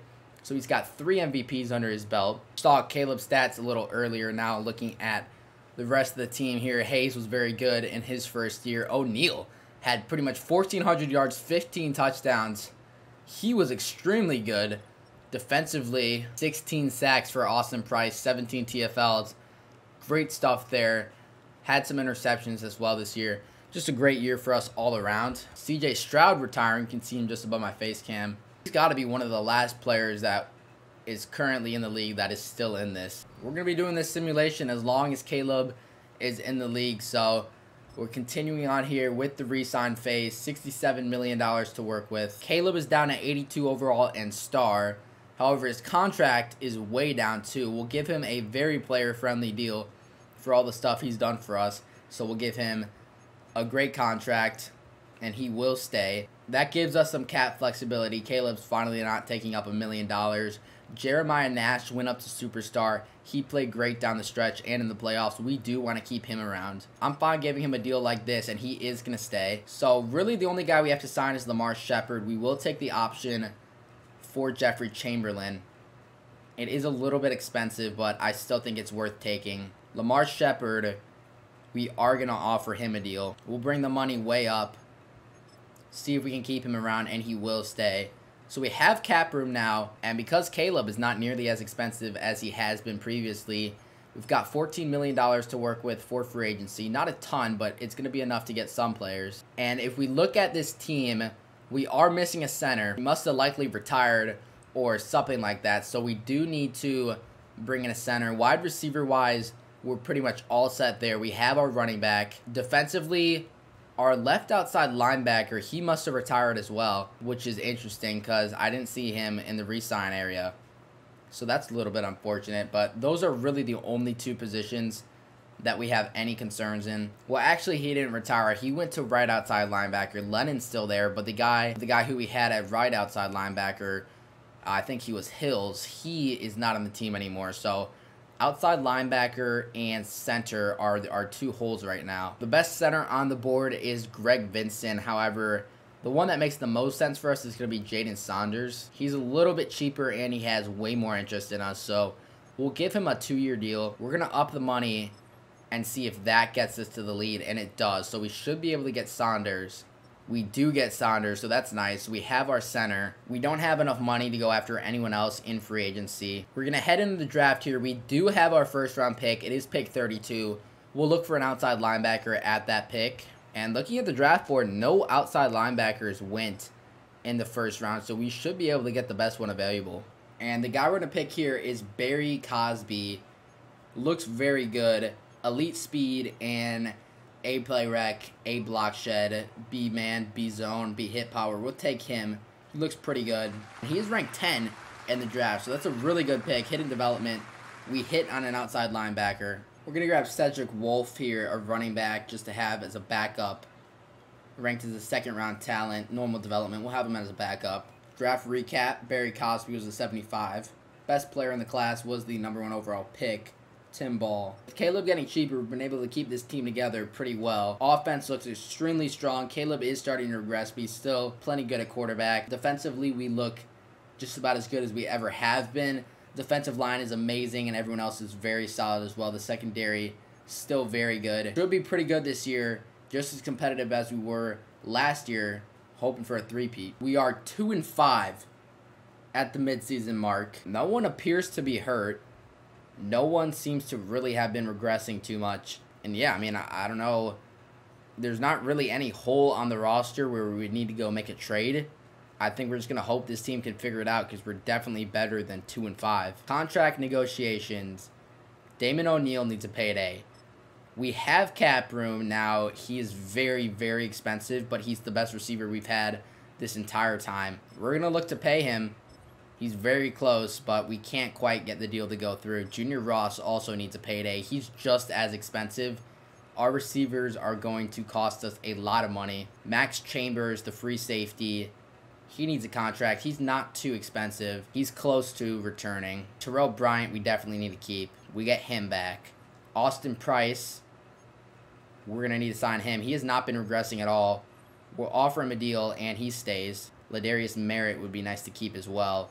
We'll offer him this deal. He accepts. We'll wait on Caleb until the end of the year to re-offer him a deal. We go 7-10 and miss the playoffs.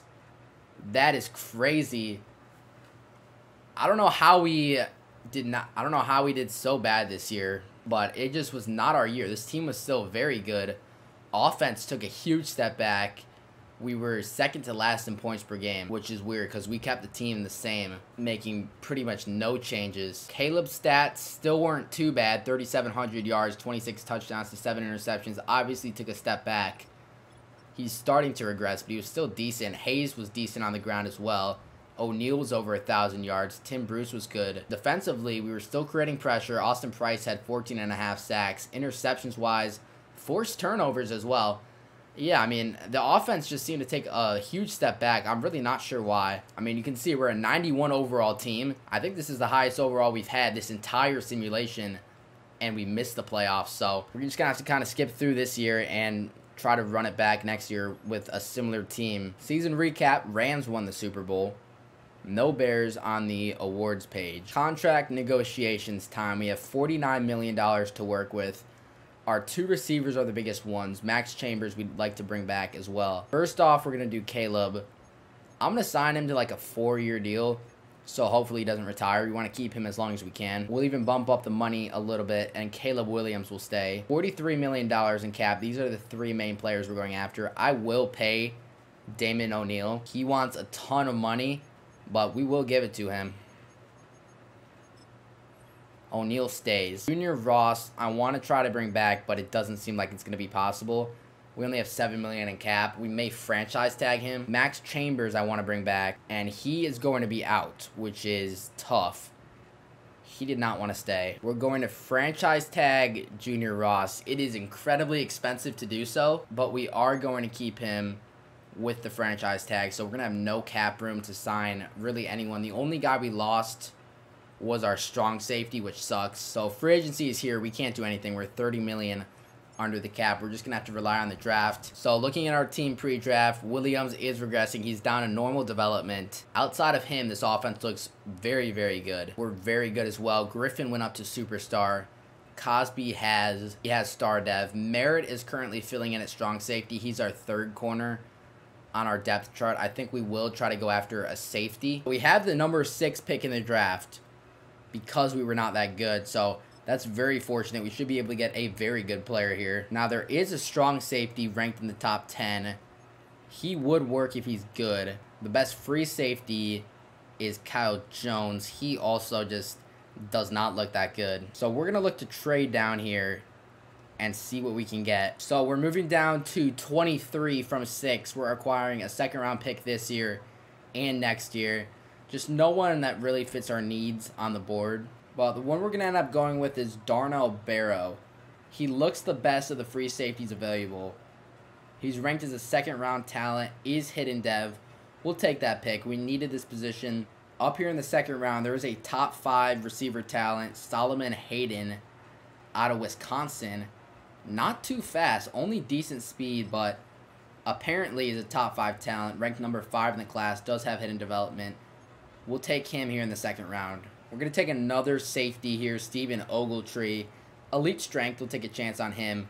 He is not nearly as good, but he does have hidden development, so 2 hidden development safeties. Alrighty, time for the draft recap. The free safeties at 72. The wide receivers at 76 overall. And then the other free safety draft is only 66, so we'll need Burrow to be probably our starter. So here's a look at the team heading into year 19. Offense looks very good. Tim Bruce is starting to regress a little bit with Caleb Williams, but still looks good enough. Our running back is up over 90 overall. What a great pick in the 5th round. Defensively, we filled in some holes. I feel like we're pretty good. We don't really have a 4th corner on the roster, which is the only kind of concern, but otherwise we look very good. Midseason mark, we are 4-3. Not bad, up to an 89 overall. Contract negotiations, we have $74 million left in cap space. Marcus Griffin, the middle linebacker, we definitely are going to want to keep around. He's not going to accept his offer now. Junior Ross we'd like to keep as well, but he's just so expensive. We're going to bring the money down a bit and see if we can get him to sign. Jeffrey Chamberlain, the corner. We can get him at decent value. He's not going to sign now either. Our left guard, we could bring him back as well. I'm not sure we're going to. We'll offer him this deal, and he is going to sign, so he takes a little bit of a discount. I'm fine keeping him. We finished 9-8, but we don't get in. We just missed out on the playoffs. Had a winning record. That is tough, though. Season recap, the Falcons beat the Titans in the Super Bowl. No Bears on the yearly awards. Caleb came close to 4,000 yards, so he had a good year. 32 touchdowns. Did throw 13 picks. Rushing-wise, Hayes was over 1,000 yards. Receiving-wise, O'Neal and Bruce still over 1,000 yards. Defensively, Logan led the team in sacks. Price must have been hurt since he had a down year. Interception-wise, we were forcing turnovers pretty well. So, finished 9-8. It just wasn't enough to make the playoffs, which sucks. Gonna start checking the retirement page each year now. Hopefully, we don't see Caleb on here. I don't think we will. I'd assume he'd be the top player that comes up. We do lose Julius Foster, who was our left tackle, but no Caleb Williams. We're in the re-signing phase now. However, I do want to look at what this team is looking like. We are starting to regress. Ross is down to just star development. We also have DeColdis Rogers, who's really starting to increase in overall. We might end up letting Ross go, even though he is a 90+ overall, since he's just so expensive. We are going to keep Griffin. Jeffrey Chamberlain, the corner. He is our CB1 right now, so we do want to spend money to make sure that he's coming back. And he is going to continue to play for us, which is great. Bellamy, we'd also like to spend the money on to bring him back. We'll offer him a 4-year deal. He stays. That's pretty much all our cap. Not going to be able to bring back Saunders. We've got $25 million here to spend in free agency. If you look at the team, we are obviously missing center and tight end. Receivers not great either. Caleb's down to a 71 overall. Defensively, our free safeties have not been developing great, but we'll probably try to give him another year and see what they can do. Lennon's up to X Factor, which is nice. Nash is still hurt, but our defensive line still looks very good. We are going to need to try to replenish the corner room, and we are going to do that by shipping out 2 of our corners. We're losing Bryant and Merritt, who are both signed on 2-year deals for a lot of money, and are really starting to regress, both of them. They have been cornerstones of our franchise for a while, but we're going to move them, grab some more picks, have some more cap room to work with here in free agency. Now, we actually lose cap room by making that trade, but I think it's fine. We get some picks, and we can draft some new corners. We're going to grab a replacement center in Max Tanner here. He's pretty cheap. We can get him on like a 4-year or 5-year deal. I was hoping there would be some corners here in free agency. There really are none. We're going to sign Kevin Poole, who's an 82 overall. We'll give him a 2-year deal. J.J. McCarthy is still here in free agency. That'd be pretty funny if we signed him. I'm not going to. I guess I'll re-offer Tim Bruce on a 1-year deal. We'll give him some money to try to get him back. We might as well. And Junior Ross goes to the Packers. That is crazy. He switches up on us and goes from the Bears to the Packers. Get Kevin Poole and Max Tanner. Still negotiating with Melvin and Tim Bruce. We should be able to get both of them, though. Here's a look at our roster before the NFL draft. Now, we could use some depth pretty much everywhere. Our defense looks pretty good. We're going to keep our free safeties as it is and hope that they can develop a little bit. We definitely need to target some corners, though. And yeah, we'll look for tight end as well. So that'll be our plan for this draft. We should have enough picks to make it work. We've got pick number 16. So we'll just see who's available. We're going to grab a tight end here in the first round. Shamir Crawford out of Miami. He looks very good. Has elite speed. We'll take him. He is a first-round talent. Does have hidden development. We don't need him to start this year. We just need him to develop into our future starter. On the board in the second round here, we have 2 second-round picks. Definitely looking corner here. None of these corners look crazy good, but we're going to grab Mike Swift here. Pretty good athlete. Good skills, good press, good catching. We'll take a chance on him. We need corner depth. Going to grab a guard here, Nigel Samuels. Looks very good. Ranked as a second-round talent. Does have hidden development. Good depth for us. In the fourth round here, grabbing another corner, Antoine Dobbs. Poor speed, but A-man coverage. I'm not sure about that combo, but he's ranked as a second-round talent, so we'll take him at corner. All right, time for the draft recap. 74 overall was Shamir Crawford, so he's very good. Mike Swift, only a 68. The other corner we drafted, Antoine Dobbs, was a 72. All right, here we go. Time for year 20. The CPU has a random quarterback in place of Caleb Williams. We're just going to release him so that Caleb is for sure playing. But the team still looks very solid. DeColdis Rogers will need to step up at wide receiver, but we look very good. Defensively, still looking good. Need our free safeties to step up. Our secondary's not great, but besides that, we look pretty good. Alex Vernon's superstar development is just chilling in free agency.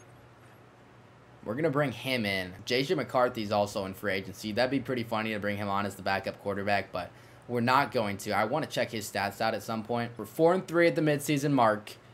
Caleb only being like a 70 overall is probably holding this team back a little bit. Looking at contract extensions, we do have cap room. Our running back, Deontay Hayes, doesn't really want to sign.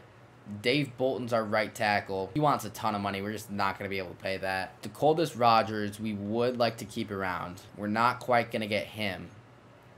Will Lucas, the defensive tackle, he's very, very, very expensive, but we are going to try to keep him. He does sign, so we have him for 4 more years. Glenn Thomas, the left tackle, wants like $30 million. We're not going to be able to pay that, so we're likely losing both of our tackles. Doug Logan wants a new contract. That's going to be pretty pricey. We're willing to give it to him, though. We bring him back. Austin Price needs a new contract, too. I'm not sure we're going to be able to give him that yet. Vernon, we're not going to bring back. Those are really the only significant ones. We'll have to manage the cap. And we are in at 11-6. Great end to the year. Great second half for us. We've got another chance to win a Super Bowl. And who knows how long Caleb has left in his career, so we definitely want to get one this year. Caleb had a huge year. He led the NFL in passing yards with 4,200, 33 touchdowns to 8 interceptions. Huge bounce back year for Caleb. Hayes was over 1,000 yards rushing, 16 touchdowns for him. O'Neal, well over 1,000 yards, had over 1,200 yards. Tim Bruce had another big year, even though he's regressing. We brought him back, and he had over 1,100 yards. Defensively, we had a huge year. Jeremiah Nash, 18 sacks, 12.5 for Doug Logan, 12 for Austin Price. Everyone had a handful of interceptions. Great year for us defensively. Great year for us offensively. And we are looking to win another Super Bowl. We got to start here in the wild card game versus the 9-8 Atlanta Falcons. So here we go. It's a snow game here in Chicago. We're starting with ball. We punch it in for a touchdown. Atlanta responds with a field goal. We drive down the field and get another touchdown. So 14-6. Get the ball driving down. Atlanta has it now, and they punch in a touchdown before the end of the half. We get the ball back here. It's a back-and-forth game. We're going to hop in with 3:30 left. We have the ball up 1 point. Trying to get the ball to Jay Bruce. Still works. A tail as good as time. We're threatening here in the red zone. 1st down and 10. Gonna dump this out to Hayden. He can't make the play. He had Greenberry covering him. He's a pretty good corner. Looking O'Neal over the middle. Rogers is also streaking across the field. That's where we're gonna go. DeColdis Rogers in the cold.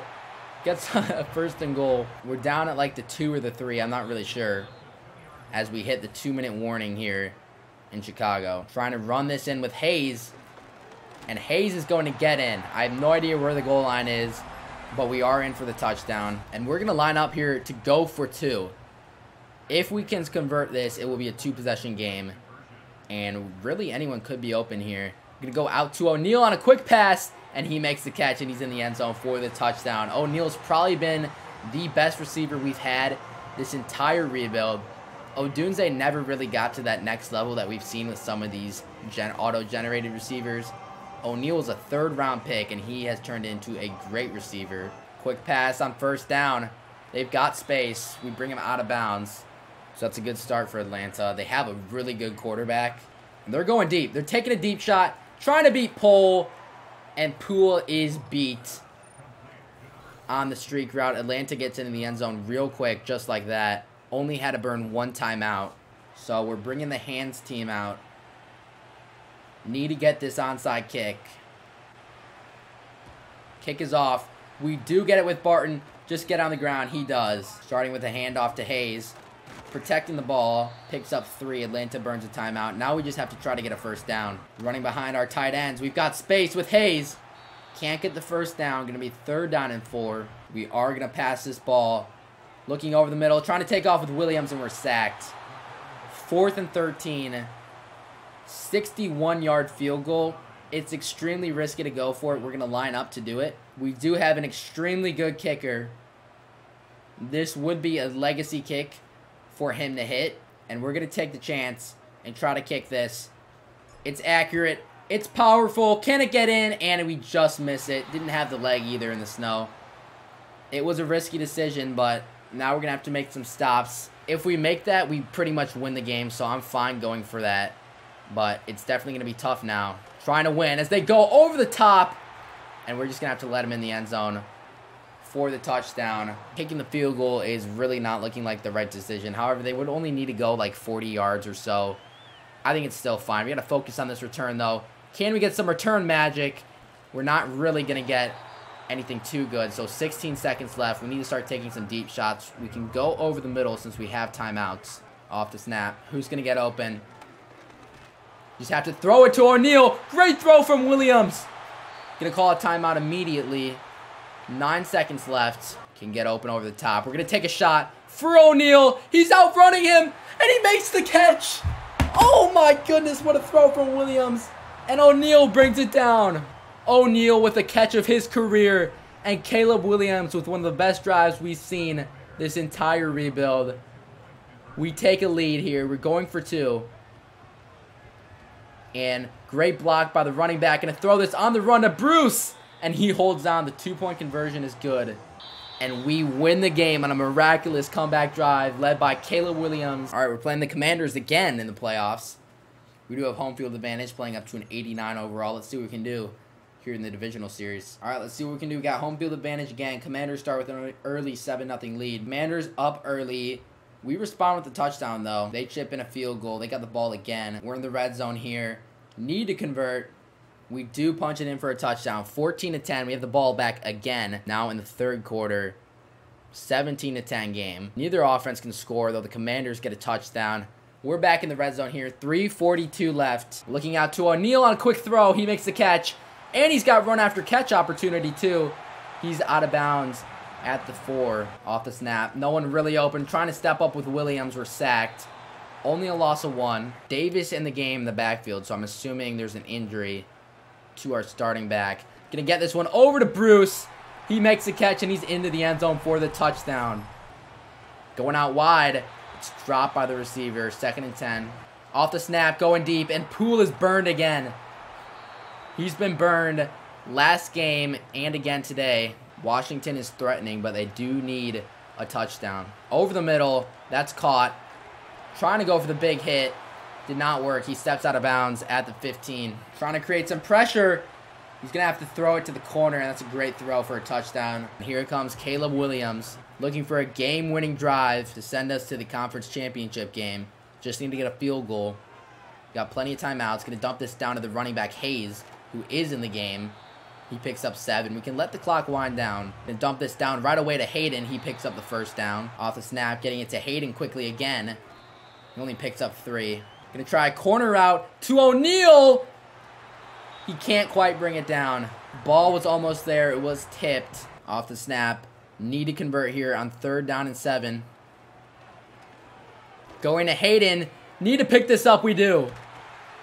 Hayden has the first down. Commanders use the timeout. Huge first down there. We're gonna be able to run now with Hayes.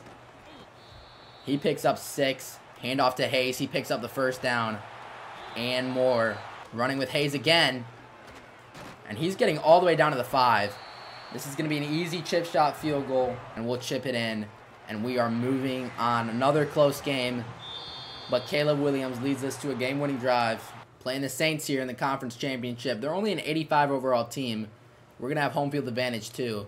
So let's get this win and move on to our 3rd Super Bowl. Another snow game here in Chicago. Saints starting with the ball. We stop them, so no points for the Saints on the opening drive. We're going to try to kick a field goal, and we miss. 0-0 game so far. Saints get on the board with the field goal. They've got the ball again. We're finally back on offense. 0 points so far in this first half, and it's going to stay that way. 3-0 game here. We're finally in the red zone, and we kick a field goal to tie it. 3-3. What is this game? Saints going for it. They kick a field goal, so 6-3. In the 4th quarter. We're going to hop in with 4 minutes left. Trying to get our first touchdown of the game. It is snowing so hard. That obviously has something to do with the score. We're going to snap this ball. Get it out real quick to Davis. He makes a great catch. That was a risky throw. We have the catch. 3rd and 1. We're going to try to run it with Hayes. Get the first down. And we will. We're going to run this all the way into the end zone for the touchdown. Saints need to move the ball downfield. They haven't got a touchdown all game. They have 3 minutes to respond. If they get a touchdown, they will take the lead. We're trying to bat that away, but we can't. Going out to the running back, and he has so much space. Big hit, but it is a first down. Going over the middle, incomplete. Going over the middle again. Big hit, 3rd and inches. They don't get the first down. It's going to take us down to the 2-minute warning. We need to come up with a stop. I'd assume they're still going to pass this ball, and they are. Over the middle real quick. They get the first down. They're going out wide. It's caught. It's another first down. Saints use a timeout. Over the middle. Another catch. Going to get that down all the way to 1st and goal. Down at basically the 1. We pretty much just have to let him in here. Trying to take off, and we sack him. That's interesting. We come up with a big sack. Trying to go out wide. They're going to get in the end zone for the touchdown. They missed the extra point. They must have. It simmed it for me, so I didn't see. But now a field goal wins the game. That's actually huge if they missed that extra point. We just need a chip and a field goal here. We got 3 timeouts. Going to dump this off to Bruce here on 1st down. He's going to get out wide and run out of bounds. Need a big drive from Caleb Williams. Just have to get into field goal range, though. Field goal range is a little closer with these conditions. Dumping it out to O'Neal now. He makes a catch. He has run after catch room. He'll be knocked out of bounds. Trying to get this to Bruce, and it's picked. It's picked. My first user interception of the whole series comes at a horrible time. Interception by New Orleans. It's a run, and he just has so much space. Trying to catch him. I don't even know if it's worth it to try to catch up to them. We're going to let the clock wind down and then punch it in. We probably should have just let them in the end zone. Handoff, trying to get a fumble or something. We're just going to have to call a timeout. We can't let them in the end zone or else they win the game. It's a 2-possession game. So we stop them again. Another rush, and we're not there. They get in the end zone. That's going to do it for the game. Tough loss. And that's going to do it. We fall to the New Orleans Saints. Just collapsed. That interception was brutal. We were looking like we were going to win the game. And then Caleb Williams throws the interception. Potentially a sign of old age. He's over 40 now. And in year 20 of his career, I wonder how much longer we have. DeColdis Rogers could not clutch up in the cold. And that snow definitely had something to do with it. We could not have our normal offense going because of the conditions. So a season recap. Texans ended up winning the Super Bowl. We did have a player of the year. It was the defensive player of the year was Jeremiah Nash. We have $21 million in cap right now and a lot of players to sign. We're accepting the option on Barry Cosby. DeColdis Rogers, we'd like to keep around. Deontay Hayes has been so good for us, but I don't know if we're going to be able to pay him. And we're probably going to have to let both our tackles walk since we just can't afford either. So we have to pay him $30 million, which kind of sucks, but we'd have to pay him that anyways. And yeah, we're just not going to be able to bring back DeColdis Rogers either, unfortunately. So in free agency here, we have $15 million to work with. We did lose a lot, though. So here's a look at our roster as we head into free agency. It took a massive hit. Don't have a running back. Have only one real good wide receiver. Missing tight end depth. Defensively, we're still very good. Could obviously still use a corner, but it's not necessary.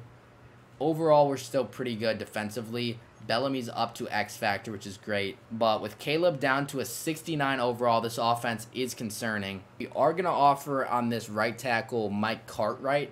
He is affordable, which is great. We'll bring down costs a little bit. We'll bring down the cost a little bit, and we're his only offer. We should be able to get him. Luke Hughes is in free agency. If you guys know anything about hockey, that's a star defenseman for the New Jersey Devils. Does not quite look like the Luke Hughes I'm more familiar with. And as we head into the draft, we really need a left tackle. We could use receiver depth if it's there. Wolf will probably end up being our starting back. We drafted him a couple drafts ago. Defensively, we're pretty much set, so we're not really going to focus on defense this year. So really, we'll just try to grab a tackle and maybe a receiver if we can. If there's depth running back down the board like we've been able to find in past drafts, we'll take him. But we're picking all the way down at 29, so we'll just see if we can get a tackle. And we do have a tackle available. It's Tavarius James out of Michigan. He has elite strength. We'll take him. Ranked as a second-round talent. Does have hidden development. We'll take that. He'll need to be a starter day one. 2 picks in the second round now. There is a round 1 talent receiver available. Kirk Manley out of Washington. He really doesn't look that good, but we'll take him. Ranked as a first-round talent. Hidden development. We'll take it. And we're going to go ahead and add a corner, Von Bartle. He's a second-round talent. Only normal development, but should be able to add to our depth there. We're going to try Hugh Saunders here as our running back. He's not great, only normal development. We might try again here later in the draft. Draft recap here. Did okay, got some okay players. Best player in the class was only a 78. Team overall took a big hit. We're down to only an 85. The roster is alright. Again, they signed a quarterback over Caleb Williams. Gonna have to release him. So we have Caleb still leading the team. He's a 69 overall. O-line's not bad. Receiving core got better. As long as this running back combo can work, we should be alright on offense. Defensively, we're still very, very good. And hopefully can make the playoffs again this year. Alright, 4-3 at the deadline's not bad. Up to an 86 overall team. Re-sign phase, Jeremiah Nash we need to bring back. He won Defensive Player of the Year very recently, so we definitely want to bring him back. We'll give him a good deal, and he'll stay here for 4 more years, which is big. Lamar Shepard, he is 30 years old, but we will still pay him. He's going to take that. We have him back as well. Lance Lennon, definitely want to keep. He's a little expensive, but we'll have him back too. We are going to have to probably end up franchise tagging Austin Price again, and that's going to eat up most of our cap. And we finished the season 9-8, but we do make the playoffs, taking on the 13-4 Eagles. We're similarly rated. Caleb is old. He's super low rated, but we'll see if he has a little more postseason magic in him. Starting off here, we punched it in for a touchdown. 7-0 game. We got the ball back. Eagles make it 7-7. We get a touchdown back on the board, so 14-7 us. Eagles respond, 14-14. We punch it in, 21-14 game. We have the ball back, trying to get another touchdown. We do, 28-14, and we score again, 35-14. That's pretty much going to do it for this one, 38-14. We are going to beat Philadelphia here in the wild card game, taking down 13-4 Philly. Now, Philly's made it 38-30. We are going to hop in just to make sure that this game doesn't get out of hand. We win this game. Going to bring the hands team out for this onside kick. As long as we recover this, we're all good. We can kneel it out. On the ground, picked up by Hayden. That's why we have him on our hands team. Pick that up one-handed. And that is going to do it for this one. So we narrowly escape Philadelphia. They had a huge fourth quarter comeback. Atlanta again here in the divisional game. We narrowly beat them last year. This is going to be even tougher. They're 14-3. We're a 9-8 team. Let's see what we can do. They start with a touchdown here. They have the ball again. It's 10-0. 13-0. Can we finally get some points on the board? We kick a field goal, so 13-3. Defense allows another score. I'm going to hop in here early on. A little earlier than I normally hop in, but our team needs some help. We can't get any offense going against this Atlanta defense. Williams going to punch this one over to the tight end, Crawford. It's our first round pick from a couple years ago. There is an injury, so we have to burn a timeout. Gonna get this one out to O'Neal, who has space. O'Neal cutting back upfield. He's down to the 45. Big catch and run for Damon O'Neal. Gonna check this down over the middle to Manley. Not a big catch there. Have to use another timeout, though, as someone else is injured. Gonna take a deep shot here. O'Neal is wide open. He makes a great diving catch, and he's in the end zone for the touchdown. Or it's not going to be a touchdown. They're going to rule him down. They're ruling him down at the 1, which is honestly fine. We can shoot more time off the clock. And yeah, he just didn't get in at the half-yard line. Still a great catch for him. We're going to try to punch this in with Wolf, and he swarms. Wolf trying to get in the end zone. He can't. Going to have to call our final time out of the half. We're at the 1. Need to punch this in. Who's going to be open? We're going to try Crawford over the middle. He holds on for the touchdown. That's a huge catch. Going to be a 19-10 game. We start with the ball here, but Atlanta actually has it. 3rd and 11. Need to come up with a stop here. Over the middle. We're there. That's all me, the user. But we'll say Griffin makes a great read. Threw it right at us. And Marcus Griffin, the middle linebacker, comes up with the pick. We're going to hop in and play this drive. Sending a blitz. Just got to get the ball out quickly.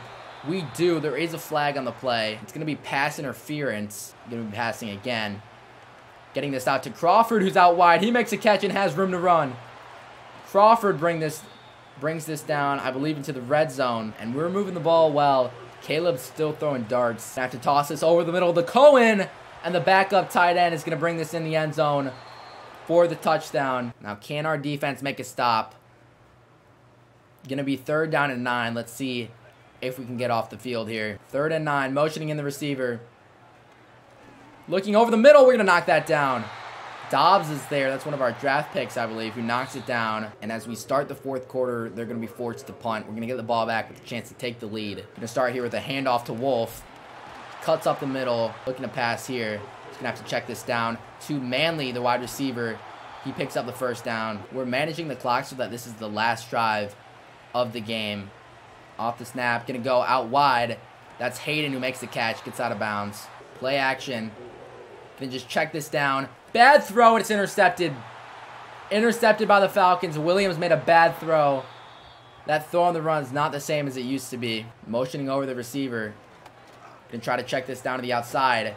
We make a tackle, force him out of bounds. Need to come up with a stop. We really can't afford to allow a touchdown on this drive. Check down to the running back.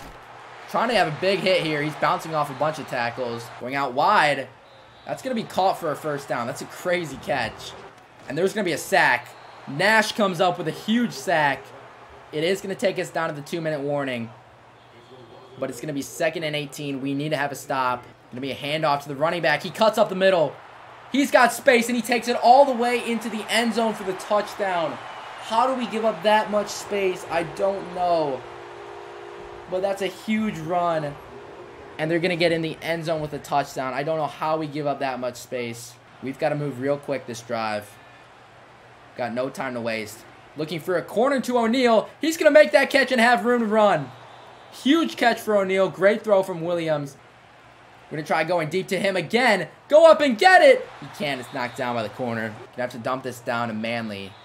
Not a great throw. Getting back to the line quickly, though. 3rd down and 4. Need to convert here. Going over the middle to O'Neal. Trying to get in the end zone. He can't. Can't get in the end zone. Got to get back to the line real fast. Going to try to punch this in with Saunders. We hand it off to him, and he's in. Big touchdown run for Saunders. We are going to try an onside kick here. It's our best chance. We need some magic. Kick is up. It's on the ground. We recover the onside kick. We actually get the onside kick back. It was muffed by the Falcons, and we have a chance to win this game. 3 timeouts, a minute on the clock. Just need a field goal here. Gonna dump this off to Wolf first. He drops it. That's a terrible drop. Getting it over the middle to Hayden. It was tipped. He still made the catch off the snap. Need to get this first down. Gonna try to get this to Hayden. He has space. He's gonna be tackled, but that's a big catch for Hayden. Have to move relatively quickly. Getting this out to the tight end. It's a great throw from Williams and an even better catch from Crawford. We are gonna use our first timeout. We are approaching field goal range though. Gonna run this with Wolf. He's tackled. We're going to run one more play here. Get a little bit closer, and then we'll go for the game-winning field goal. Wolf has space. Huge run for Wolf. Makes this a much more manageable field goal. We'll call a timeout with 2 seconds to go. Lined up in the middle to win this game. We're going to allow the sim to take care of it, and they do hit it. So 27-26 is the final. We win the divisional game. Thank goodness for the onside kick. We're going to be without our left guard, Glenn Peterson, for the rest of this playoff run, which is extremely disappointing news. Luckily, we do have depth at the guard position, so we should be all right. We drafted Samuels for that exact reason. We take down the 14-3 Falcons to play the 14-3 Seattle Seahawks here. Pretty equally rated to be in Seattle. Really want to get this win and head to the Super Bowl. Here we go. We start off with an early touchdown. We're back in the red zone again, and it's 14-0. Great start for us. They make it 14-3, 14-10, just like that. We're back in the red zone. Need to convert here. And we punch it in 21-10. And as we head in the second half, still up 21-18 now, and Seattle has the ball. Our defense gives up a touchdown. We're going to hop in here. 5:31 left. 25-21 game. We are losing. Seattle's crowd is loud. We try to step up with Williams here. And it's not Williams. It's Curry in the game, which is very weird, and he's on the bench for whatever the reason. That's so dumb.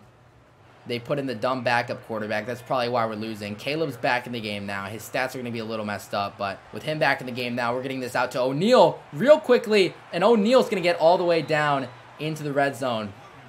That is Williams' first throw of the game. I don't know why we have our stupid, dumb quarterback in over Williams. That really sucks, but we'll just say he had an injury or something. As we're going to check this down to Saunders. He's spinning. Picks up 6 on the play. Running with Wolf here on 2nd and 4. Has space, has a hole. He gets the first down. Gonna try to punch this in the end zone here. Back with Williams. Blitz coming. We get it out quickly to O'Neal. He makes a catch. Luckily, it wasn't picked. Clock really winding down. We're going to try to punch this in right here. 2nd and goal from the 2.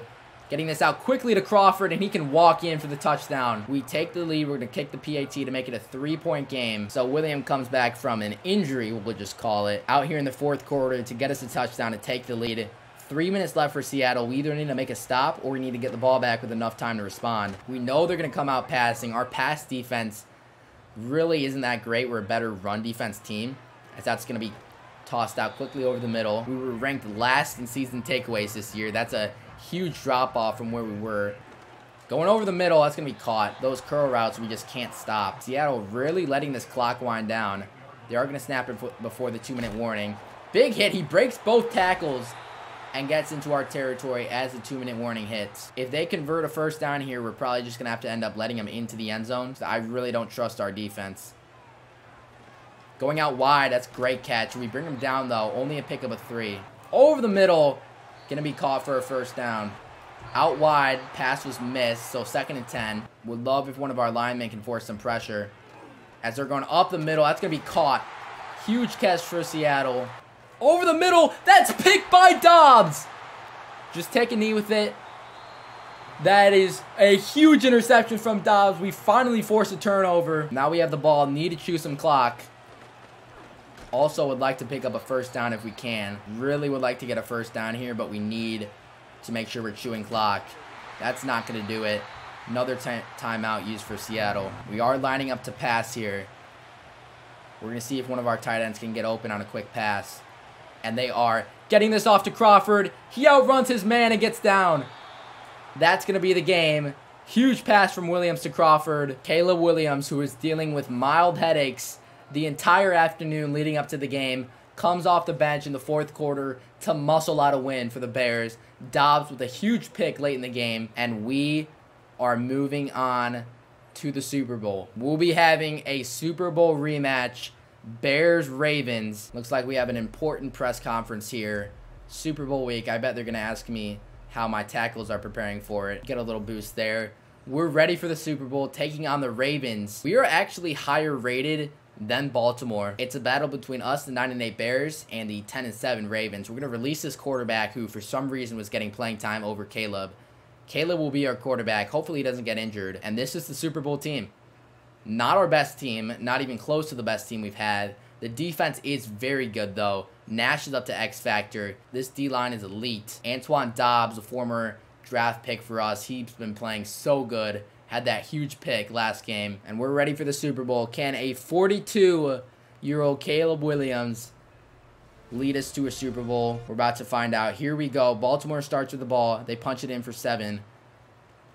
We respond with the touchdown. Baltimore gets another score. We answer, so 14-14, starting off just like last time, where it's high scoring early on, 21-14. Baltimore makes it 28-14. We're going to hop in here for a 2-minute drill. Want to get some points here. Need to get some points here before the end of the half. Starting off with a screen here to Wolf. We're getting it out to him, but we did not let the blocks develop. No gain on that play. Got to take some deeper passes now. We do have 3 timeouts to work with. Off the snap, just have to go over the middle to O'Neal. He has space. O'Neal gets up near the 50. We'll call our first timeout. Just getting this out to O'Neal quickly. He doesn't pick up much. He does get the first down, though. Hurrying back to the line. Gonna snap this quick. Gonna try that corner route to O'Neal. Perfect throw from Caleb, and O'Neal makes a big catch. He gets out of bounds, too. There is a penalty on the play. Offsides on the defense. Getting this out to the tight end, Crawford. He makes a tight catch. We'll call a timeout. Got to start taking some shots to the end zone here. But we're going to dump this down to Wolf. Wolf is trying to push for the end zone. He's out of bounds. Clock will stop. We do have 1 timeout, so we can try to run it in. Running behind our tight ends. Trying to get in the end zone. We can't. Have to call a timeout. Have to try to pass it in now. Over the middle to Hayden. Lightning quick throw from Williams. And we get in the end zone. 28-21 at half. Baltimore starts, though, with a touchdown. We got to hop back in here and respond. We're in the red zone already. 1st and goal. Going to step up with Williams. Try to take this in. And he can. He walks into the end zone for the touchdown on the scramble. Getting it out wide, and we just have no one there. Big hit from Dobbs. He's just bouncing off all these hit stick tackles. Gonna be a first down. Play action over the middle. It's gonna be another catch. They just find these tight windows. First down now. We jump it. That's Lennon with the interception. He's taking this one all the way back. Hamilton's trying to chase him down, but he's not gonna get there. Pick 6 for Lennon. That's all me, the user, but we'll give Lennon the credit. Pick 6. We tie this game up on the error, a rare error from Hamilton. Oh, big hit. Ball's out. Ball on the ground. Baltimore recovers it off the kickoff. Looking to pass again on an out route. Poole's going to wrap him up. They do get the first down. That ends the third quarter. So we're heading to the fourth of the Super Bowl, tied at 35. There's a big sack from Nash. Loss of 9. Lucas was in there too. We had a huge blitz there. Brought down the quarterback. Brings up a second down and 19. Over the middle. They do have the tight end. He picks up 8. 3rd and 11 though. And we do have pressure. It's a screen. Chamberlain needs to make a tackle. He can't. Picks up the first down on the screen. Could not make the open field tackle. That's out wide. We couldn't get there. It's going to be another first down for Baltimore. Out wide. That's knocked down by Poole. Good pass deflection for Poole. Going to be a rare handoff to the running back. We bring him down. It's going to be play action. Knocked down by Chamberlain. Big play from Chamberlain. 4th down and 5. Going to force a field goal. 38-35. We're going to get the ball here. We'll love a big return from Charles, our return man. And there is space here. We get a block. We get to the outside. Get up near the 50. Caleb Williams coming out here for potentially one of his last drives in the NFL. We would like to take some time off the clock here. I'm going to start by dishing this out to the running back. Saunders, stay in. He doesn't. He's out of bounds. We would not mind letting the clock wind down, though, and making this the last drive of the game. I don't like the idea of trying to rely on our defense to make a big stop. Gonna have to run one more play. Getting that out to O'Neal. O'Neal has space. Staying in bounds. Down at the 13. Will take us to the 2-minute warning. We're in a real tough spot here, because we want to use up as much clock as we can, but we got to make sure we score as well. Just going to see who works open. Getting that to O'Neal, who will make a catch. He'll get down. We'll use up a ton of clock here. Going to try to run with Wolf here. We don't want to get in the end zone here. We want to try to use more of the clock, and that's a perfect run. We'll pick up the first down. Going to be 1st and goal. Baltimore not calling a timeout. We're going to leave chew clock on. We're going to try to QB sneak this, letting the clock wind down as much as we can. QB sneaking with Williams. We're in the end zone for the touchdown. Now we're going to kick the PAT. Going to force Baltimore to have to score a touchdown with 34 seconds left. They do have all 3 timeouts, though. It's coming down to the wire here in the Super Bowl. Starts on special teams. Can we force pressure? Can we lay a big hit? Returning out wide. Big hit. Ball's on the ground. Picked up again by Baltimore. Dude, laying those hit sticks on the kickoffs. We are forcing fumbles 50% of the time. Does not matter because we didn't get one there. We need to play good defense here. Both our defensive ends have their X factors activated. They're going to go out wide. Keep them in bounds. We do. Force them to call a timeout. Would love to create some pressure from our defensive ends. Getting that out wide to the running back. Just wrap him up. We do. We leave him in bounds too, so they call another timeout. 19 seconds to go. Oh, he has us burned. Poole made up for it. He made the tackle. That's their final timeout. We need to come up with a stop, though. Empty backfield. 15 seconds left. Going with a quick pass. Tackled by Dobbs. Touchdown saving. Super Bowl saving. Tackle by Dobbs. And that is it. Dobbs with the tackle. And we win our 3rd Super Bowl here in year 21 of the rebuild. Coach Fanatic getting another Gatorade bath. And who knows, is that the last time we see Caleb Williams out on the football field? Season recap, Bears win the Super Bowl. Super Bowl MVP was Caleb Williams. The Ravens quarterback actually won NFL MVP. Caleb Williams has not retired. He's staying in, probably will finish out the duration of his 5-year contract that he signed, I think 3 or 4 years ago, which means that we'll keep this rebuild going. Now, re-signing players, we're not going to be able to get anyone. I want to franchise tag Austin Price. All right, so now we're able to franchise tag Austin Price. we have no money to sign free agents. So this is Caleb last year under contract, which means it's likely his last year in the league since he is 43 years old, will be 44 next year. So we have a lot to do. This running back Xavier Reedy looks very good. I think we will take him, and he is very good. Ranked number 6 in value, does have hidden development, so we grab a running back at the end of the first round. We're going to add this corner Sheldon Flowers. He looks very good. We'll draft him. He's ranked not very good. Does have hidden development, though. We're going to grab Howie Lynch, his depth tight end piece. I don't know. He didn't look that good. Also grabbing a middle linebacker here. Draft recap time. The running back we drafted is a 76, which is good. He can start right away. Got some depth here to fill out the rest of the team. We'll take it. First pick was a tight end of the Packers, 79 overall. 80 overall was the best player in the class. It was a running back who went a little before us. Here's the team heading into year 22, likely the last year for Caleb Williams. Now, our star receiver is hurt. He should be back soon. So the receiver room does look pretty good. We have a good running back combo here with Reedy and Saunders. And then the O-line's very solid. Tight end group is good. Defensively, we're still very good. Linebackers, the linebacker room looks amazing. The best it ever has been. Defensive line is awesome. Corners, the corner depth can be a little bit of a question, but hopefully it can hold strong. The safeties seem decent. Probably the last run for Caleb Williams, so let's try to make the playoffs. 3-4 at the midseason mark. Not great. Not out of it yet. Really hoping we can make the playoffs. Contract negotiations. We have $107 million in cap. Damon O'Neal needs another deal.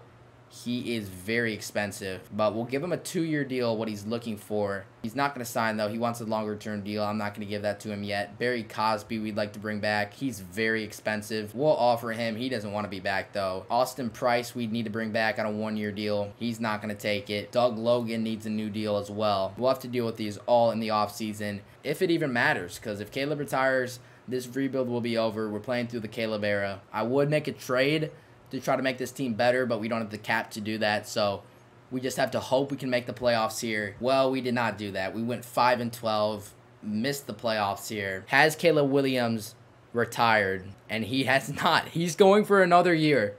That is incredible. He's down to a 63 overall, but we're going to make sure we re-sign him. We will bring him back. He's not interested in signing.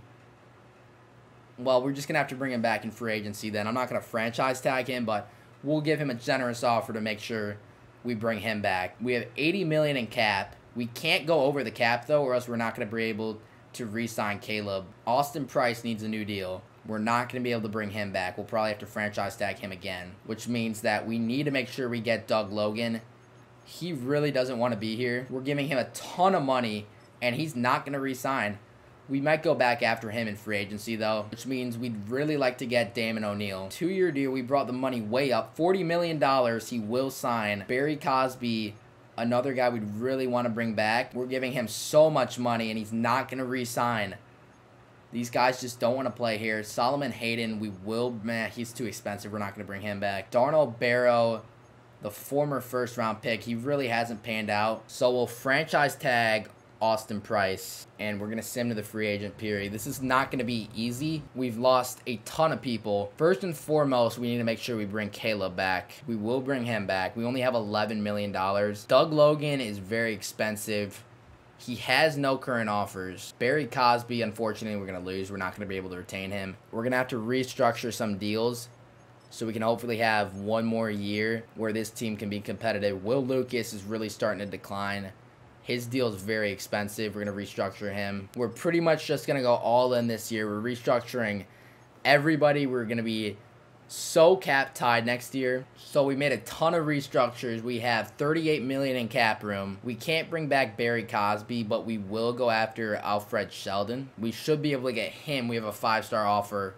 We're also going to try to get some corner help with DeAndre Glass. And then we'll finally also add one more depth offensive lineman here. So let's see who we get. First eval period, we bring in DeAndre Glass and Alfred Sheldon, which is great.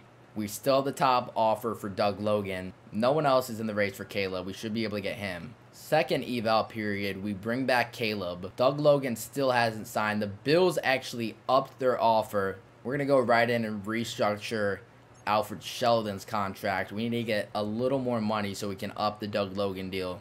We've got $4 million more, so we're just going to spend it all on Doug Logan. So we give him the best offer we possibly could. We used all our money, and he still doesn't sign with us. He goes to Buffalo. We gave it all we could, and he ends up going to Buffalo, which is extremely disappointing. Looking at his stats, he's been with us for 13 years. He's been one of our best players, just season after season of absolute dominance. We can see he was drafted, picked 27 in 2032, 6 Pro Bowls, won Defensive Rookie of the Year and Defensive Player of the Year in 2037. So we have $21 million in cap space right now. We're going to have to try to make a splash somewhere. We'll make an offer on Nick Gallery. He's the best defensive lineman available. We're going to add Chris Davidson, a 98 speed receiver as well. We'll make sure he signs, and that's all we're going to end up using our cap on. Really disappointing not to get Doug Logan. Here's the team behind 63 overall, Caleb Williams. We have good running backs. Wide receivers core is still good enough. We have a good tight end, great O-line. Defensively, we've taken a pretty big hit. Our safeties are really bad now. Bellamy's really regressed. Corners are still good. We don't have a right end, but we're going to have the number 2 overall pick to address that. So the first pick that goes is a wide receiver to the 49ers, which means we can grab the best defensive player on the board. We are going to take the right end here at number 2 overall. He is the number 13 player in the class. Normal development sucks. Trying to address our free safety position, Andrew Womack seems to be the best one available. He's ranked as a first-round talent, does have hidden development, so that's nice. Gonna grab this D tackle here in the 3rd round. He is a 3rd-round talent, does have hidden development. Draft recap time, we did pretty well. The right end's a 75. Free safety's a 74. Grabbed a D tackle here, he's a 71. The tight end is a 75 overall, that's great. Grabbed a 70 overall wide receiver, then some more depth later in the draft. Top player was a 79, and this entire rebuild, we really didn't see any draft classes with any players over an 82. So no generational talents, it didn't really feel like, though. Some players did develop to be kind of generational. We're an 83 overall team, so this is definitely the lowest we've been the entire series. But here we are. Still got Caleb at quarterback. He's a 65 overall. Running backs are good. Wide receivers are very good. Still have Damon O'Neal. Tight ends look very good. Crawford's got superstar dev. Holly is a 75 of the draft. O-line still looking very good. Linebacker, secondary looks decent enough. Now, our D-line isn't as good as it has been in the past. We lost a key member. Looks good enough, though. Our corners actually look very strong, too. So, I think we'll be a competitive team. We should be able to compete here. And we're 4-3 at the midseason mark. Have lost the last 2 games, so it could easily be like 6-1. And we go 8-9 and just miss the playoffs. That's extremely disappointing. There's nothing, no tweets about him retiring. Let's see if it is true or not. And Caleb Williams has announced his retirement after 23 years. Austin Price also retires. He was amazing for us. We also lose one of the centers we had signed. But Caleb Williams retires after the 2046 season, a 23-year NFL career. This is the team we currently have. Obviously, no Caleb anymore. Crawford went up to X Factor. On defense, Price isn't going to show either since he retired. And yeah, this team was starting to fall apart. It was a legendary run in 23 years, 3 Super Bowls. I think we could have done way better, especially early on. We had like consistent 88 overall teams, and we were going out and having losing seasons. So I think this could have went a lot better. If we look at the record book here, Caleb Williams retires with the most passing yards in NFL history, the most passing touchdowns in NFL history. Both go to Caleb Williams. Looking at Bears records, obviously he broke both of those as well. But it seems like he broke the passing touchdowns record and the pass yards record in his final season, as well as Austin Price set the record for sacks in a career. He set that too this season, so it looks like they were trying to stay in the league long enough to get these records. So Williams broke the Bears record in 2043. Price broke the record in 2046. We also had Tim Bruce break the receptions record, touchdown catch record, and receiving touchdown or receiving yard record for the Bears. He broke these. He was a legacy tight end for us. But yeah, Caleb Williams sets NFL record, so he's the best quarterback in NFL history. Williams did set some Bears rookie records as well. So did Justin Ross, who had 4 touchdown catches in 2037. Rookie season records, Williams did break these. Probably should have checked these after the first year, but I didn't even really know this was a feature. Damon O'Neal sets the record for receptions in a rookie season for the Bears. Most sacks in one game, Jeremiah Nash broke that record. He had 6 in 2043. Season records, Williams broke both the records for the Bears, obviously. We had Bruce on there as well on the leaderboard. So did... Plus, we had Hayes, who had 16 rushing touchdowns in 2043. Caleb Williams does not pass Patrick Mahomes as the greatest quarterback of all time. Came very close to. He's the second greatest quarterback of all time, according to the legacy score. Now, I think that's accumulated just in this dynasty, so I don't think that accounts for Tom Brady or anything. Damon O'Neal's 13th on the legacy score, and he still has a long career ahead of him.